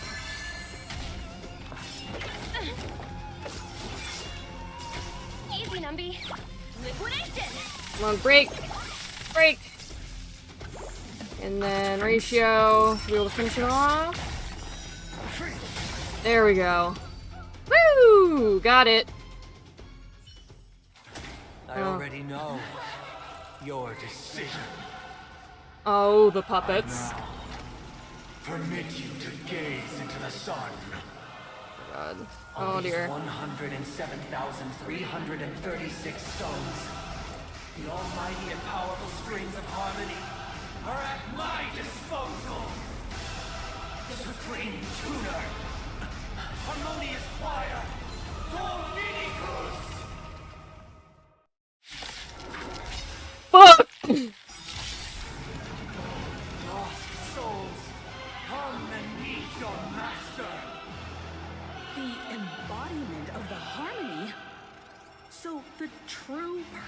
the Charmony Festival is to usurp it?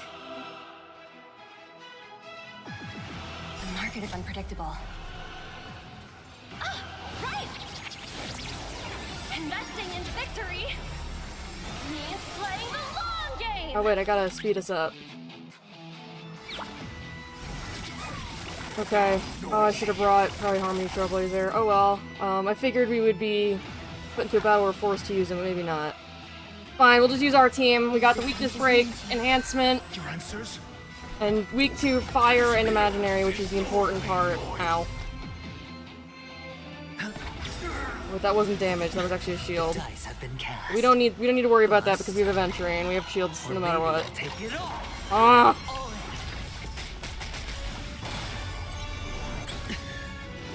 Mediocre. Why is it deceptive? Answer me this. Why could the harmony and the order merge into one? Because they were in a silly, goofy mood? Watch your head.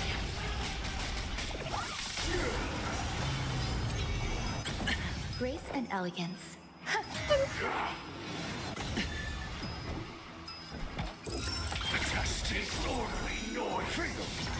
Hedge your bets. SAS Percipi. Knowledge, the measure of truth and falsehood. Ah. 0 points. All in. Disorderly noise. Let the valuation begin. Only a one-phase fight, though. That doesn't seem right. I'm gonna break one of those.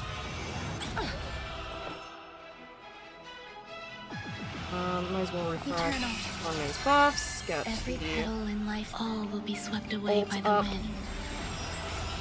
Then Questions. Answer me. Disorderly noise. I'm feeling like there's another world in front of my eyes. that's not good, March. Power of tuning. Don't let the song distract you. Bust. Or maybe I'll take it all.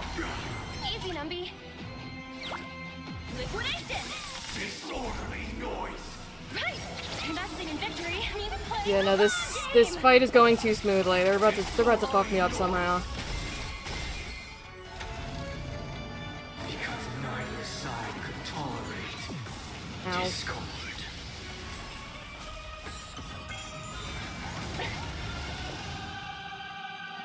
If we're gonna do this to Robin, that's fucked up. I feel like Sunday probably intended to take over from the start. 'Cause ain't no fucking way that he would let this happen to his precious baby sister. Ain't no fucking way. He would not. Let the valuation begin. Go, Numby! Ow. Oh.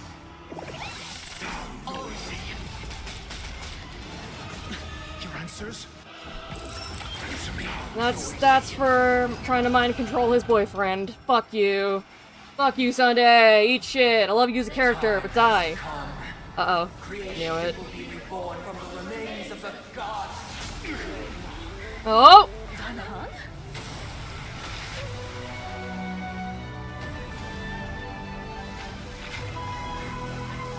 Radiant spirits, heed my word. Show no mercy. God, it's Sayu VTuber. Uh-oh.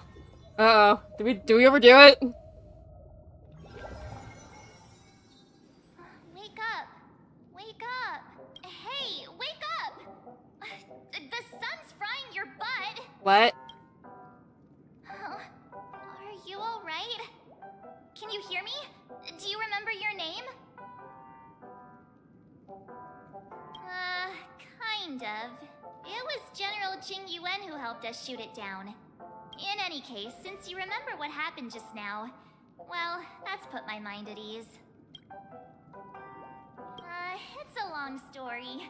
Simply put, Don Hung used the Jade Abacus of Allying Oath when we were in the middle of a fierce battle, and summoned the General to help us just in time.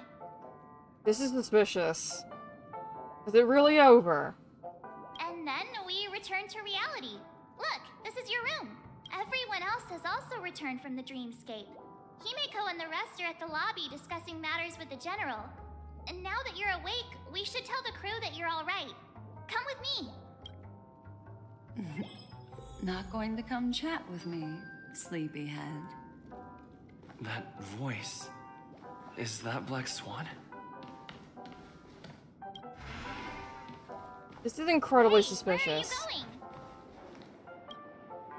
Hey, we meet again, sleepyhead. Hi. What's Miss Black Swan doing here? Kitten. There's a kitten in here. Hello, Nova. Nothing, Miss March. I noticed he was awake and wanted to check to see how he was doing.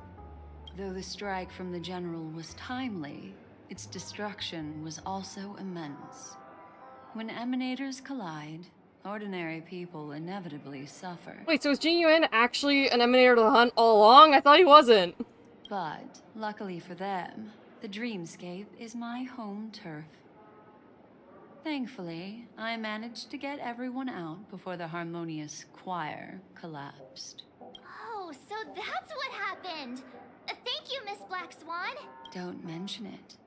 After all, I wouldn't want to see such precious memories vanish. Something's wrong. You're heading to see your friends, aren't you? I don't think it's over yet. You if I walked with you for a short while. There's no way that boss fight is only one phase, especially when Aventurine was 2. Of course not. Nova, You're what are you doing? Planning on doing something like last time, are you? Stop that. Don't get into trouble. You are literally like 5 pounds. Why do you cause so much trouble? Why would you think that? I've never harbored any ill intentions. Well, not when you were around, anyway. Hey. Himeko and Mr. Yang are probably still busy. Let's go look for Don Hung first.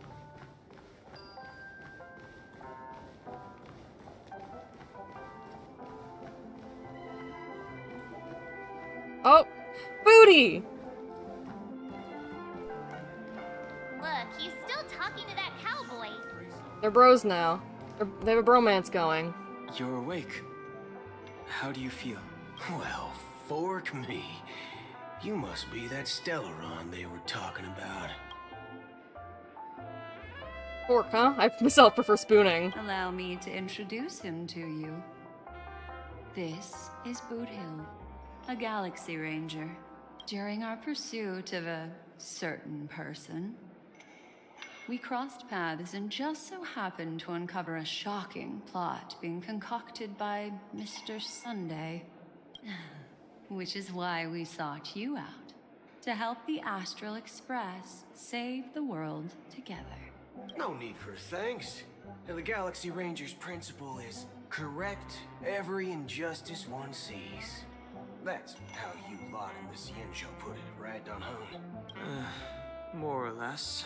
Wait, hold on a sec. This is the first time I'm hearing about this certain person. Who are you chasing? And why would that lead you to the Express? Acheron? Good question. It's, who was it again? Don Hung. Oh. You remember? Hey man, you're looking kind of sus. That ain't it. I just can't seem to recall. Weird.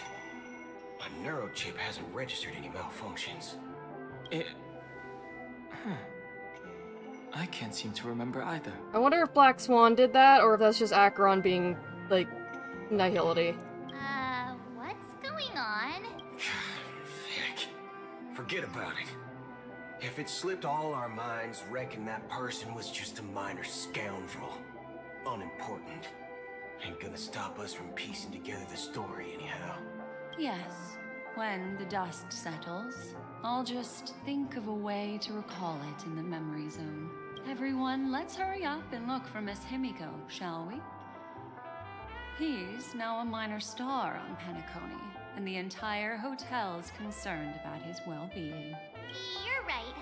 Let's head to the lobby then. Hi, Booty. You guys go. I'm an outsider, after all.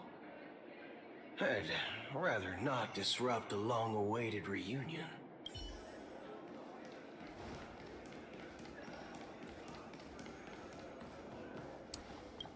There's too many loose ends. Like, for example, the IPC coming in to hunt, quote-unquote. Look, they're with the general. What's that gonna do? What's gonna happen there?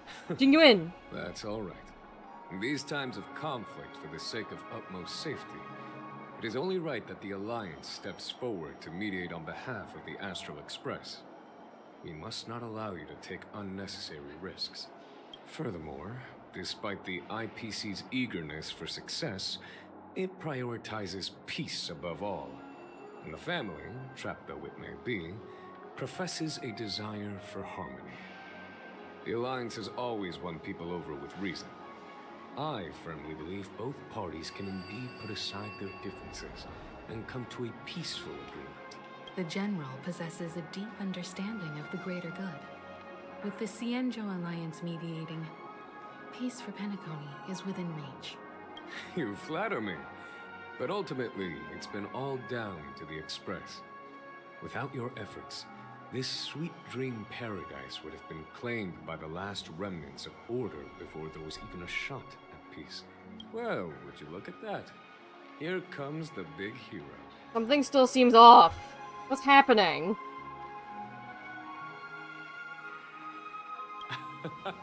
If it isn't the galactic baseballer. Catching on! Hero with unparalleled insight. March doubted me, but it's catching on! It's gonna become a thing! Are you okay? I heard you couldn't wake up. Are you feeling unwell? Don't worry, Mr. Yang. There is nothing wrong with him. He practically burned through a lifetime's worth of jokes on the way here. I'm silly. What about you, Mr. Yang? I heard that even Miss Robin wasn't spared. And that guy locked you both up. It's a long story. But at least Mr. Sunday took it easy on us. Probably he took it easy on Robin and you just got lucky by proximity. He used an ability called tuning to connect our consciousnesses with his. In other words, he imprisoned us within his consciousness. Thanks to General Jingyuan's destruction of the Harmonious Choir, we were able to escape. He used that tuning on us too. Does that mean that we were almost imprisoned as well? I can confidently say now, he was truly after a fair fight with us. Had he wanted, he could have easily taken us down, without so much as lifting a finger. Speaking of the Oak family head, where is he now? It's complicated, but in a nutshell, he's now the former Oak family head. Ah, you got fired. The IPC has named him the key figure in the family's Penacony split, citing a threat to cosmic peace. He must represent the family and answer for the unrest caused. His trial is set to take place at Pier Point. The family quickly labeled him and the remnants of the Order as enemies, declaring the turmoil an internal rebellion. This move effectively barred the IPC from intervening in family affairs on both moral and rational grounds. Everyone really has their own agenda, after all. Then, what's going to happen to Miss Robin? She and Sunday won't be able to deny their involvement in the Charmony Festival. They're siblings, after all. I mean, it's not Robin's fault. Why the sigh, General? I can only say that this incident is an unexpected mess for the girl. The Alliance will try to persuade the family to consider this matter carefully during mediation. It's time, everyone. The IPC's key members and I have agreed to consult one another before the upcoming negotiation. Do any of you The wish pretty to general say... man. Yeah, it's him. Given the General's invitation and the matter's significance to the universe, the crew will naturally accept. However, if the IPC has any reservations... Why, of course you're welcome. They've mentioned that your team is a trusted ally of the IPC in Penacony, so there's no reason not to welcome you. I guess Topaz spoke in our favor. I guess Aventurine's still in the void somewhere. Besides, if there can be reliable observers from the Astral Express present, discussions will go more smoothly. So, what do you all think? Well then, we shall oblige. I'm kind of allergic to those types of situations. I think I'll just head back to my room and start packing. Not to worry. Himiko and I won't take care of things. I'm afraid I'll also have to return to the Express first. The conductor is worried about us. It's best I go and explain the situation. Oh, he had his allotted screen time for the next 5 updates. Goodbye, Don Hung. Thank you. What about? I'm going with you. I want to see that. I want to see IPC. What if Jade's there and she's pre-8? Although I'm not too sure of the reason. The representatives from the IPC have insisted on his presence. Oh boy. Allow me to lead the way. Follow me, please. I mean, I guess I was probably involved in the incident that sent Aventurine to the Void, so I probably should be there. The negotiation will commence at the hotel lobby. Everyone, please follow me. I guess the representative is gonna have to be Topaz? Somebody who knows us. Hello? Oh, I see Ratio. Is that Aventurine? Is he in the Void? Did he live? Did he make it? I see Ratio and Topaz, at least. Just teleport down there, make it quicker. Mr. Aventurine and Miss Topaz are here too. Oh, and who is that over there? It's Ratio! The Intelligentsia Guild's Dr. Ratio. This assembly is quite something. It's the Polycule. Hi! It's been a while, my Astral Express friends. I thought you died! I would also extend my sincere thanks to you, General of the Lafu. The presence of everyone here assures that the talks will likely reach a conclusion that satisfies all sides. Oh. Looks like everyone has come with expectations. Care to share? Of course. Topaz, if you please. Sure, leave it to me. In summary, it's good news. After much deliberation from the Strategic Investment Department's council, the absolute majority of members have agreed to the following resolutions. In light of long-term considerations for interastral peace, and by authority of Pierpoint HQ, the Strategic Investment Department, on behalf of the Interastral Peace Corporation, will permanently relinquish its claim on Penacony sovereignty and offer unconditional support of the family's rebuilding efforts on Penacony. What's the catch? Now that's something.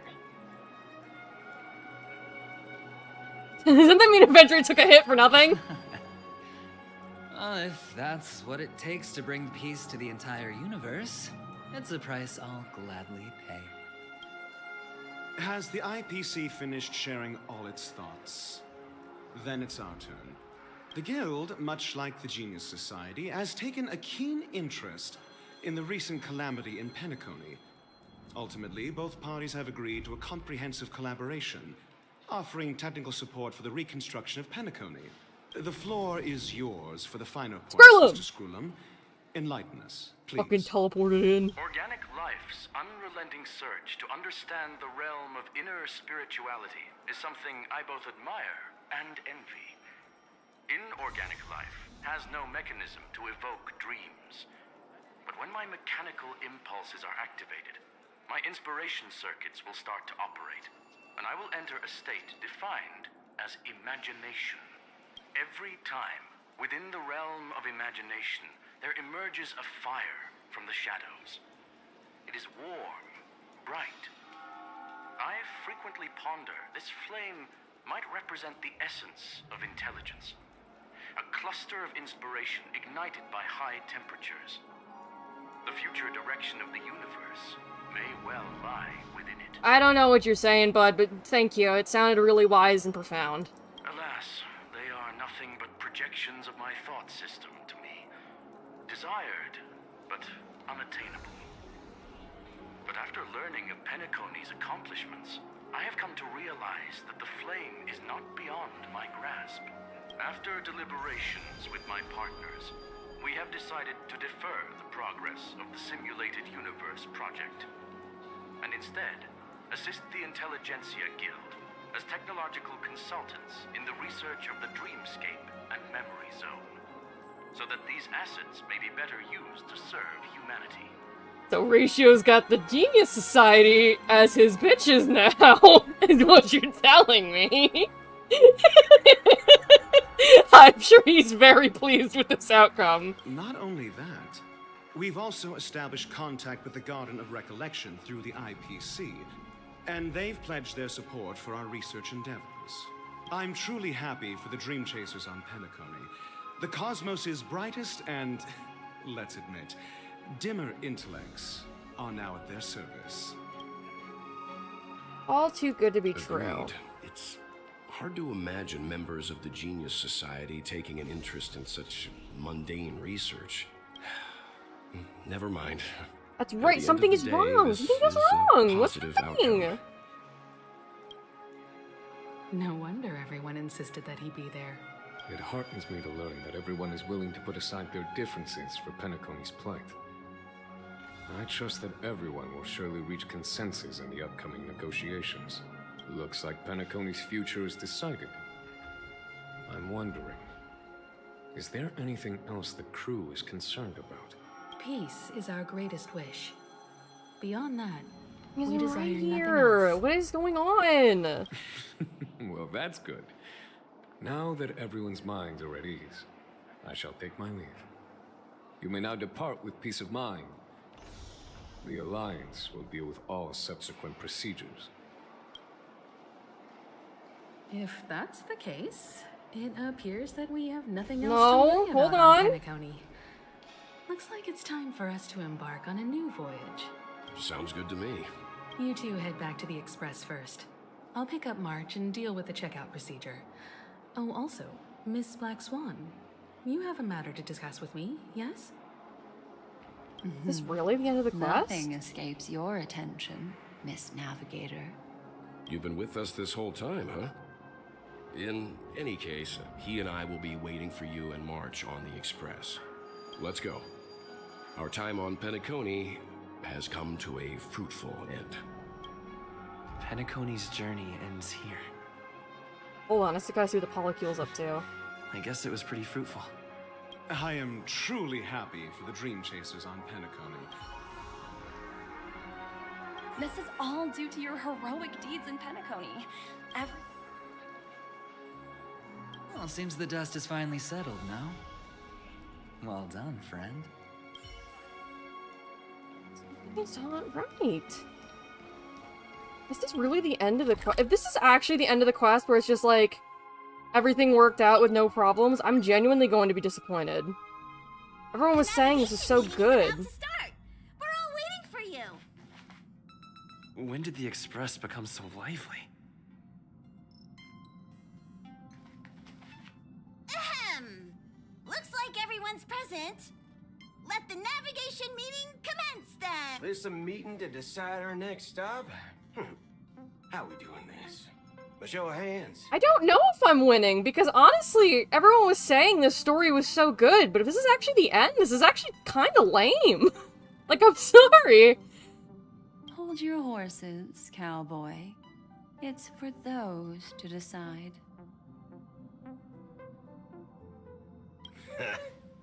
I'm just catching a lift. Don't sweat it. As a cowboy, I want to be a cowboy, baby. Allow me to explain. Mr. Boothill and Miss Black Swan submitted a request to temporarily travel with the Express for their own personal reasons. As you all may know, the Astral Express never declines any passenger whose heart yearns for the distant stars. Therefore, they will be traveling with us for a while until they reach their destinations. Whoa, the Express is going to be much livelier now. But, Miss Black Swan, you better not use your memo keeper abilities to pull any pranks. Understood, Miss March. I promise you, you'll never see me in your room while you're taking a break. Don't! You're freaking me out. All right. Now that everyone's met everyone, we can continue our navigation meeting. If this is actually the end of the quest, and there's nothing wrong, there's no, like, last-minute twist, we actually just won and everything's fine, I'm gonna be actually very disappointed. Everyone was saying this quest is so good. To thank everyone. If it weren't for you all unearthing the truth about Penacony, Pom-Pom would have never known where Mikhail and the rest had gone. What they had to go through was regrettable, but I reckon they all fulfilled their wishes. And it was thanks to all of you. Thank you, everyone. Now then, we come to the crux of this navigation meeting. We must decide on the Express's next stop. Let me introduce our current options. Because that Boot Hill is married to May. That's not a twist, we all knew that. The first choice is from Himiko, the oceanic planet of Lushaka, a planet composed entirely of water. Many aquatic races reside there. Of course, it's also the home planet of the venerable, nameless Mikhail. The second choice is the agate world Melustanen, suggested by Welt.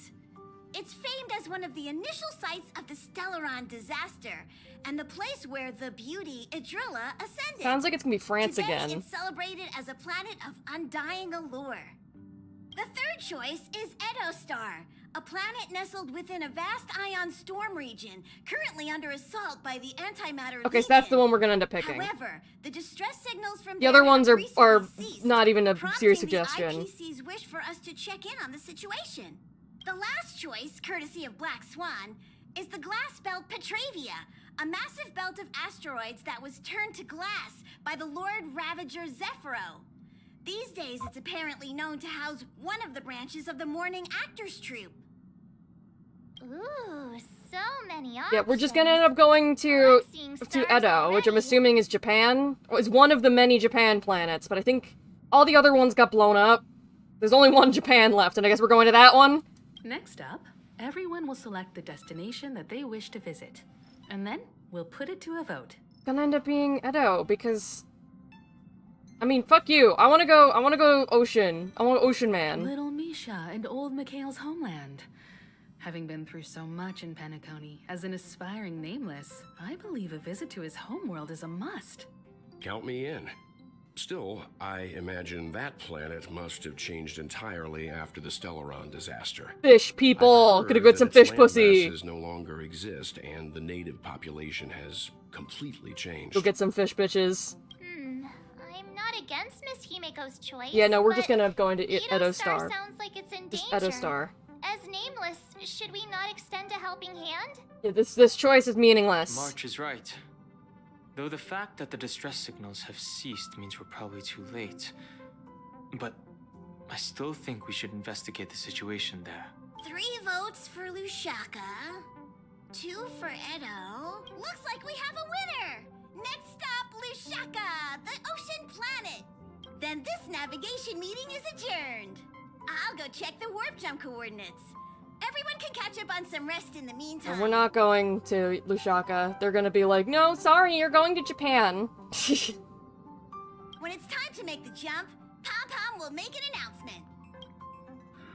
There's still some time before the jump. What should I do? Oh, Budo is enjoying the magic of music. Shut up, Black Swan. This Astral Express sure is comfy. But I got one tiny problem with it. How come there ain't no potent drinks on this ride?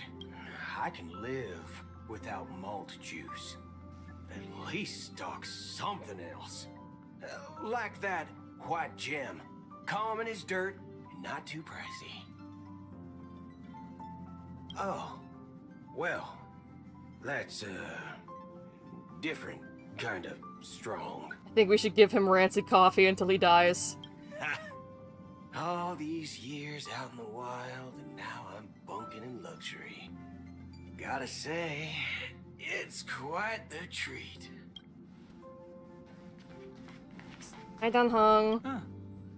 For some reason, I'm suddenly stricken by the feeling that we haven't crossed paths in quite some time. Yeah, no, the developers decided to stop giving you screen time for some reason. You're always in my heart! I should have known better than to expect anything serious from you. He does actually drink rocket fuel. That's actually canon. Sorry you had to find out this way. Got it. Yeah, I'm gonna talk to Black Swan. It's gonna be like, you're going to Japan. Please let this trip be uneventful. Please let this trip be uneventful. Please let this trip be uneventful. It's not going to be. Oh, what's with you and always copying the way I talk? We're friends, okay? We're friends and I'm neurodivergent. Yeah, he literally drinks. He also eats bullets. The last couple of trailblazing expeditions have been downright terrifying. It's about time we had some fun, cozy, and cute adventures for a change. Come on, start praying with me. Please let this trip be uneventful. Please let this trip be uneventful. Please let this trip be uneventful. Black Swan, please tell me there's more to this quest. Oh, you're here. Seeing your reflection among the stars in the porthole really does seem somewhat surreal. How about it? This journey of beautiful dreams. Was it to your liking? How much this emo robot cowboy is geared towards me. I've been drawing my Blorbos and cowboy hats for weeks. Play the game then! Get him! He's coming out soon, but you still have time to like catch up with the game. The only thing is, you missed the free gay guy. He is no longer available.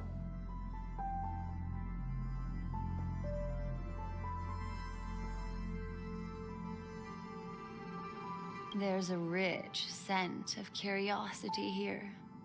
Such memories can be irresistibly captivating. So, how about you hand that small parting gift back to me?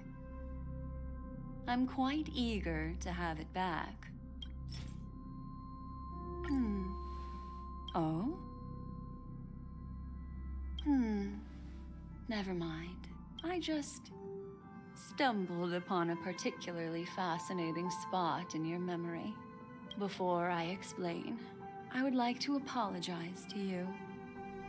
This farewell gift I gave you isn't really a compass from the memory zone, but merely an empty light cone. Remember when we entered the hotel in the dreamscape for the first time, and I procured a few trinkets from your companions? Their functions are similar.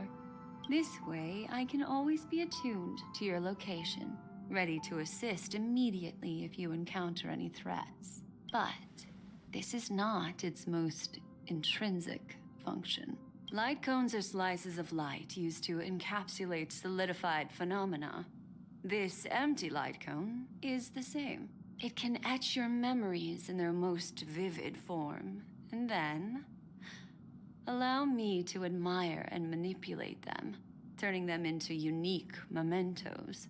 All the world is born from the power of mind and soul, and that power is memory.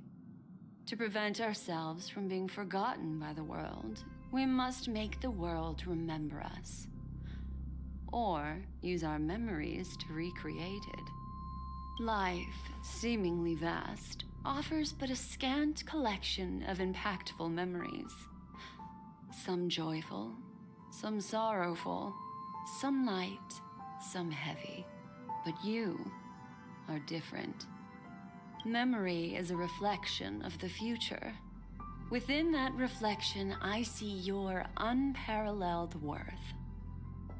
You have the power to craft memories that can captivate the world.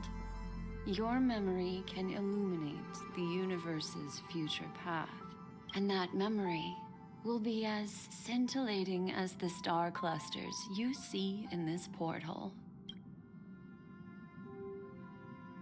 Precisely. But do you know the deeper meaning behind it? No. The reason is simple.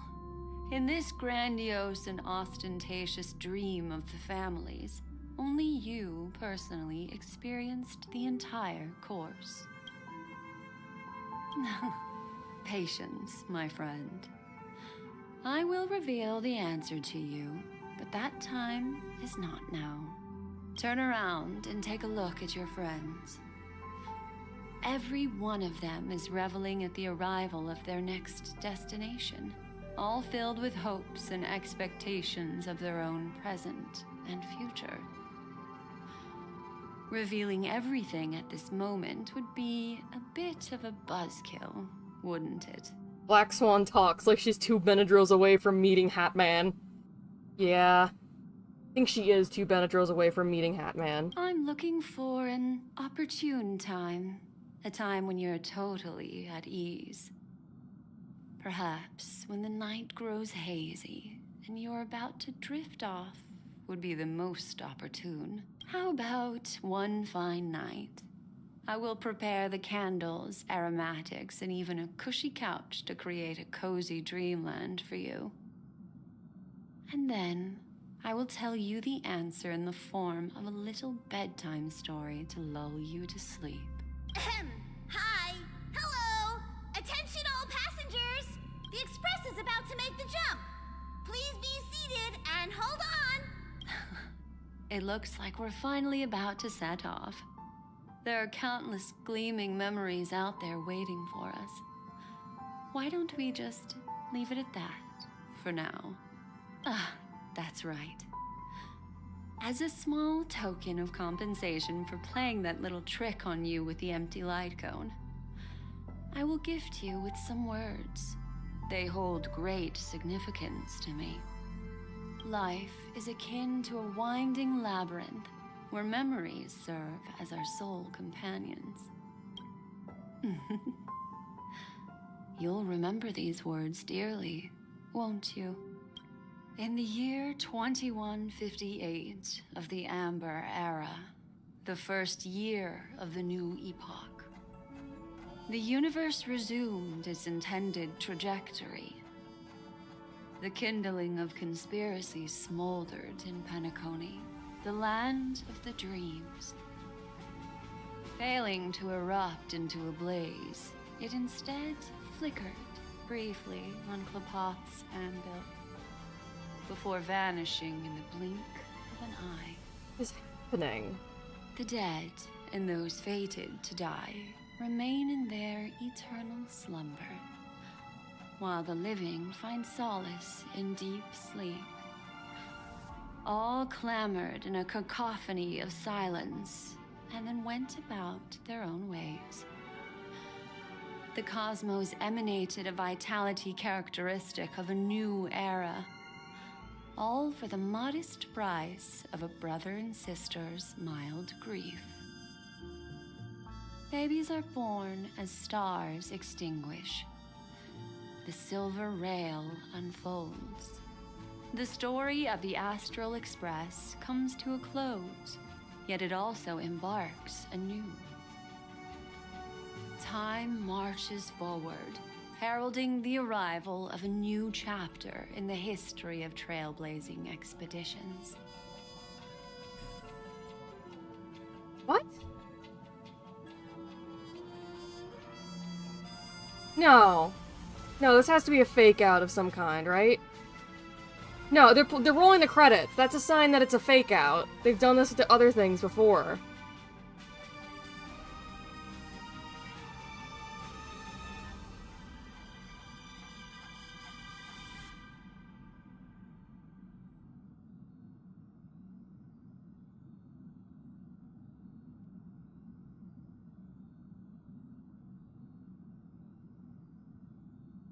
Yeah, no, there's gotta be something going on here. If this is actually the end of the quest, I am deeply disappointed.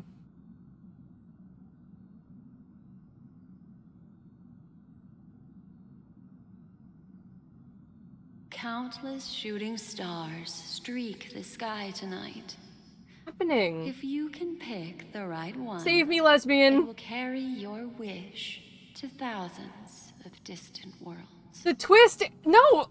Hoyoverse does good writing occasionally! Is this just not one of the examples of it? You're feeling very relaxed now, aren't you? So, then... Like, the previous part of this arc was really good. What in the Kentucky Fried Fuck? It's time to tell you a little bedtime story.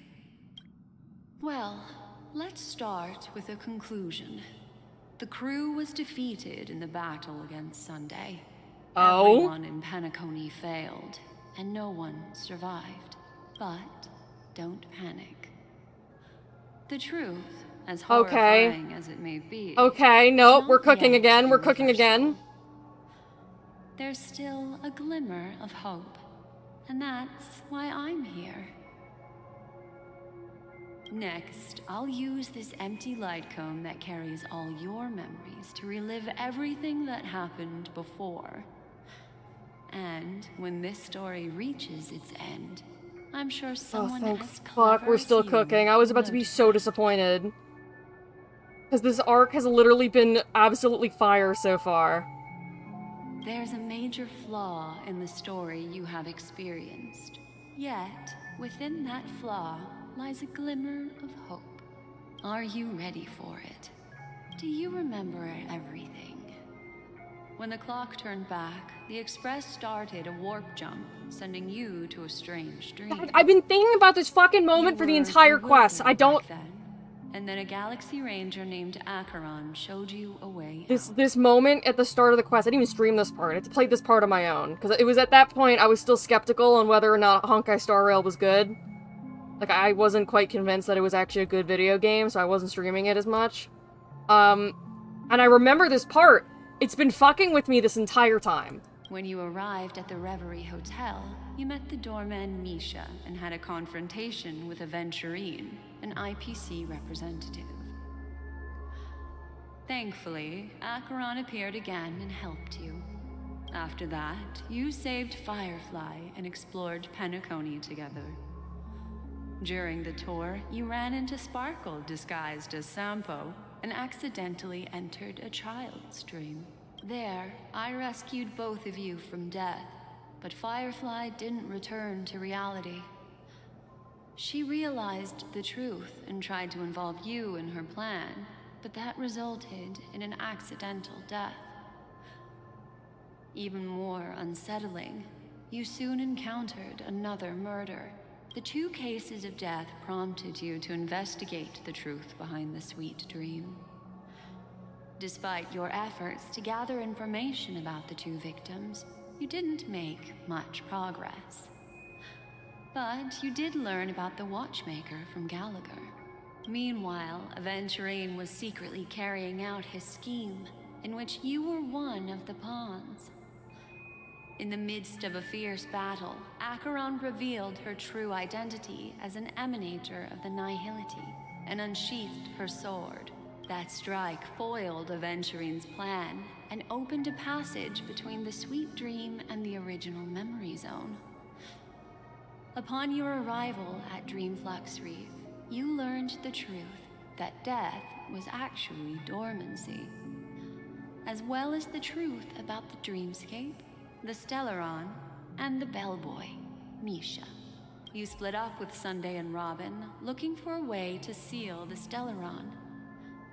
However, it turned out that Sunday and the Dream Master had their own hidden agenda. And you had to engage in an ultimate duel on the stage of the Charmony Festival. Finally, the story reached its conclusion. You emerged victorious, with the Trailblaze triumphing over the Order, and Penacony embracing a bright and peaceful future. This marks the end of the thrilling journey in Penacony. What happened to Acheron? I'm sure you've already noticed something unusual, haven't you? The major flaw, which contradicts all the known information, hides in this story. Also, how did the Xianzhou reach us in a dream?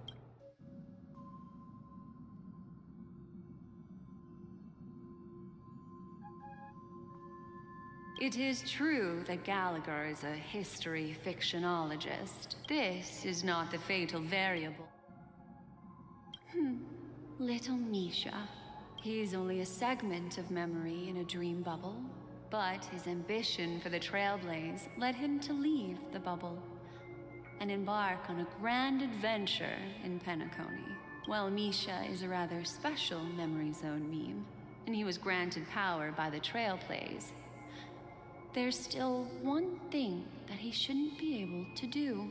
A life born in the memory zone could never manifest in reality.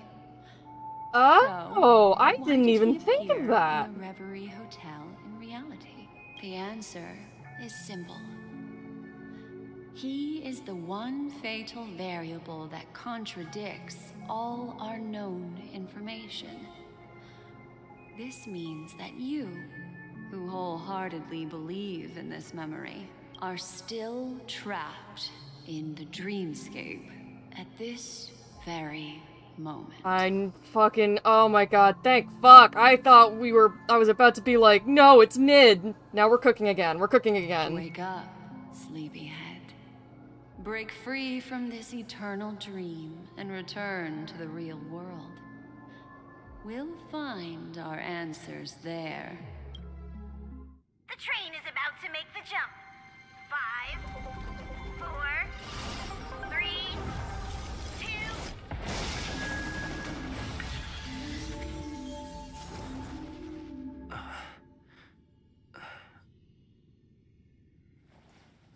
Oh boy. Yup, no, we're still going. The end is never the end, is never the end. I'm so glad. The story would have been so much lamer. Or would have been so much lamer if it ended right there like that. Not another one. Thank you so much, Black Swan.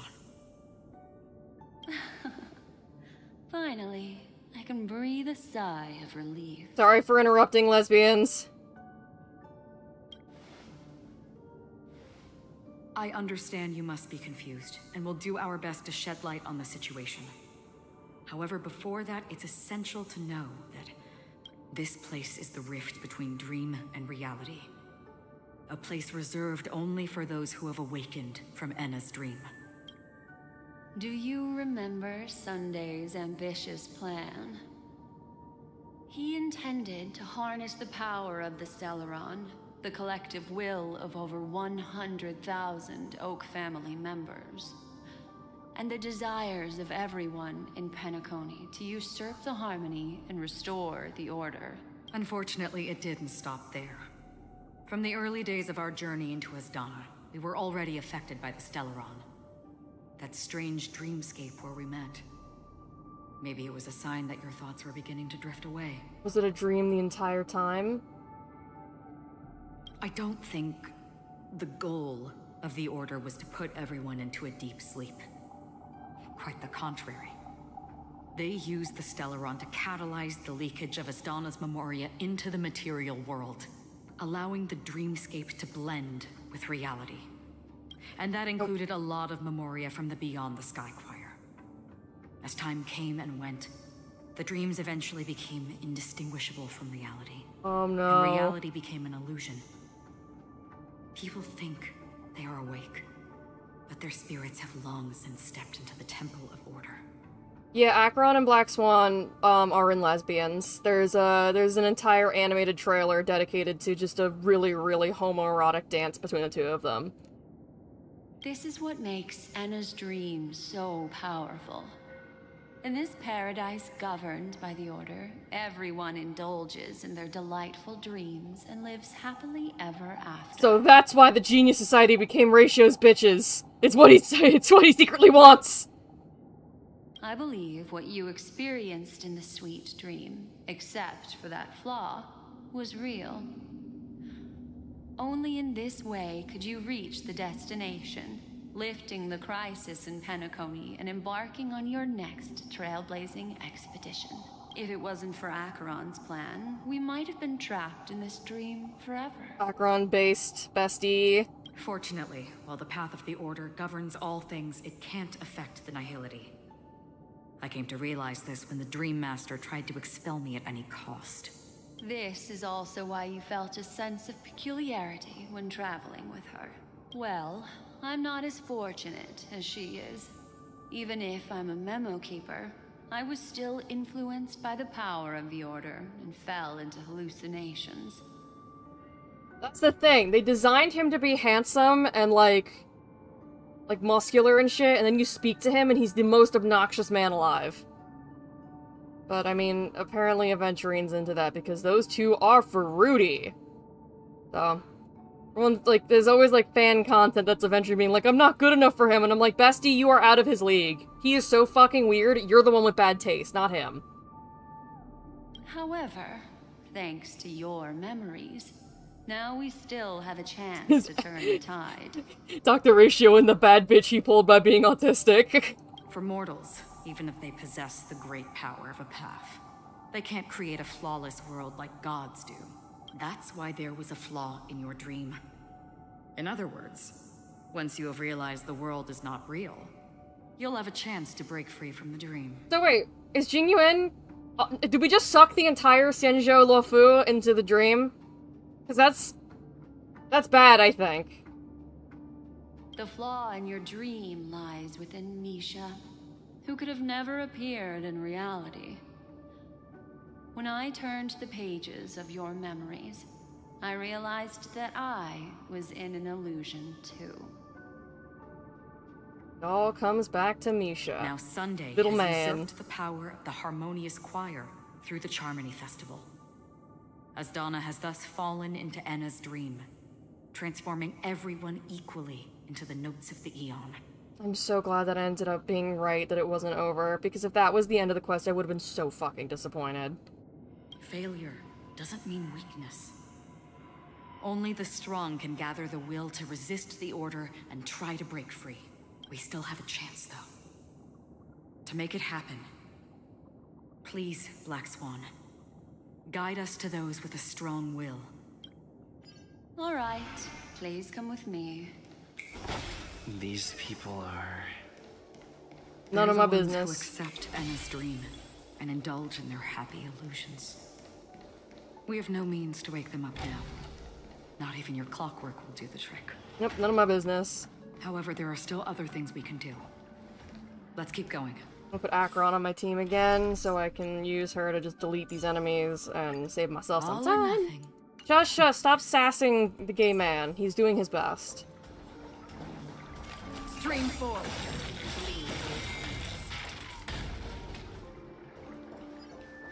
Strong willpower. I mean, Boot Hill's probably gonna be one of them, and probably Robin as well. I'm going the wrong way. Maybe Aventurine, but I mean, I can hope. I can beat Delulu and hope, because I fucking love that little man. The blonde man with so many problems. Definitely not Ratio. I feel like Ratio has already played his role. They're done with him. I would have a snake. Stream forward. The gleam of old blades. Strong will. It's probably gonna end up being like Boot Hill and Robin.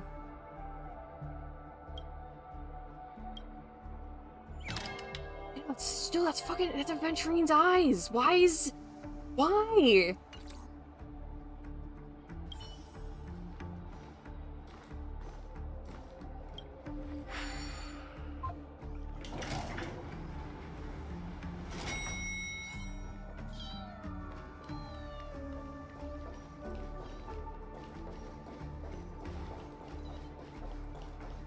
oh, Robin, there we go. Okay, so I was right. Here we are. Hey, Robin. Robin. Hi, Robin. Finally, you've arrived. So... we gotta kill your brother, I think. Let me introduce you to Robin. She woke up from Enna's dream by her own will. And it's this tough lady who led us here with her song. Fuck yeah, lesbians. Same reason as all of you. In the dream, I experienced something that could never occur in reality. Are we going to lock it up in a cage? I want to see it fly freely in the sky. Without us, this bird would be too fragile to survive on its own. Do you want it to die? No, but... Then let's take care of it together until it can return to the sky. Huh? Birds have wings because they're meant to fly. Even if they Oh, the dialogue was reversed. They shouldn't be trapped in a cage. Well, it was Sunday who wanted the bird to be free. Birds belong to the sky. So I'm pretty sure when we first saw this flashback, all these lines were said by Robin, and Robin's lines were said by Sunday. The illusion was so impossibly blissful that I realized it was just a dream. And this is our final hope. Anna's dream is founded upon the harmonious choir. Hi, Miso. Namely, Ketan. everyone's shared wishes. It will only materialize once the aspirations of all beings in Penacony merge as one. At present, it has become impervious due to people's desire to remain slumbering within the dream.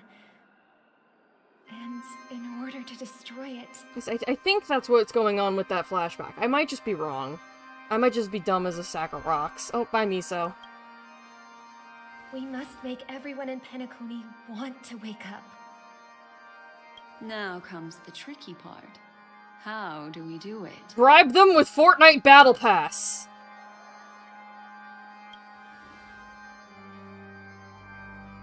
Humans yearning for sweet illusions borders on obsession, leading them to subconsciously resist the harsh reality.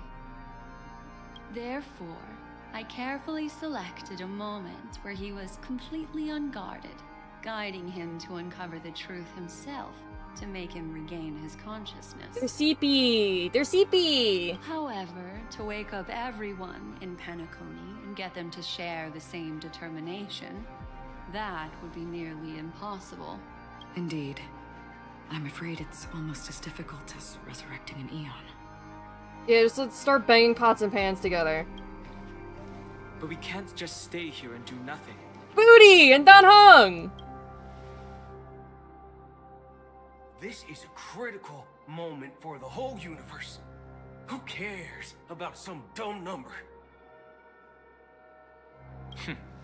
Thanks to Black Swan. You're welcome.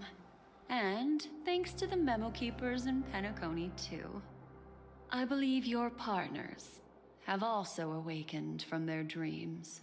This is the first step of our plan. With the assistance from the Garden of Recollection, those who possess a strong will, like you, will gradually awaken from the dream.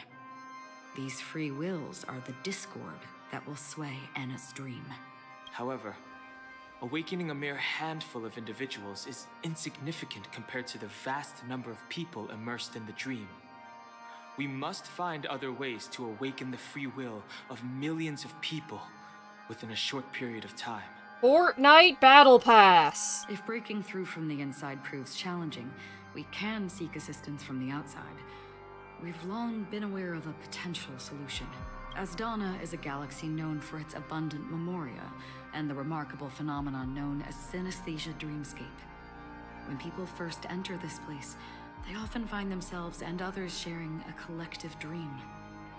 At this very moment, there is only one dream encompassing the entire Asdana system. That sucks. So, you mean, if we can attract a large number of outsiders to this system, their free will would intertwine with this dream and shake it to its core. So we're just gonna call this Senjo again? However, those outsiders might also succumb to the dream and become the foundation of the Order instead.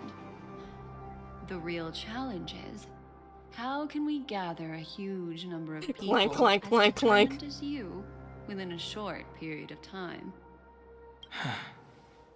Looks like the Jadab Kiss of Allying Oath will be the only solution. No. No need for that. Keep your once-in-a-lifetime treasure. We don't need to bother the Cienjo Alliance for such a tiny request. You want thousands of people with unwavering free will? That's easy.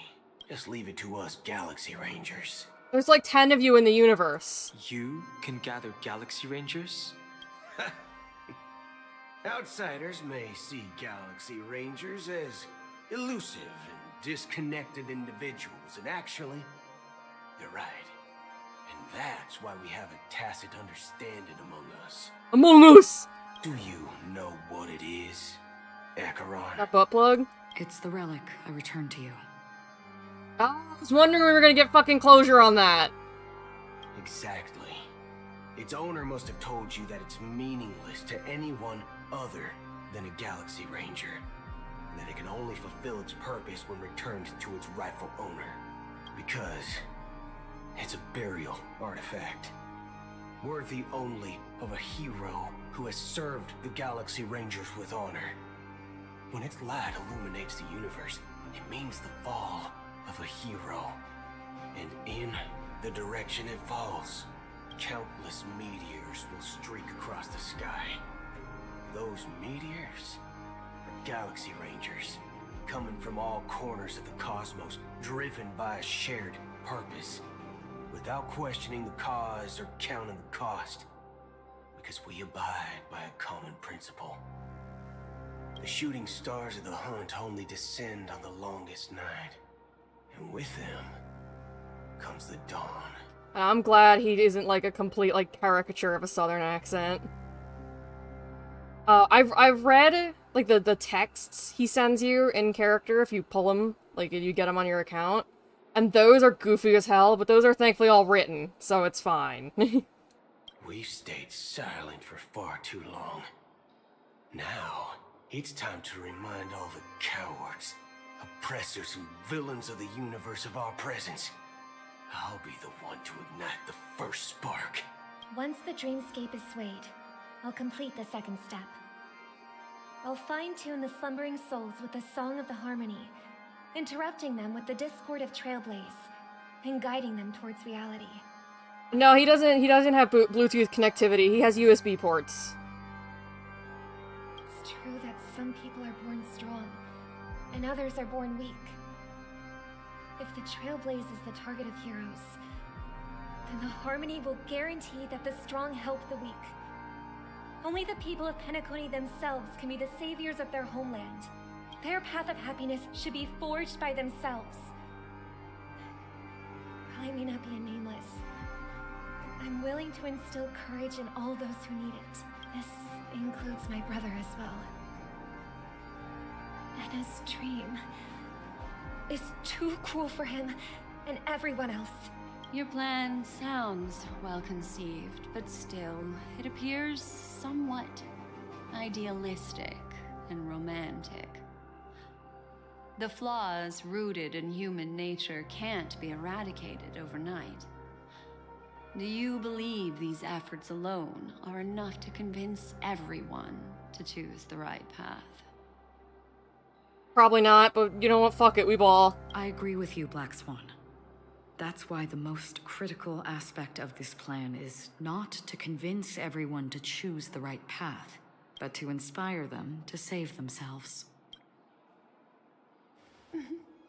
So, you're the key in the end, I assume? The Harmonious Choir possesses the power of an emanator. To overcome it, you'll need the same level of power. The final step in destroying the sweet dream will be my responsibility. That's a relief to hear. Now that our roles are assigned, let's get to our battlefields and pose a grand finale. May I have a moment alone with you? There's one more thing I need to explain to you. What is it? This grand festival is drawing to its close. This is the starting point for the ultimate stage of our journey. Just as it marked the beginning of all the stories in Penacony.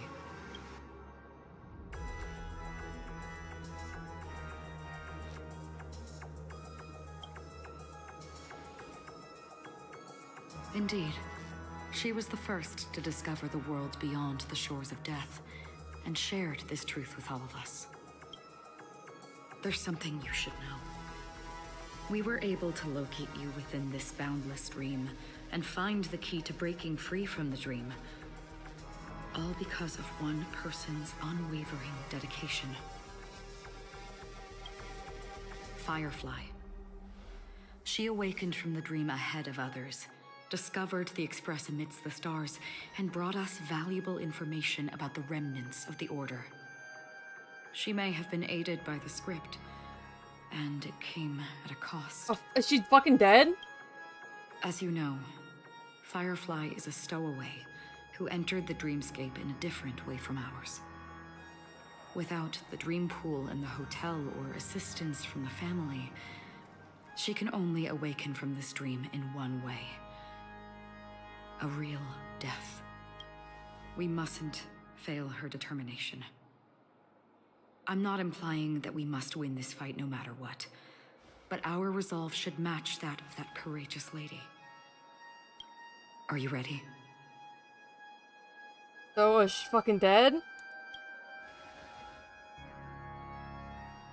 Very well. Now, please close your eyes. Okay. I might as well use the story version myself. Oh fuck, he's serving so much cunt. Okay. So I'll just do... ratio. Venturing, because we've got a Yowie. Ah, Mr. Stellaron. Time for us to reveal our true value to one another. Okay, you fucking fruit. And here should be the last slot. Do I ring Topaz or Renmei? I should bring Renmei.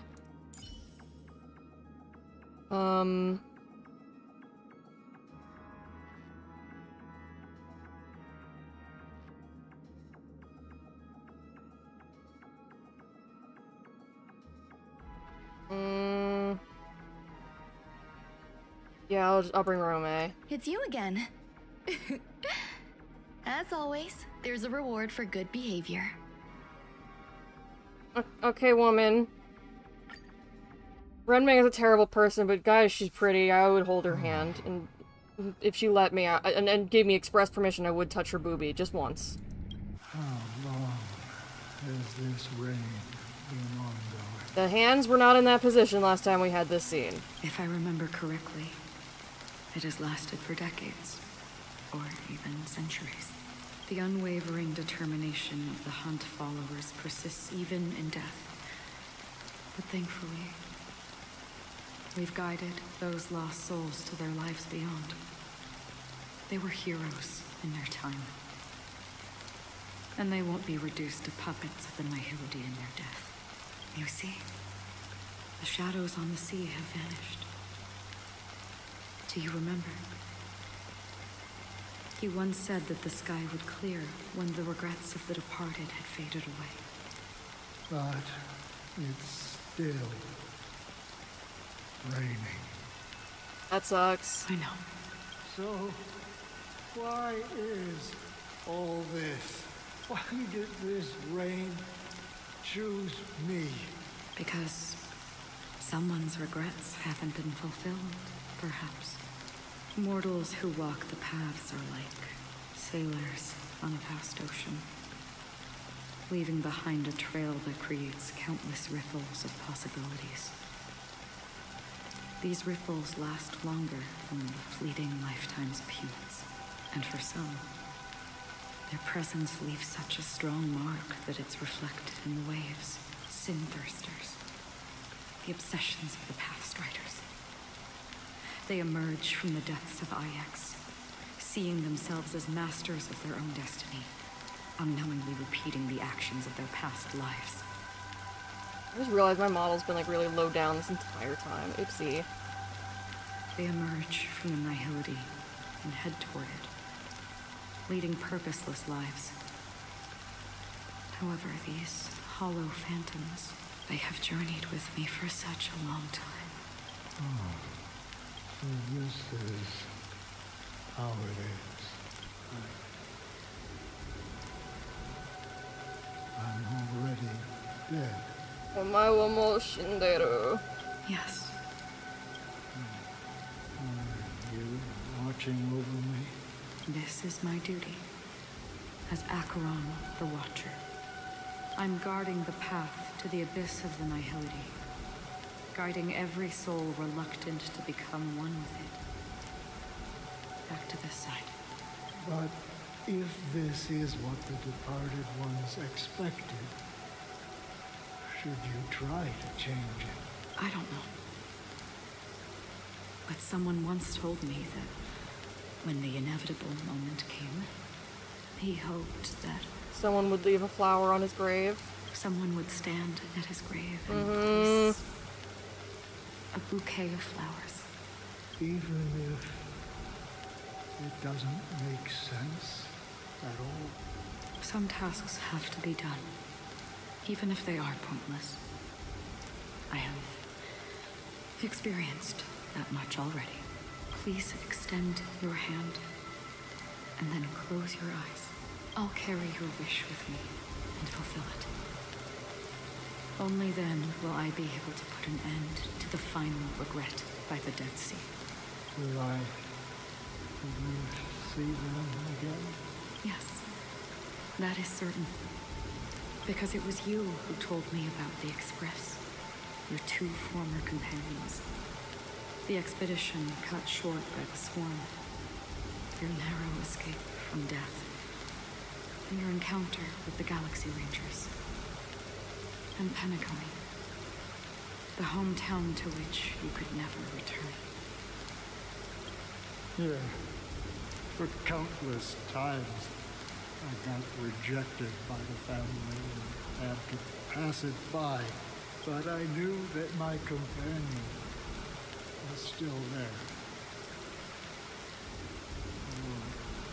Okay. Oh, Please, fuck. Take my hand and come with me.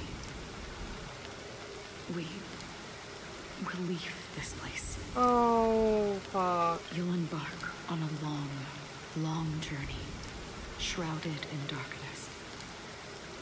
But fear not, as a touch of red will be awaiting you at the end of the path. That's the color of existence. Follow it, and it'll guide you and illuminate the way out. By doing so, you'll eventually reunite in the warmth of the sunlight. I was thinking he was gonna be Tiernan, but I wasn't sure. Thank you. May death be the end of your boundless dream, guiding you back to the waking world. Welcome to the horizon of existence. This place is one of the thousands of manifestations belonging to the sleeping and shapeless. And it's also an exit out of the nihility for the awake ones. This is where you dropped off Aventurine. Let's bid our final farewells here. Final farewells? Acheron? Girly Pop, no! Always distinguish between reality and imagination. All right. Life is akin to a winding labyrinth where memories serve as our sole companions. May your schemes be forever concealed. Anna's dream is too cruel for him and everyone else. To the imperfect tomorrow. I still remember the question on the invitation letter. Why does life slumber?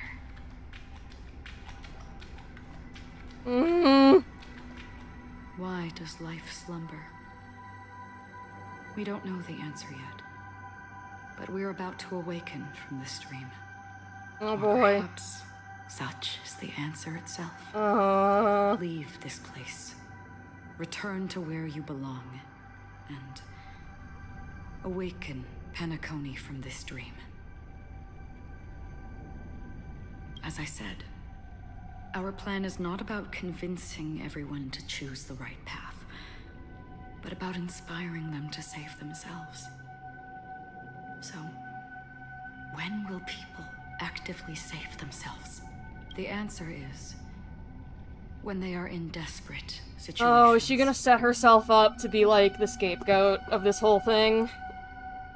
As like she's gonna make herself into the threat that scares everyone into acting. Like a drowning individual in the deep sea. When one's body and mind bear immense pressure, agony, confusion, and despair will follow. I firmly believe that, The fragility of humankind often freezes them in their tracks. But in truly desperate situations, they will strive to save themselves. And now, Penacony has enough heroes to lead them forward. It's through this inherent, self-centered instinct that people exert their utmost effort, even when they know their struggle is fruitless. As absurd as it may seem, it's their resistance. As for now, it is time to guide them, not as a savior, but as a nameless among those mortals. In this way, you will reunite in the warmth of the sunlight. The rain is intensifying. Before we part ways, please allow me to ask a few final questions. Okay. So far, you have forged unbreakable bonds with numerous individuals and entities in the Sweet Dream. Might I ask if you fear severing these bonds with your own hands?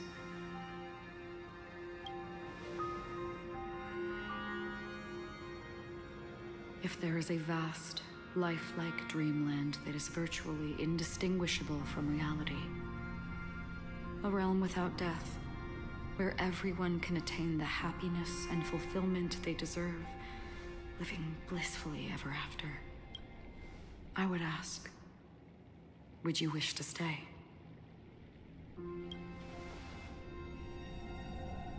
Imagine if this splendid dream were fated to fall apart. Friends, family, strangers, followed by the gentle breeze, soaring birds, the stars, and ultimately yourself. Everyone, and every face they remember. The joy and the heartaches, the vows sealed and those left hanging. All will inevitably march towards a predetermined ending. If you had grasped the journey's finale right from its inception, I would ask, would you still embark on this journey? Yeah. I'm glad. The answer itself doesn't matter. What matters is that you've made a decision. Listen, touch, and ponder. And therein lies the sensation. Cherish it, because that's what makes us exist. Such is the only answer humans can offer when facing the nihility. If the nihility represents the primal fear of life, rendering any lofty convictions insignificant under their imposing shadow, then behind this shadow, there must exist the most fervent source of light in the world. Oh. Just as every life that edges closer to death fervently approaches the end of the nihility. Oh, Acheron is so gonna die. She has so many death flags. We must pursue that primordial light. Don't you think you exist in the nihility? And you watch over others to depart it? Such a task is absurd and meaningless. Nevertheless, someone had to do it.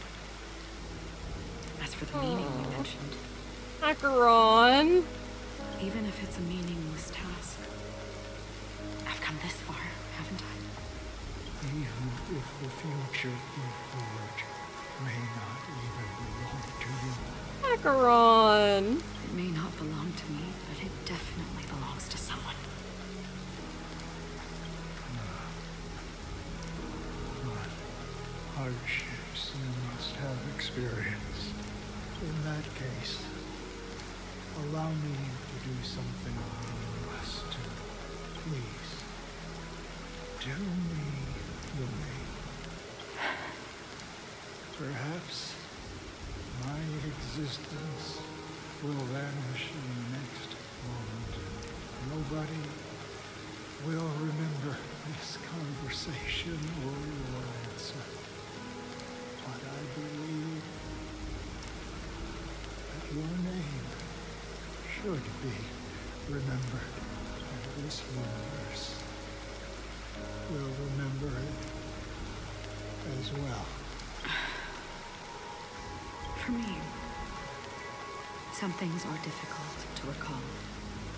Yet there are others that I find challenging to forget. Such is memory, a creation of the past that blossoms into significance in the distant future. I remember that marks the start of my journey. The origin of the vibrant red hue in my life, and the most fervent element amidst every tempest. That's my name.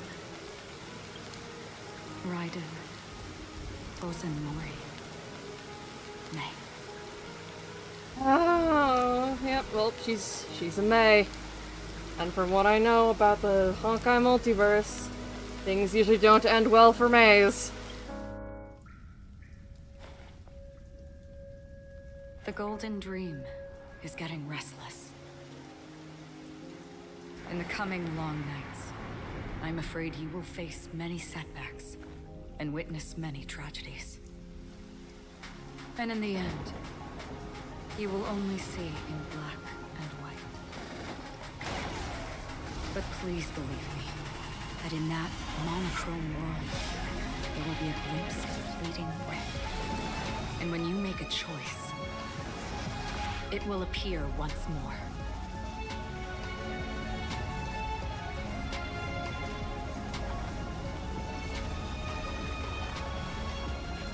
Holy shit.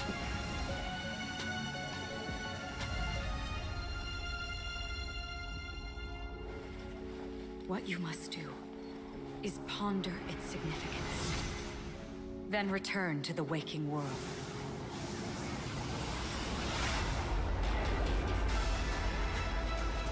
That's where we all find our answers.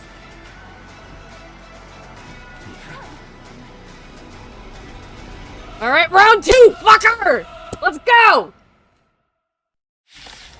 Surprise, bitch! You thought you seen the last of me! You've broken free from the dream of order. We've done enough sleeping already. Let's show them a wake-up call. Oh wait, I gotta do fast again. Eternal. I'm asking Every questions. petal in life, all will be swept away by the wind. Let's fucking go! Round 2, motherfucker! Eat shit! Sure, I'll play along. Okay, you missed that follow-up attack. That's embarrassing, Ratio. You should feel bad. Perkibi. Knowledge, the measure of truth and falsehood.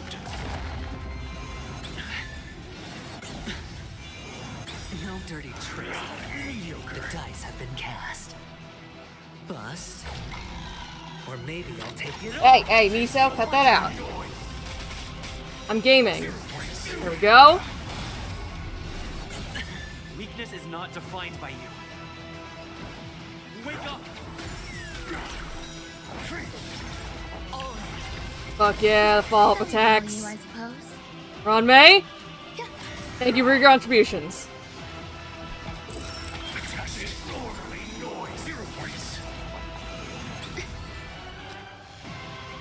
Oh.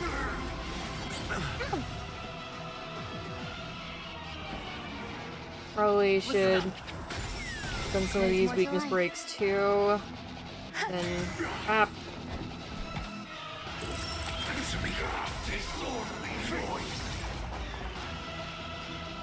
And pop.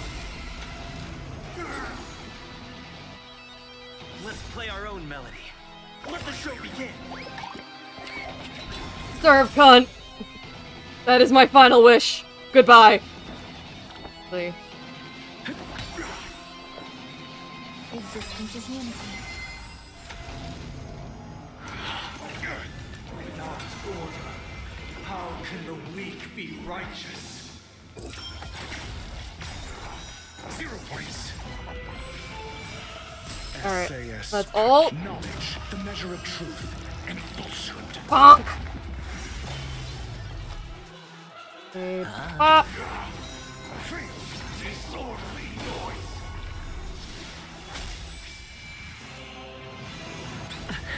Watch your head. So all you do is just keep charging up Aventurines follow-ups. Feel free to make your case. Every petal in life's garden, all will be swept away by the wind. The dice have been cast. Bust. Or maybe I'll take it all. We will never choose to run. Listen up. Do some breakage. Pop. I'm asking questions. Answer me. Disorderly noise. Then, pop. There we go. Phase 2. 7,336 notes. We haven't taken any damage.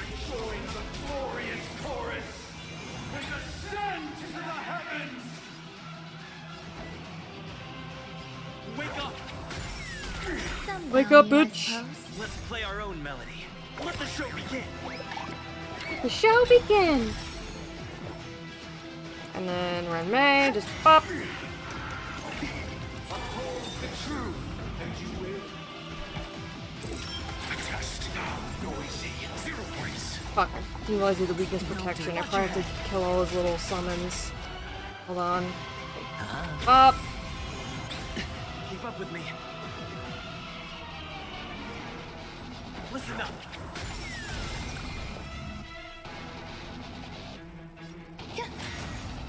Noise is fading.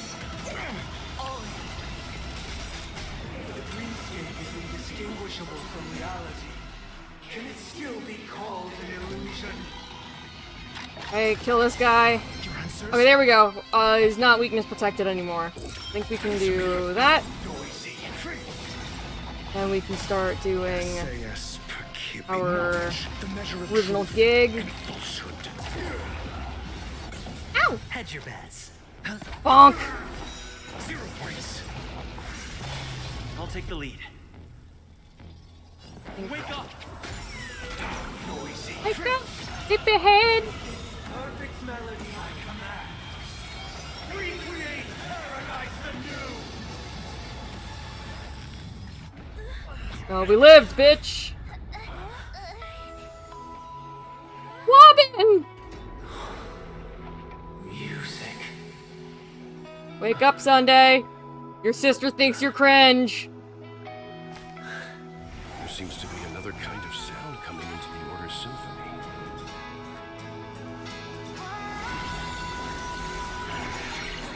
Penacony's first and last disharmony.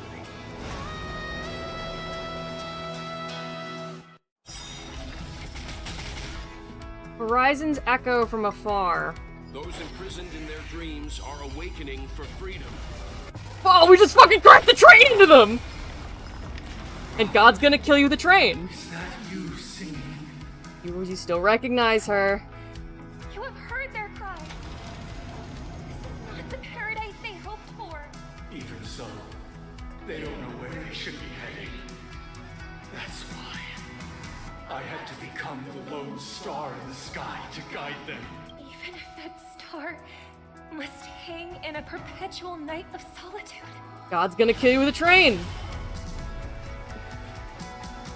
Let's play our own melody. You know what? Fuck it. Let's just do normal speed. Fucking gauntlet of ults here. Show begin. So fucking cunty in those animations. SAS Percipi. Knowledge is the measure of all things. It reveals truth and falsehood.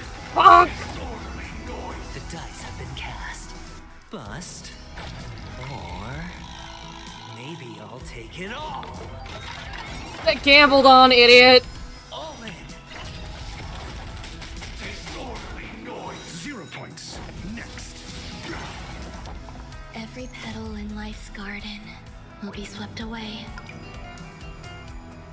by the wind of time. Fuck yeah! All right, now we're back on 2 times speed because we're not fucked up and evil.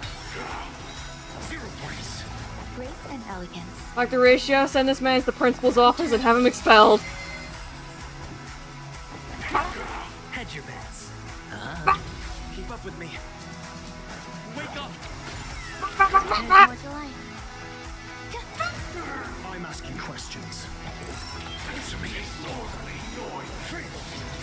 Sure, I'll play along. Even if the future is full of pain, we won't escape from it. God's gonna kill you with a train! Okay, so we're about to clear phase 2. Bonk! Some value, I suppose. Oh, one of my kittens is in here. Hello, Honda.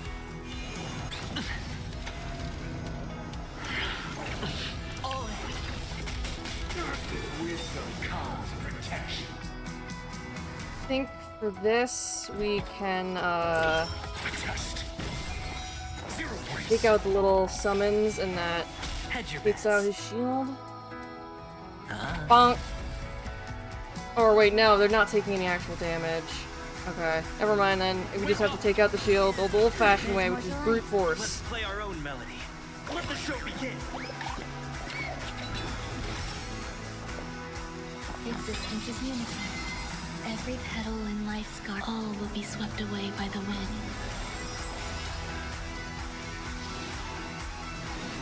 Still the same old thing. Watch your head. Yeah, get good, Sunday. Get good. No, I can't go CP! Fuck! We're out of skill points. Hit him with a book. Sure, I'll play along. It's just bonk. Witness the will of the weak.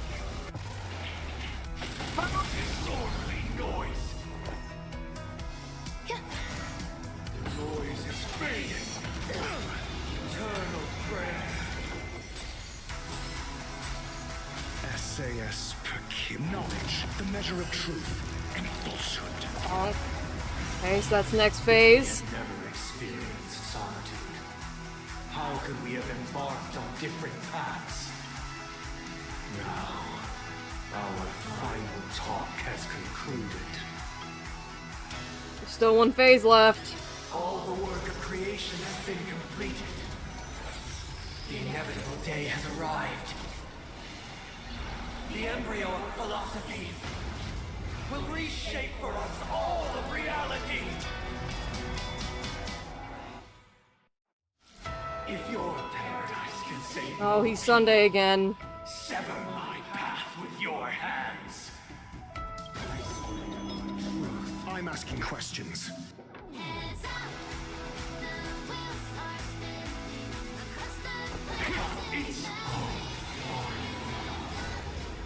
May I honor you? Get gambled! Get gambled on!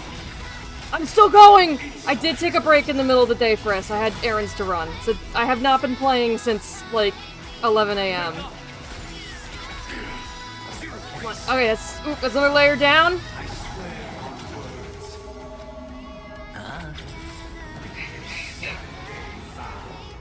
I command you to heed my... I have a bad feeling about this. No, we got this, we got this, we got this, we got this.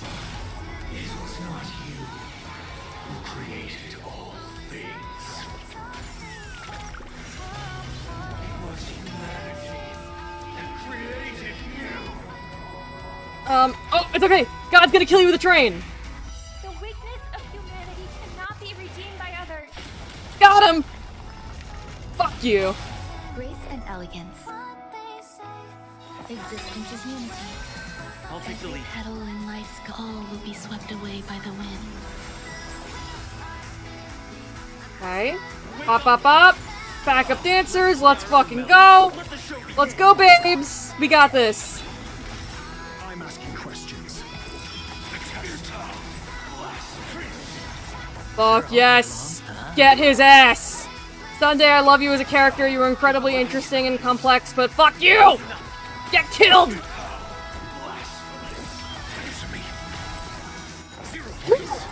Some value, I suppose. God's gonna kill you with a train.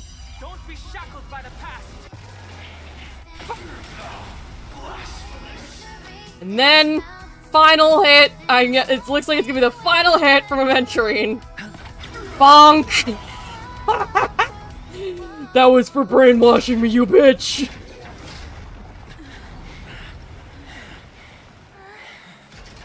So, why does life slumber?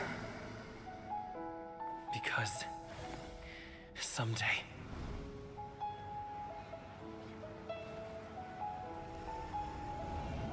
Hey, people. we will wake from our dreams. Get out of the robot, Sunday. Oh.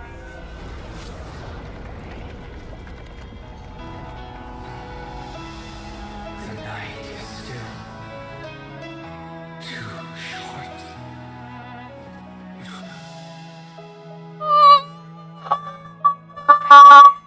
The dream is over. Oh!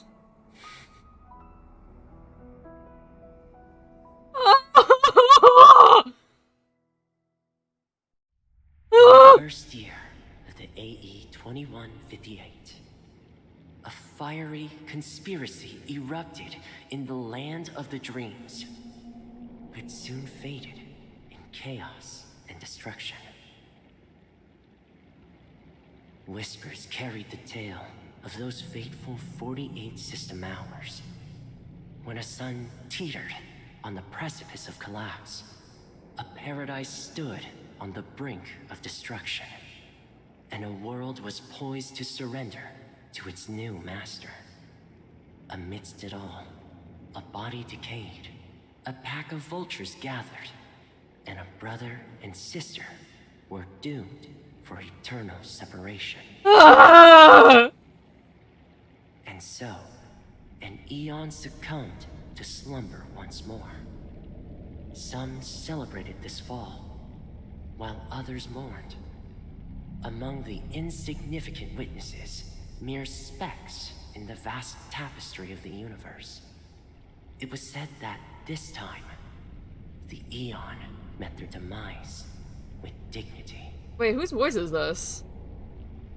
As the cosmos bathed in the radiance of a pure dawn, a tempestuous storm brewed on the horizon. The chant of everything for the Amber Lord grew ever louder.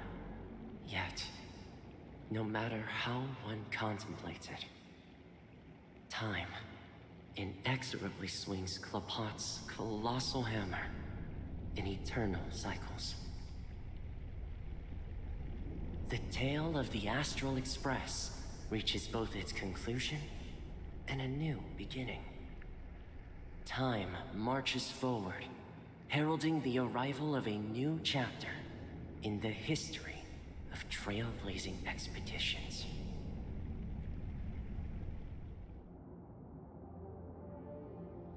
Brother, do you think the stars will fade away? Where did that come all of a sudden? Because the constellation that looks like a bird, the Torrent Eagles, looks a bit dim lately. It's the Torment Eagles. Don't worry, it's still there. It's just it's located in the inner ring of Penacony and can only be seen when spring and summer overlap.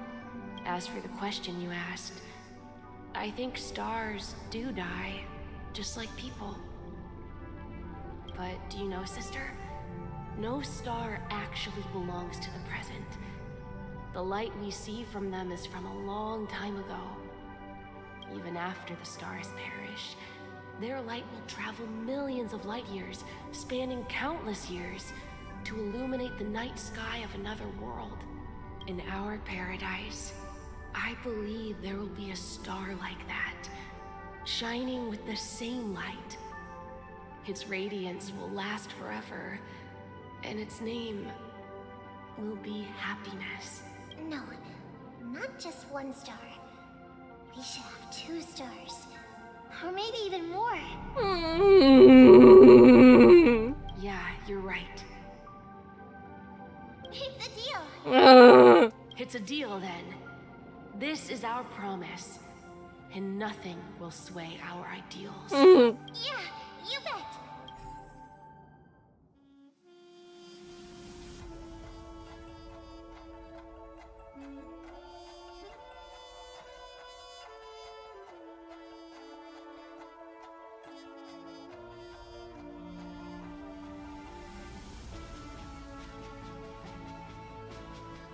Penacony as Gallagher. Oh dear. The fucking Argenti random jump scare.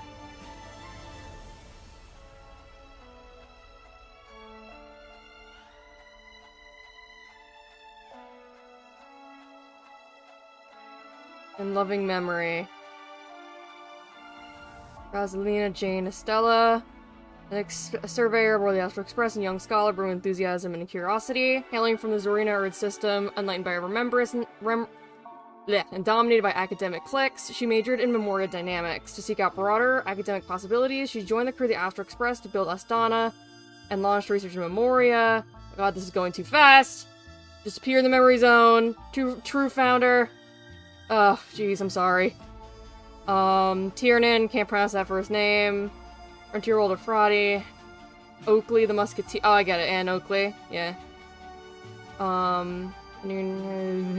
He's dead. Yeah.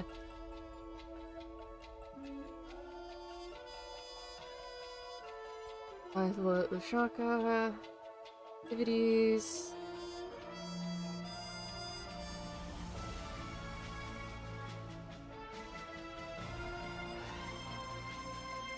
Will witness Penacony's end.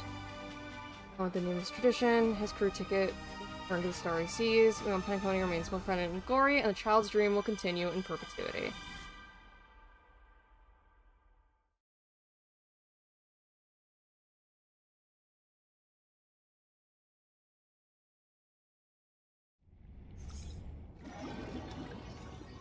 Okay, now we're returning to the real dreamscape. Argenti. It's a pleasure to hear your voice again. Congratulations. You've become the biggest winner of this festival. Ooh, Aventurine? Are you calling just to poke fun at me? No.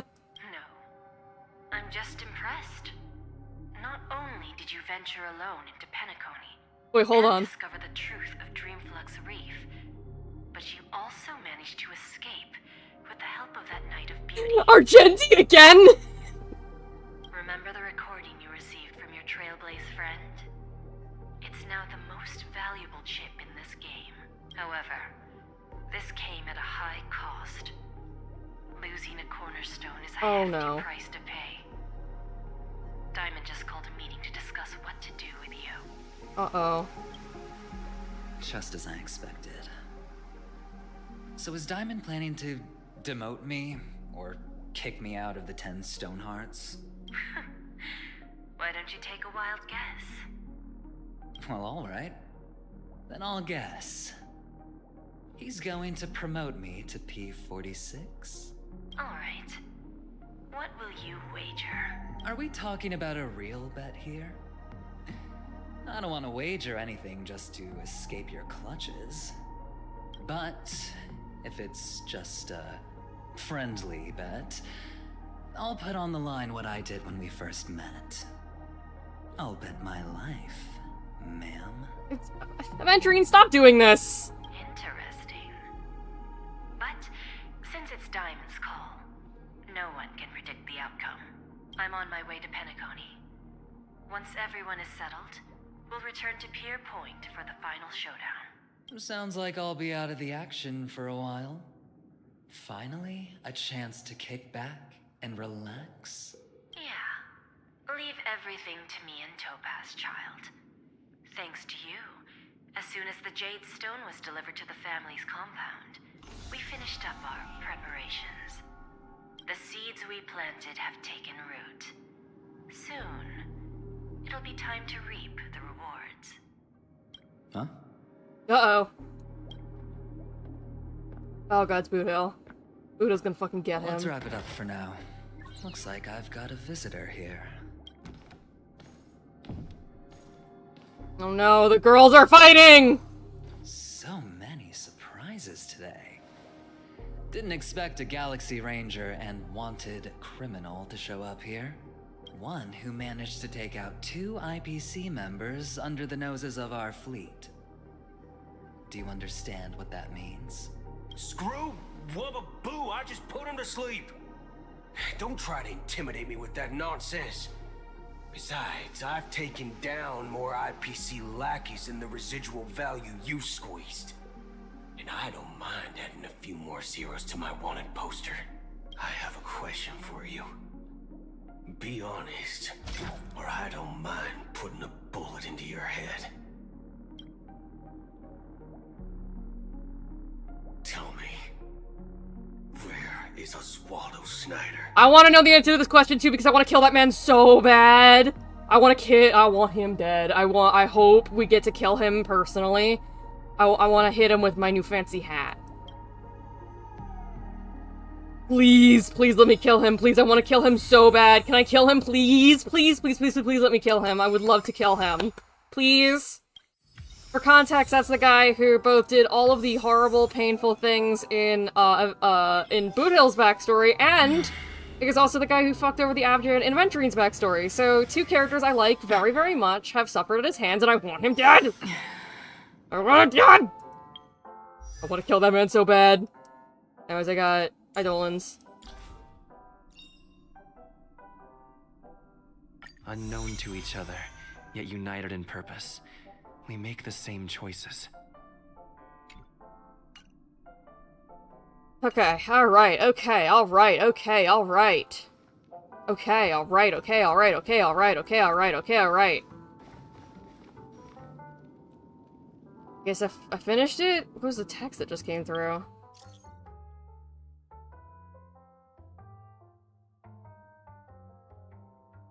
Sure, what's up? Gifts.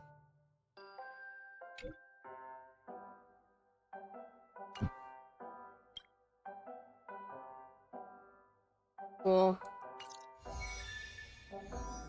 Okay, yeah, no, that story was really good. I got worried for a minute because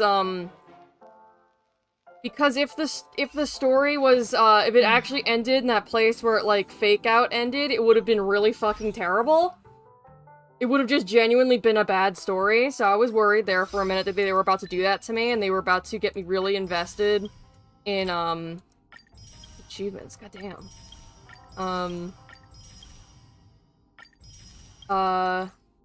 They were about to... Yeah, the fake out, you should have been here, because I was, like, genuinely like, please let there be a fake out, because, oh my god, if there wasn't a fake out, it would have been a bad story, and I would have been like... Why the fuck is everybody telling me the story is great? It sucks. But nope, we're good. We're safe. We got this. Ooh, I got money. Oh, from Ren, and I don't know who that is, but I guess we're friends now. I didn't know it would tell me who's using my characters now. Phone wallpaper. Already got that one. Yeah, so the fake out, I'm glad it was a fake out, because again, if it wasn't, that would have sucked and been bad. Let me just clear these. I have a lot of thoughts in my gay little brain.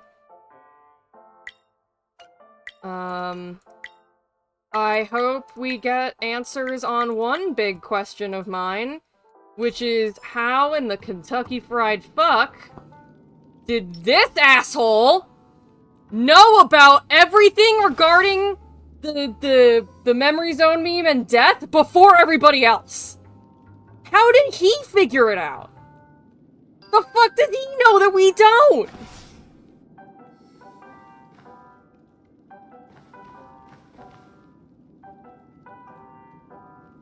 Like...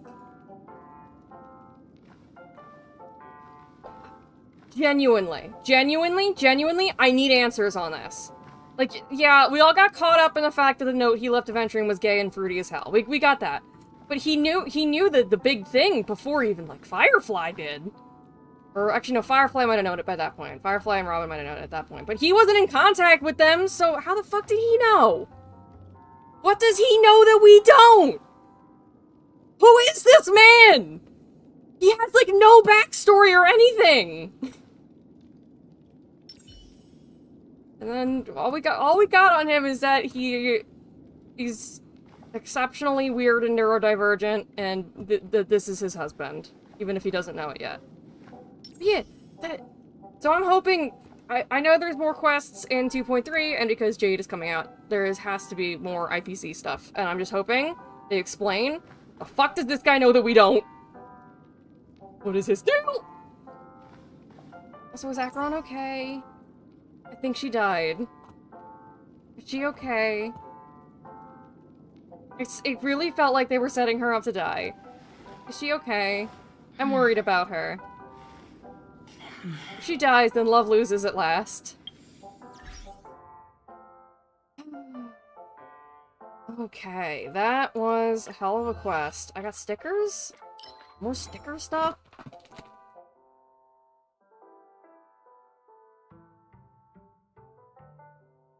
Thought we can enjoy the scenery together. Put some stickers. The hat! Give me your hat. Graffiti. More graffiti. Firefly, I think, might be dead. I'm also deeply concerned about where Firefly is. I'm guessing she either has died, or we will find out in the next update if she is dead or not.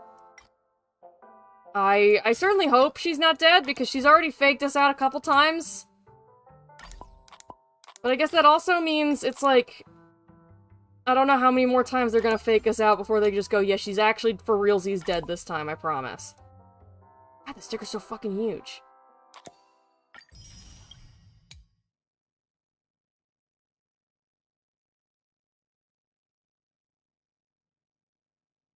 I've already made an effort, and that's enough.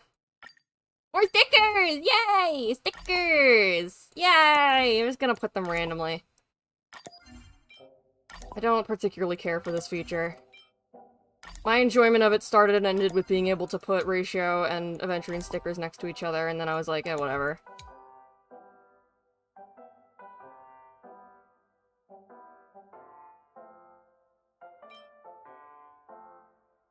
Know each other for a long time. Dark answer, don't be in a hurry. Just in this, build you my true identity. What the fuck? What's going on there? Hello?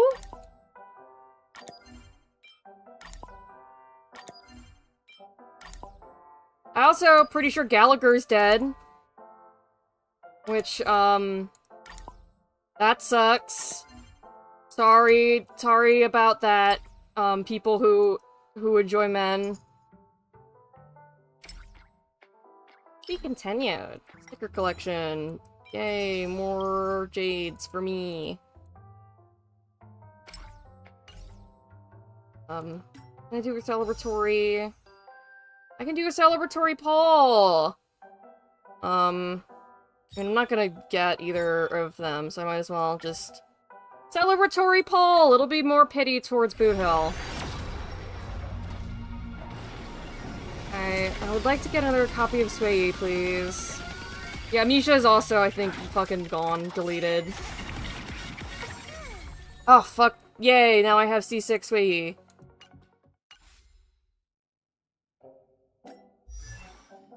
Okay. Sway? Or is it more like Shui? Sway?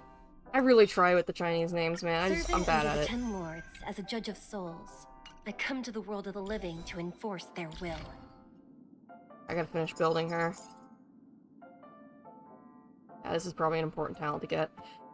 Alright, it is 11 o'clock. I have shit to do. I am tired. I'm glad I streamed this whole thing, though, because it was really good, and, I think I peaked my microphone a lot when I was wailing over Sunday and Robin. I really hope Sunday becomes playable. I'm pretty sure he's not dead. He probably just got arrested like he did in the fake version. Yeah, that was really good. That was really good. It was really good, and I hope the next update gives us more IPC stuff, because again, I need answers, gay man! I need to know the truth! What is your deal? What do you know that we don't?